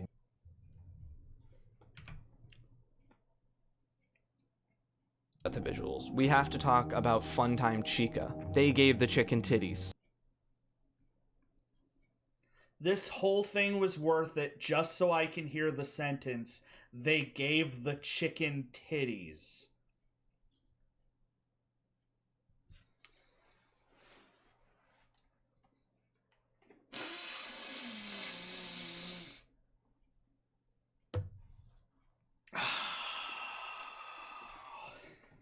Chicken. Okay, that's fine on its own, I guess. In the bubble of this goofy finale game, it's whatever. Kind of a joke or a nod to that joke that's basically been around since FNaF 2. She is such a bad bitch, though. I will fuck the shit out of that robot, man. I'm not even... I can't believe that the bad bitch line actually got into this retrospective. I cannot believe the retrospective has included the bad bitch line. I am so happy. This is a part of history. This is a part of history. FNaF 2. She is such a bad bitch, though. I will fuck the shit out of that robot, man. I'm not even... No, you cannot bang the chicken. If you're choosing the chicken to bang it, no. You cannot bang the chicken. But when it comes to just the drawings as a whole, just the artists Scott has chosen for like drawn art for the series, I've been kind of disappointed. I'm not trying to stir up drama, I'm just looking at a product as a consumer. The drawings are passable, I suppose. He's literally saying that he wishes she was drawn hotter. Is that what he's saying? Is he saying that it's not drawn hot enough, or that it's drawn too hot? I'm not sure what he's trying to say. Is he saying that they drew her too hot, or that they didn't draw her hot enough? And I appreciate the idea of hiring people from the community, but there are artists that are so much more deserving of the spotlight. And there are personal reasons why I don't like the artists Scott hired from the community, mainly Pinky Pills and Lady Fizzy, mostly because they're both huge perverts, and I think Lady Fizzy is like a transphobe. I'm not trying to throw Scott under the bus here. I appreciate the idea of what he was trying to do. He's like, I've seen the fart art. I've seen the fart art. He wanted to take people from the community who have put a lot of time into it and give them a job to actually... Pinky Pills? I don't want to do any research into Pinky Pills, but if you told me that there's Five Nights at Freddy's artists that are probably really weird and or terrible, I would say, yeah, a lot of fandoms got those. I highly doubt Five Nights at Freddy's is a squeaky clean fandom with no weirdos. They made a lot of art making William a pedophile. That's...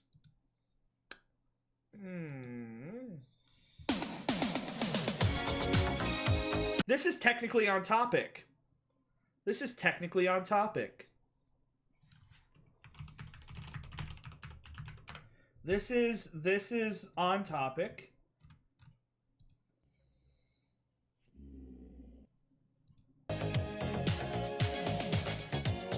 It's the character. I can't believe that there is so many Afton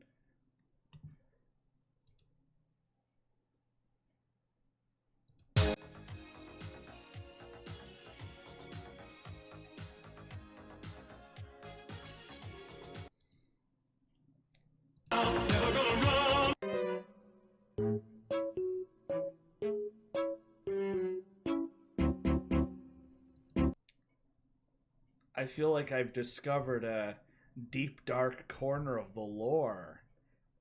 This is a whole series. Interesting. Interesting. So this is why the murders happened. The Brits found lean! Oh god. Oh god. Oh god, the Brits are making lean. Work officially on the games, and I can see that his heart is in the right place with that's canon. That is canon. Other things like the Fazbear Fan Game Universe Initiative. If you want me to follow that account, all right, I will. Hiring professional comic artists for the Twisted Ones graphic novel, because the Silver Eyes one was ugh. All right, I'm gonna translate this comment. I'm gonna translate this comment real quick, just to get an idea. Toy Chica is the only animatronic with clothes that is a shorts. And in my opinion, that makes her look very sexy and men love her.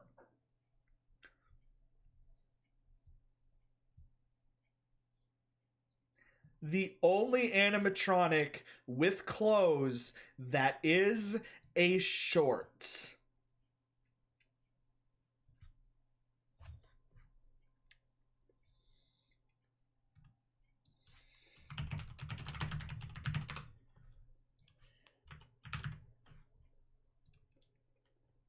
Verdadero.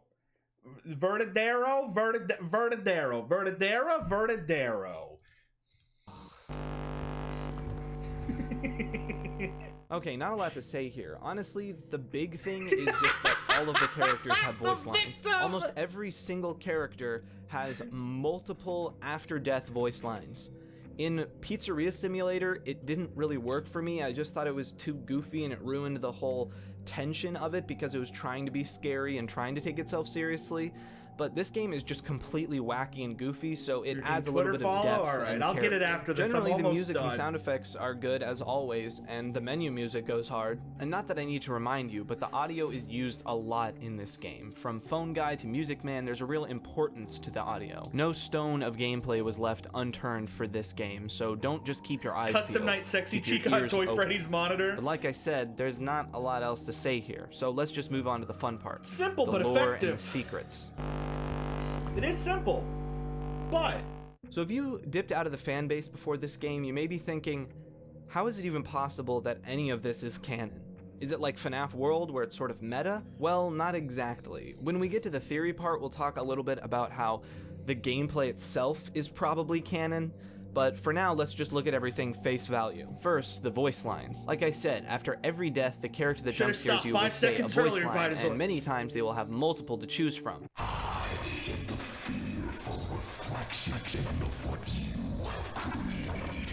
Now, 99% of these don't really mean anything, just spooky. If you beat knights with certain scores, there can be anime cutscenes? Really?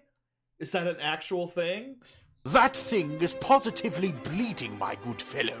Do you understand? Frozen walkie beverage. That thing is bleeding, old chum. I can't. Or funny one-liners. However, a lot is revealed in some of these. For instance, one of Withered Chica's lines is, "I was the first. I have seen everything." Now that seems important. The first victim, the first set of victims.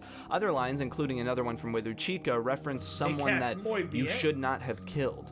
That is obviously a big deal. It means whoever you're playing as is a killer. So William Afton? That is a wild revelation. Hey, there it is. This is all your death dream. Don't click the link. I hate William Afton. God damn it. And it means all of the voice lines are directed at the main killer of the whole series, which adds a whole new layer to all of these lines. A bunch of other lines start to make more sense and connect to this idea and feed into what the story really means. I am a burning reminder of your misdeeds. I am given flesh to be your tormentor. Really hammering home this idea that this is some sort of punishment for William Afton. That's just the surface level for these voice lines, but there's something more. So who's the one you should not have killed? Well, most likely it's the vengeful spirit that was hinted at in the voice casting. And where does this show up? The mediocre melodies, strangely enough. These characters usually just have goofy voice lines, but every once in a while they'll say something out of character. And behind their... I love the idea that to get certain lore, you need to get killed by certain animatronics. A normal person's gonna play the game and then get killed by one and hear something that makes them go, oh, interesting. But a lunatic is just gonna set each of them to 20 and die over and over and over and over until they get everything. And I can't imagine how insanity-inducing that probably is. Me after God traps me in a time loop of FNaF jump scares is my eternal punishment. I called it. All right, there it is. This is canon. This is canon. Because they established earlier that everybody was going to heaven, but they made it very clear that William is going to hell. This is hell. I did call it. Literally right when this segment started, I said, this is a dying... Oh no, I'm dumb. I said it was your life flashing before your eyes as you die. I should have been smart and realized it's hell. It's hell? Their voice, you can hear someone whispering, controlling what they're saying. This is how it feels, and you get to experience it over and over and over again, forever. I will never let you leave. I don't know, I feel like a lot of people would consider playing Five Nights at Freddy's Forever to be a great way to die. Now you are mine. It It is not your flesh that sustains me. It is your fear. British Grinch. Someone else is pulling the strings. So obviously that is important, but we'll move on to more details of what that could mean in the theory section. For now, just realize we're playing as a killer, this is some sort of punishment, and someone else is pulling the strings. Quickly before we move on, Satan? I want to make a correction. In my last video, I said we don't really have any idea what the gravestones mean at the end of Pizzeria Simulator, but there is one connection that I missed out on. The gravestones are set up in line with the animatronic heads at the end of FNaF 3, so it seems like these are the names of the original crew victims. I still think having 2 FNaF guard names is stupid unless they're saying that they are the victims, but then the 5 kids going missing, this story is hard to track. I do think having the parallel with the first real finale of the series with FNaF 3 is really cool. But I bring the gravestones up for another reason. At this point, the community was still working hard at the survival logbook, and a mystery was being solved. The name of Golden Freddy, aka one of the obscured gravestones. There were all sorts of codes and hints, and here's the anime cutscene. Oh my god, it's real. I'm gonna see if he explains it, but if not, I am curious. Crazy stuff to be solved, but one user actually did it. I believe the first person to really figure this out was DPowerful1 on Reddit. Using the word search in the book, they were able to find the name Cassidy, which I believe is a name referenced in the last of the Silver Eyes trilogy. It's a pretty big deal, literally Golden Freddy's name, but there was more lore in the books around this time. On the note of the logbook, there was a little bit of stuff I didn't mention about the logbook in my Pizzeria Simulator, most notably that it's fine. Sometimes he skims stuff. He'll probably bring up the anime cutscenes, but he probably won't show them in full. So after I'm done watching, I can check them out if I want.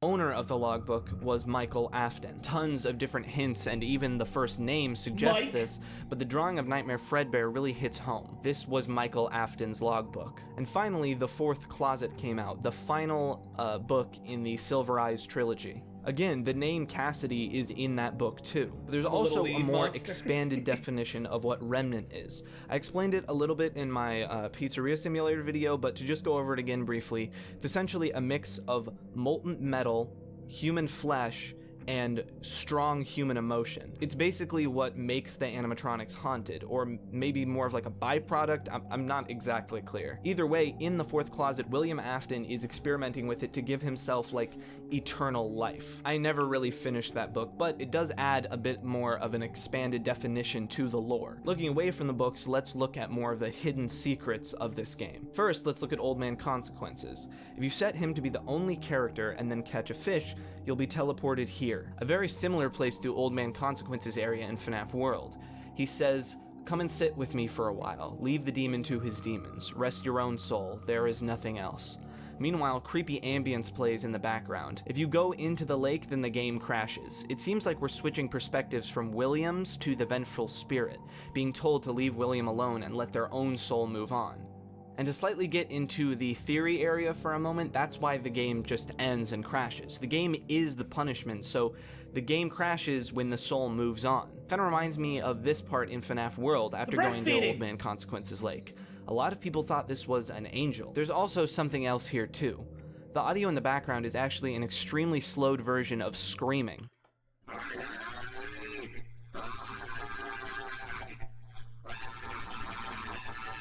Likely, this is William screaming. Pretty horrifying. There's also these weird anime cutscenes, one about like Yandere Chica, and another one which I guess was like a precursor to the recent Fury's Rage game. The only thing here, outside of the jokes, that might be interesting to the story is some possible parallels to Chica and William. The only thing that really creeps me out and does any real world building is the fact— Oh, that's real. That's real. That's real. I thought this was a...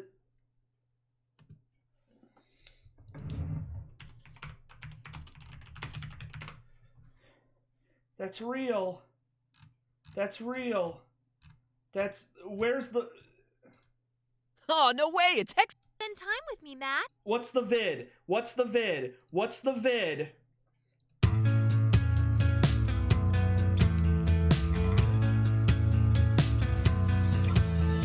Dear Diary.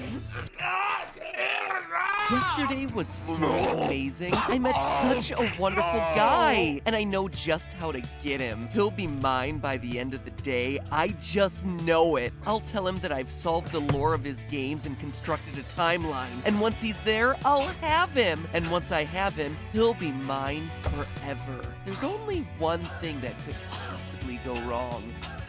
Damn, she is such a bad bitch, though. That Chica has victims and says the line, "By the end of the day, he'll be mine."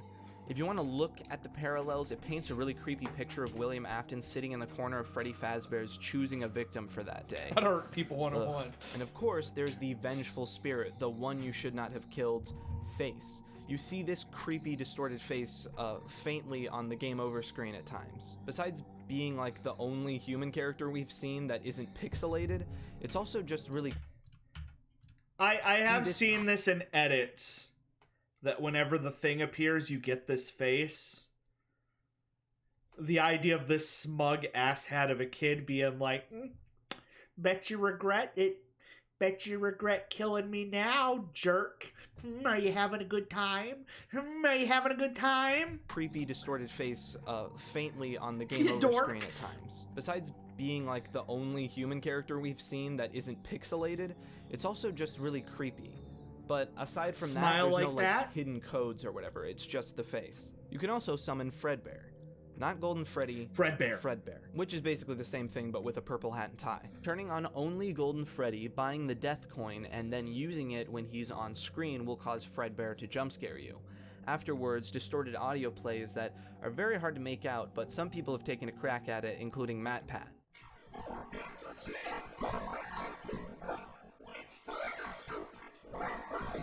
But it's really hard to tell. The last really important... Something? Hey, Maddie Patty. Just wanted to say I loved your last two Doki Doki theories.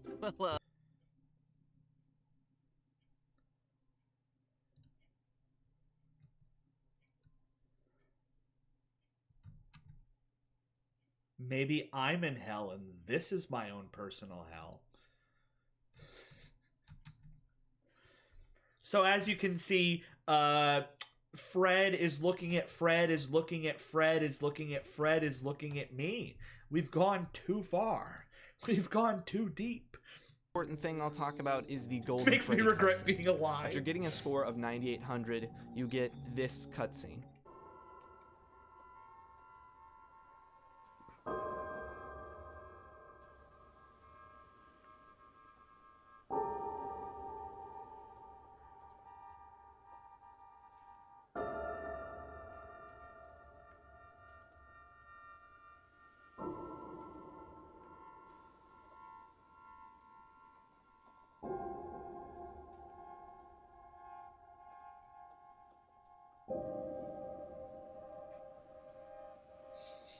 He overdosed on lean. He took one too many Benadryls. I think I can,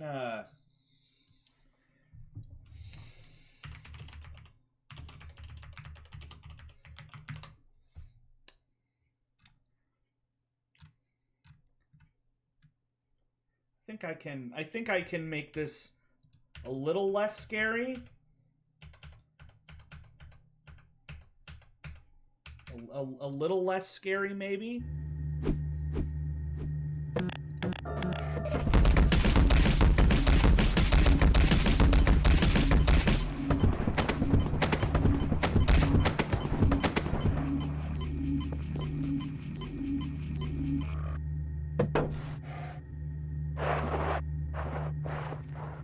That's a good bird. That's a good bird. That's a good bird. Speed it up. Let's get him nice and fast.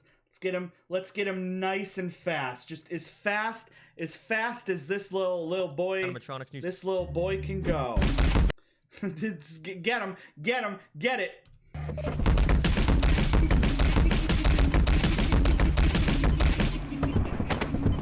All right, focus. I don't have time for this. Just focus on the video.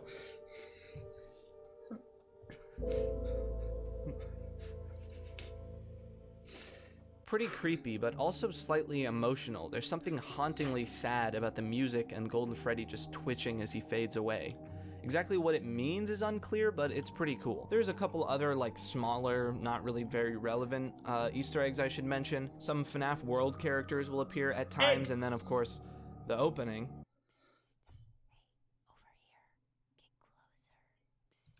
This whole stream could be a PSA for ADHD. No, I'm not letting that thing jump scare me again. That was a thing until I opened up the game to make this video, and it completely got me. With all of that out of the way, let's talk community. First, just a reminder, this was the most community transparency Scott has ever given to a FNaF game. The progress, how far along he was, each character and how each character worked, and also 50/20 mode was a huge deal. This was obviously talked about with all of the custom nights, but people were legitimately wondering if 50/20 mode was even possible. And like I said, because of that, Dawko challenged Scott Cawthon. And well, you wanted to know the outcome, although I'm sure you do if you're in the Five Nights at Freddy's community. Well, after literally days of streaming, Dawko did it.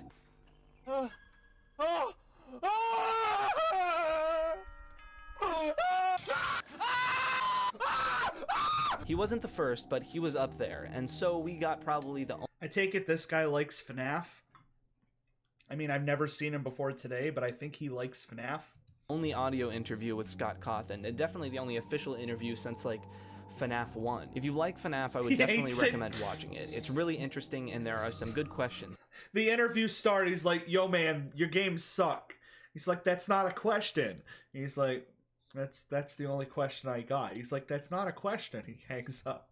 It's in there. But definitely a huge shout out to the guy who played FNaF World from the hospital. 50/20 mode first.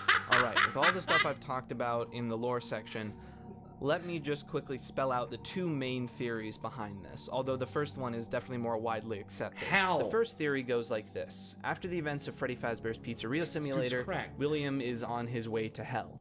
But that didn't quite work. See, this vengeful spirit who is widely thought to be Golden Freddy keeps his soul from moving to hell, instead wanting to punish William himself. Purgatory! So that's what Ultimate Custom Nights gameplay is. All of the visions of William's creations coming after him, killing him over and over for eternity. You For beat some 50/20 reason, the mode, so I puppet's have to attempt do help this. him in the happiest day wasn't successful for Golden Freddy, and his soul stays behind to punish him. Some people even think that he's holding the other spirits hostage to help him, stopping them from moving on. However, the hope is that Old Man Consequences, whoever the hell that is, convinces Golden Freddy to rest his spirit, and I guess William goes to hell. Except when in Help Wanted, his digital self is uploaded to the Matrix, and the other theory is a little thinner considering. I feel like that's a lot to gloss over.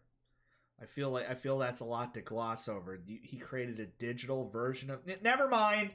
How much points to William, Don't worry but about this was it. a pretty popular theory back when the game first came out. At this point, it's pretty well established see, that the older brother Eeyore- in FNaF 4 is Michael Afton, who accidentally kills his younger brother. Well, the theory here is that his younger brother is Golden Freddy, the one you should not have killed. After Michael burns at the end of Pizzeria Simulator, his brother punishes him. Not sure why they'd have to specify the one you shouldn't have killed, or how the references all fit in, but that was one of the other ideas. Unless, of course, you're MatPat, who thought that Michael Afton is the younger brother. Alright, man. Okay, speaking of MatPat and stuff, I feel like I need to address this. A lot of people, especially... Here we go. The part of the video where he is now speaking to MatPat, the one you shouldn't have killed. If you were playing Five Nights at Freddy's and this face popped up on screen for 1 second, would you be scared, or would you be like, what the hell was that? What the hell was that? Was that a person or a thumb? Especially after my FNaF 4 video where I had a whole segment basically debunking an old MatPat theory, a lot of people think that I hate MatPat, but that is not true. Look, there's a lot of stuff that MatPat has done that is cringy or just in poor taste, and that's not just like the Sans versus Ness video. Plus, his persona is just very smarmy, so it makes him an easy target to make fun of. But I don't hate him. He's a very important part of the Five Nights at Freddy's community. I admire the amount of work he puts in and He's like, people have come to the conclusion that I perhaps hate MatPat, and I just want to say, yes, I do. The carrot cube. I would have loved if the video just ended with him saying, yes, I hate MatPat, and then it just cuts to credits. Was that? I have to put these all in fan creations tonight. Making these extremely long, well-edited... I don't hate him, I despise him! Most of the time, really well thought out Five Nights at Freddy's theories. And the charity work he's done is astounding. He's raised so much money and put together huge events that are really amazing. Almost done, I got 2 minutes left. For that. I actually really like watching FNaF game theories whenever they come out. He's just kind of goofy and has the whole know-it-all persona, so he's kind of easy to make fun of. And with that out of the way, let's see where this game goes on the tier list. F. Okay, so where does the game go on the tier list? Wow, this is the last time we're gonna do one of these. The final answer to my personal tier list of all the Five Nights at Freddy's games. Well, it goes in C. I mean, this one rides pretty much entirely on its community importance alone. It's a cool concept and well executed for what it is, but what it is not a lot. I'll it's skip not really through very one of them, scary. It Pale. doesn't have a lot of the hallmarks of a Five Nights at Freddy's game, despite having, like, every character. I mean, it's a feat to get that many characters into one game and have it still work, so, you know, there's no denying that, but as a game on its own, it's just not a lot. Goofy. FNaF World Update 1 and 2 definitely have way more going for them, but I just couldn't put it in F. It's perfectly fine for what it is, and there is some pretty cool lore stuff in it. So here we are, the end of an era. Although you could also look at it as the beginning of a new one. I've got plenty of content in the future. The SCP retrospectives, reviews, video essays, and live streaming again, and a few projects I can't quite talk about yet. And don't worry, this is not the end for Five Nights at Freddy's on the channel. I'll just have different ways of covering them. And people really seem to like the idea of doing a retrospective series on the book series, so maybe I'll do that. Okay, if he ever releases a video about the books or the VR game or Security Breach, do I have to watch those? Am I, like, now locked in that now whenever one comes out I'm forced to watch it to get the more knowledge? Or am I done? Am I free, or is this just the beginning? There's a super rare character named Zor who appears, and it summons every single character, secret character. Ignore the text.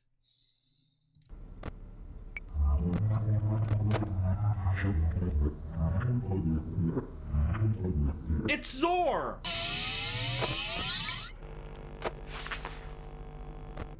Freddy's has lights. What is Zor backwards? Rah! Depositing 5 coins.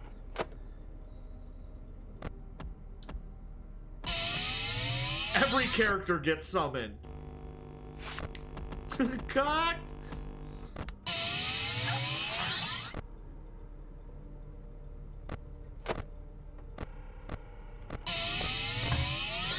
I just love that if Zor appears, then every character just gets summoned until you're dead.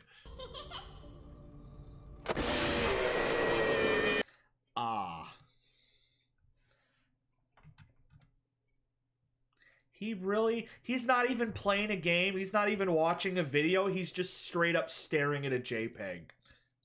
Like I said at the beginning, this series has been amazing from beginning to end. Well, guys, we did it. I can't thank you guys enough for it. I We look did forward it. to making more content in the We're future, done. but until then, We I hope did you've it. enjoyed this look back at We Five did it. Nights at Freddy's. Oh my god. Ba ba da ba da ba ba ba da ba ba ba da ba ba da ba da ba da ba da ba ba ba ba ba ba ba ba da ba ba da ba da ba ba ba ba ba da ba ba ba da ba ba ba ba ba la la ba la la la ba la la la ba ba la la ba la la ba la ba la.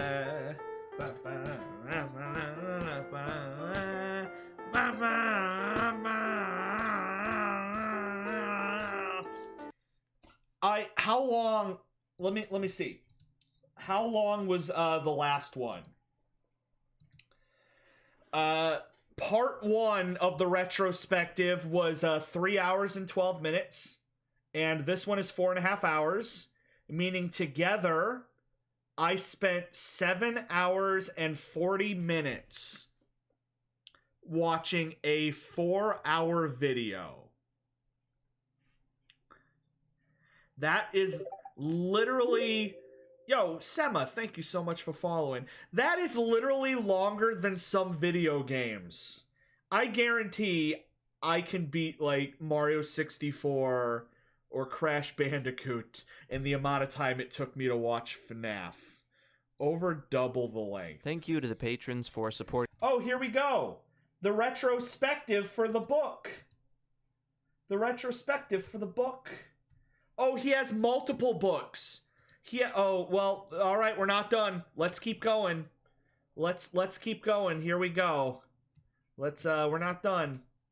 We're not done. We're just getting started. We're just getting started. Okay, we got it. We got to do the silver eyes, and then we got to do twisted ones, and then oh, hey! Look at this. I can watch the same video again, but with his commentary. I can watch his commentary of his video of me. I can watch me watching him. And then he can do commentary of me watching him. And then I can do commentary of him watching me watching him. It's canon. We gotta watch it. Scott was at the Helmgen security breach. It would have been released in October. Now, hear me out.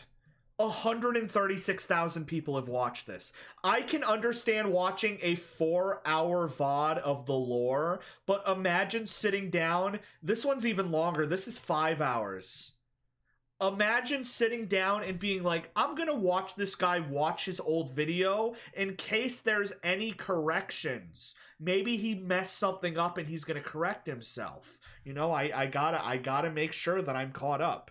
I spent more time not watching the video than I spent watching it. He should watch me watch it. Then I watch you, watch him, watch you, watch you, watch him, watch him, watch me, watch you, watch him. Do the Twitter redemption? All right. Well, guys, I'm just going to run a rerun. I'm literally just going to run the rerun of last week and tonight. So the next 7.5 hours are just going to be this again, but not live. I'm just going to let it run. Maybe I'll get 1 follower from doing nothing. That would be neat. So yeah, I'm just going to run that. And I will see you guys tomorrow. Follow this account. It looks like they post Five Nights at Freddy's comics. I would rather not. That sounds absolutely awful. So I am just going to refund you your coins so that I don't have to. There's not usually a limit of what I won't follow, but the idea of having Five Nights at Freddy's comics on my timeline is something that I don't want.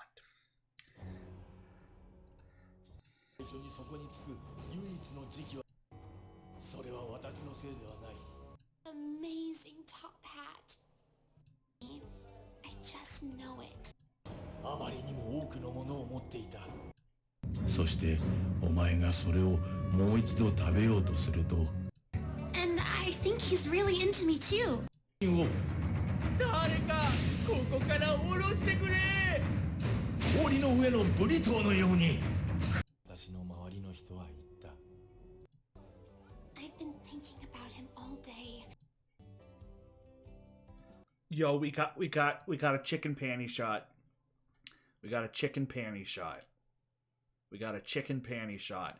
I can't believe that there is 20 minutes. 20 minutes of this.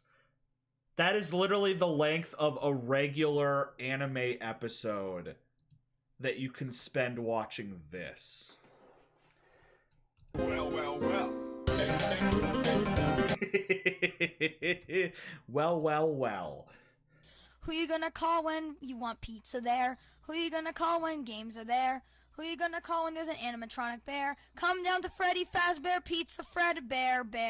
Who you gonna call when... Well, there we go. We've come full circle. And the good news is if you do want more Freddy content, Then after Rhythm Week, I will be finishing up the new game, Security Breach. And the good news is that I will now understand what happens in that game. So that's good. That's good. I will now understand that game. I talked about watching him, watching me, watching him, watching you, watching him, but now Freddy is watching me, watching him, watching you, watching him, watching me. It comes full circle. Look at those strings. Those long, beautiful strings. That's a child. That's a dead child. That's a dead child. Why did they yassify? Why did they yassify the ghost of a, never mind. Hey Maddie Patty. Well, I'll see you guys later. I am not going to keep going. I refuse. Everybody knows what song I want. He'll be mine overly. Let's go to rights only. I was afraid they were going to start making out, and I wouldn't have been happy about that. I love lean. All right, I'm actually ending the stream now.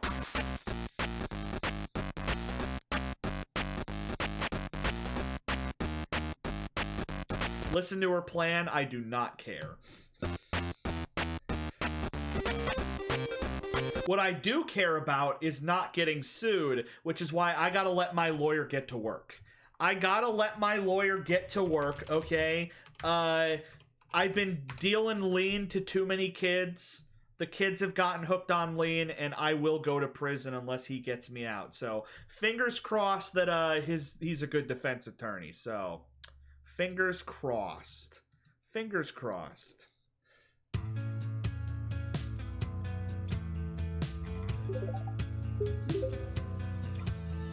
Dear Diary. Somebody is masturbated to this. Thank you so much for following there, Chronic. I am ending the stream right now, but Sprite tastes like TV static. Has anybody had, like, McDonald's Sprite? Because it actually burns your throat. I am 90% sure that they put alcohol in, like, McDonald's Sprite. Like, genuinely, next time you go to McDonald's, get a Sprite, it'll feel like you're on fire. Does that say 56? Wait, does that say I have 56 lawsuits? Oh my god. I'm gonna go to I gotta let the lawyer get to work.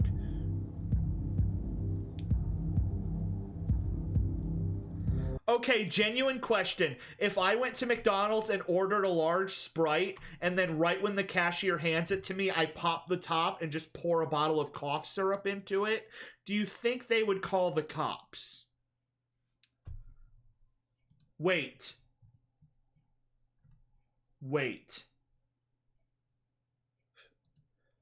Hello once again, theorists. Welcome to Matt Pat Plays. Today we are playing the scariest game of all creation. Probably heard of it. No. No.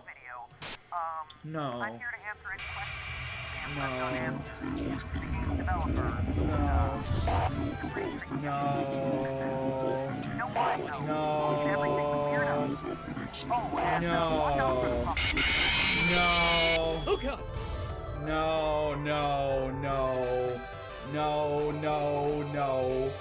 No. It's time.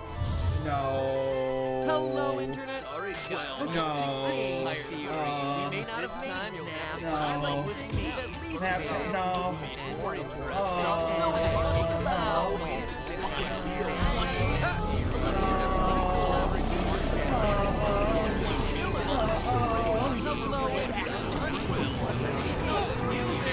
How you doing there, Fire Panda?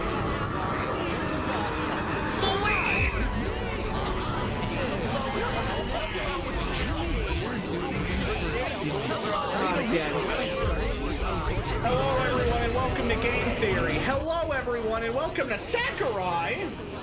Hello everyone and welcome to Game Theory.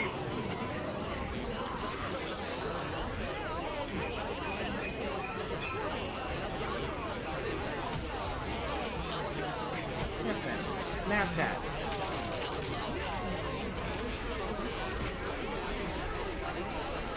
MF Doom, all caps. All caps, MF Doom.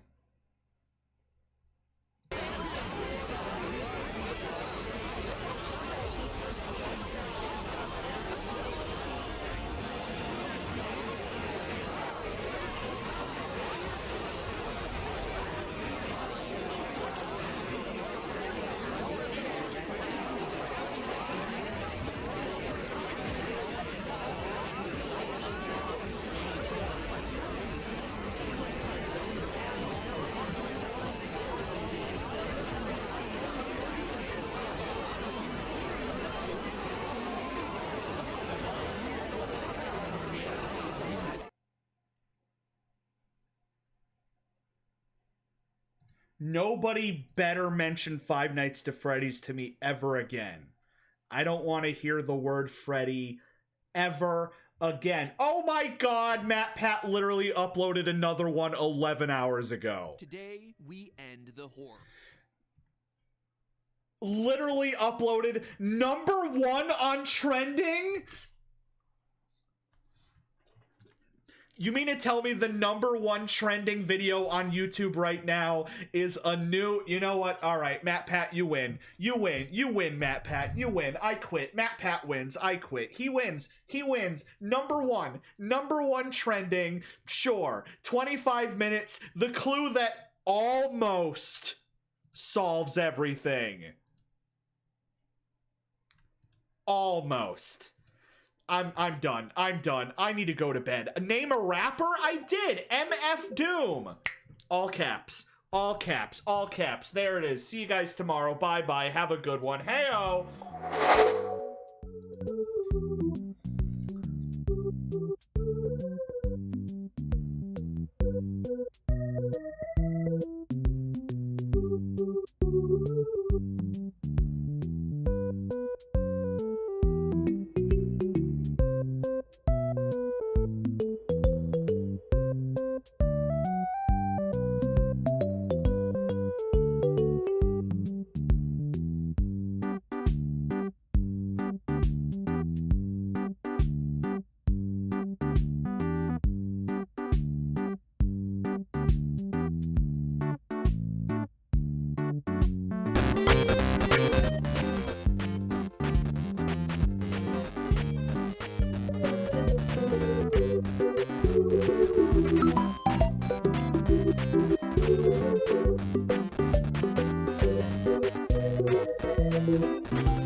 The horror. Today, we solve FNaF. Wait, did we say this exact same thing 7 years ago?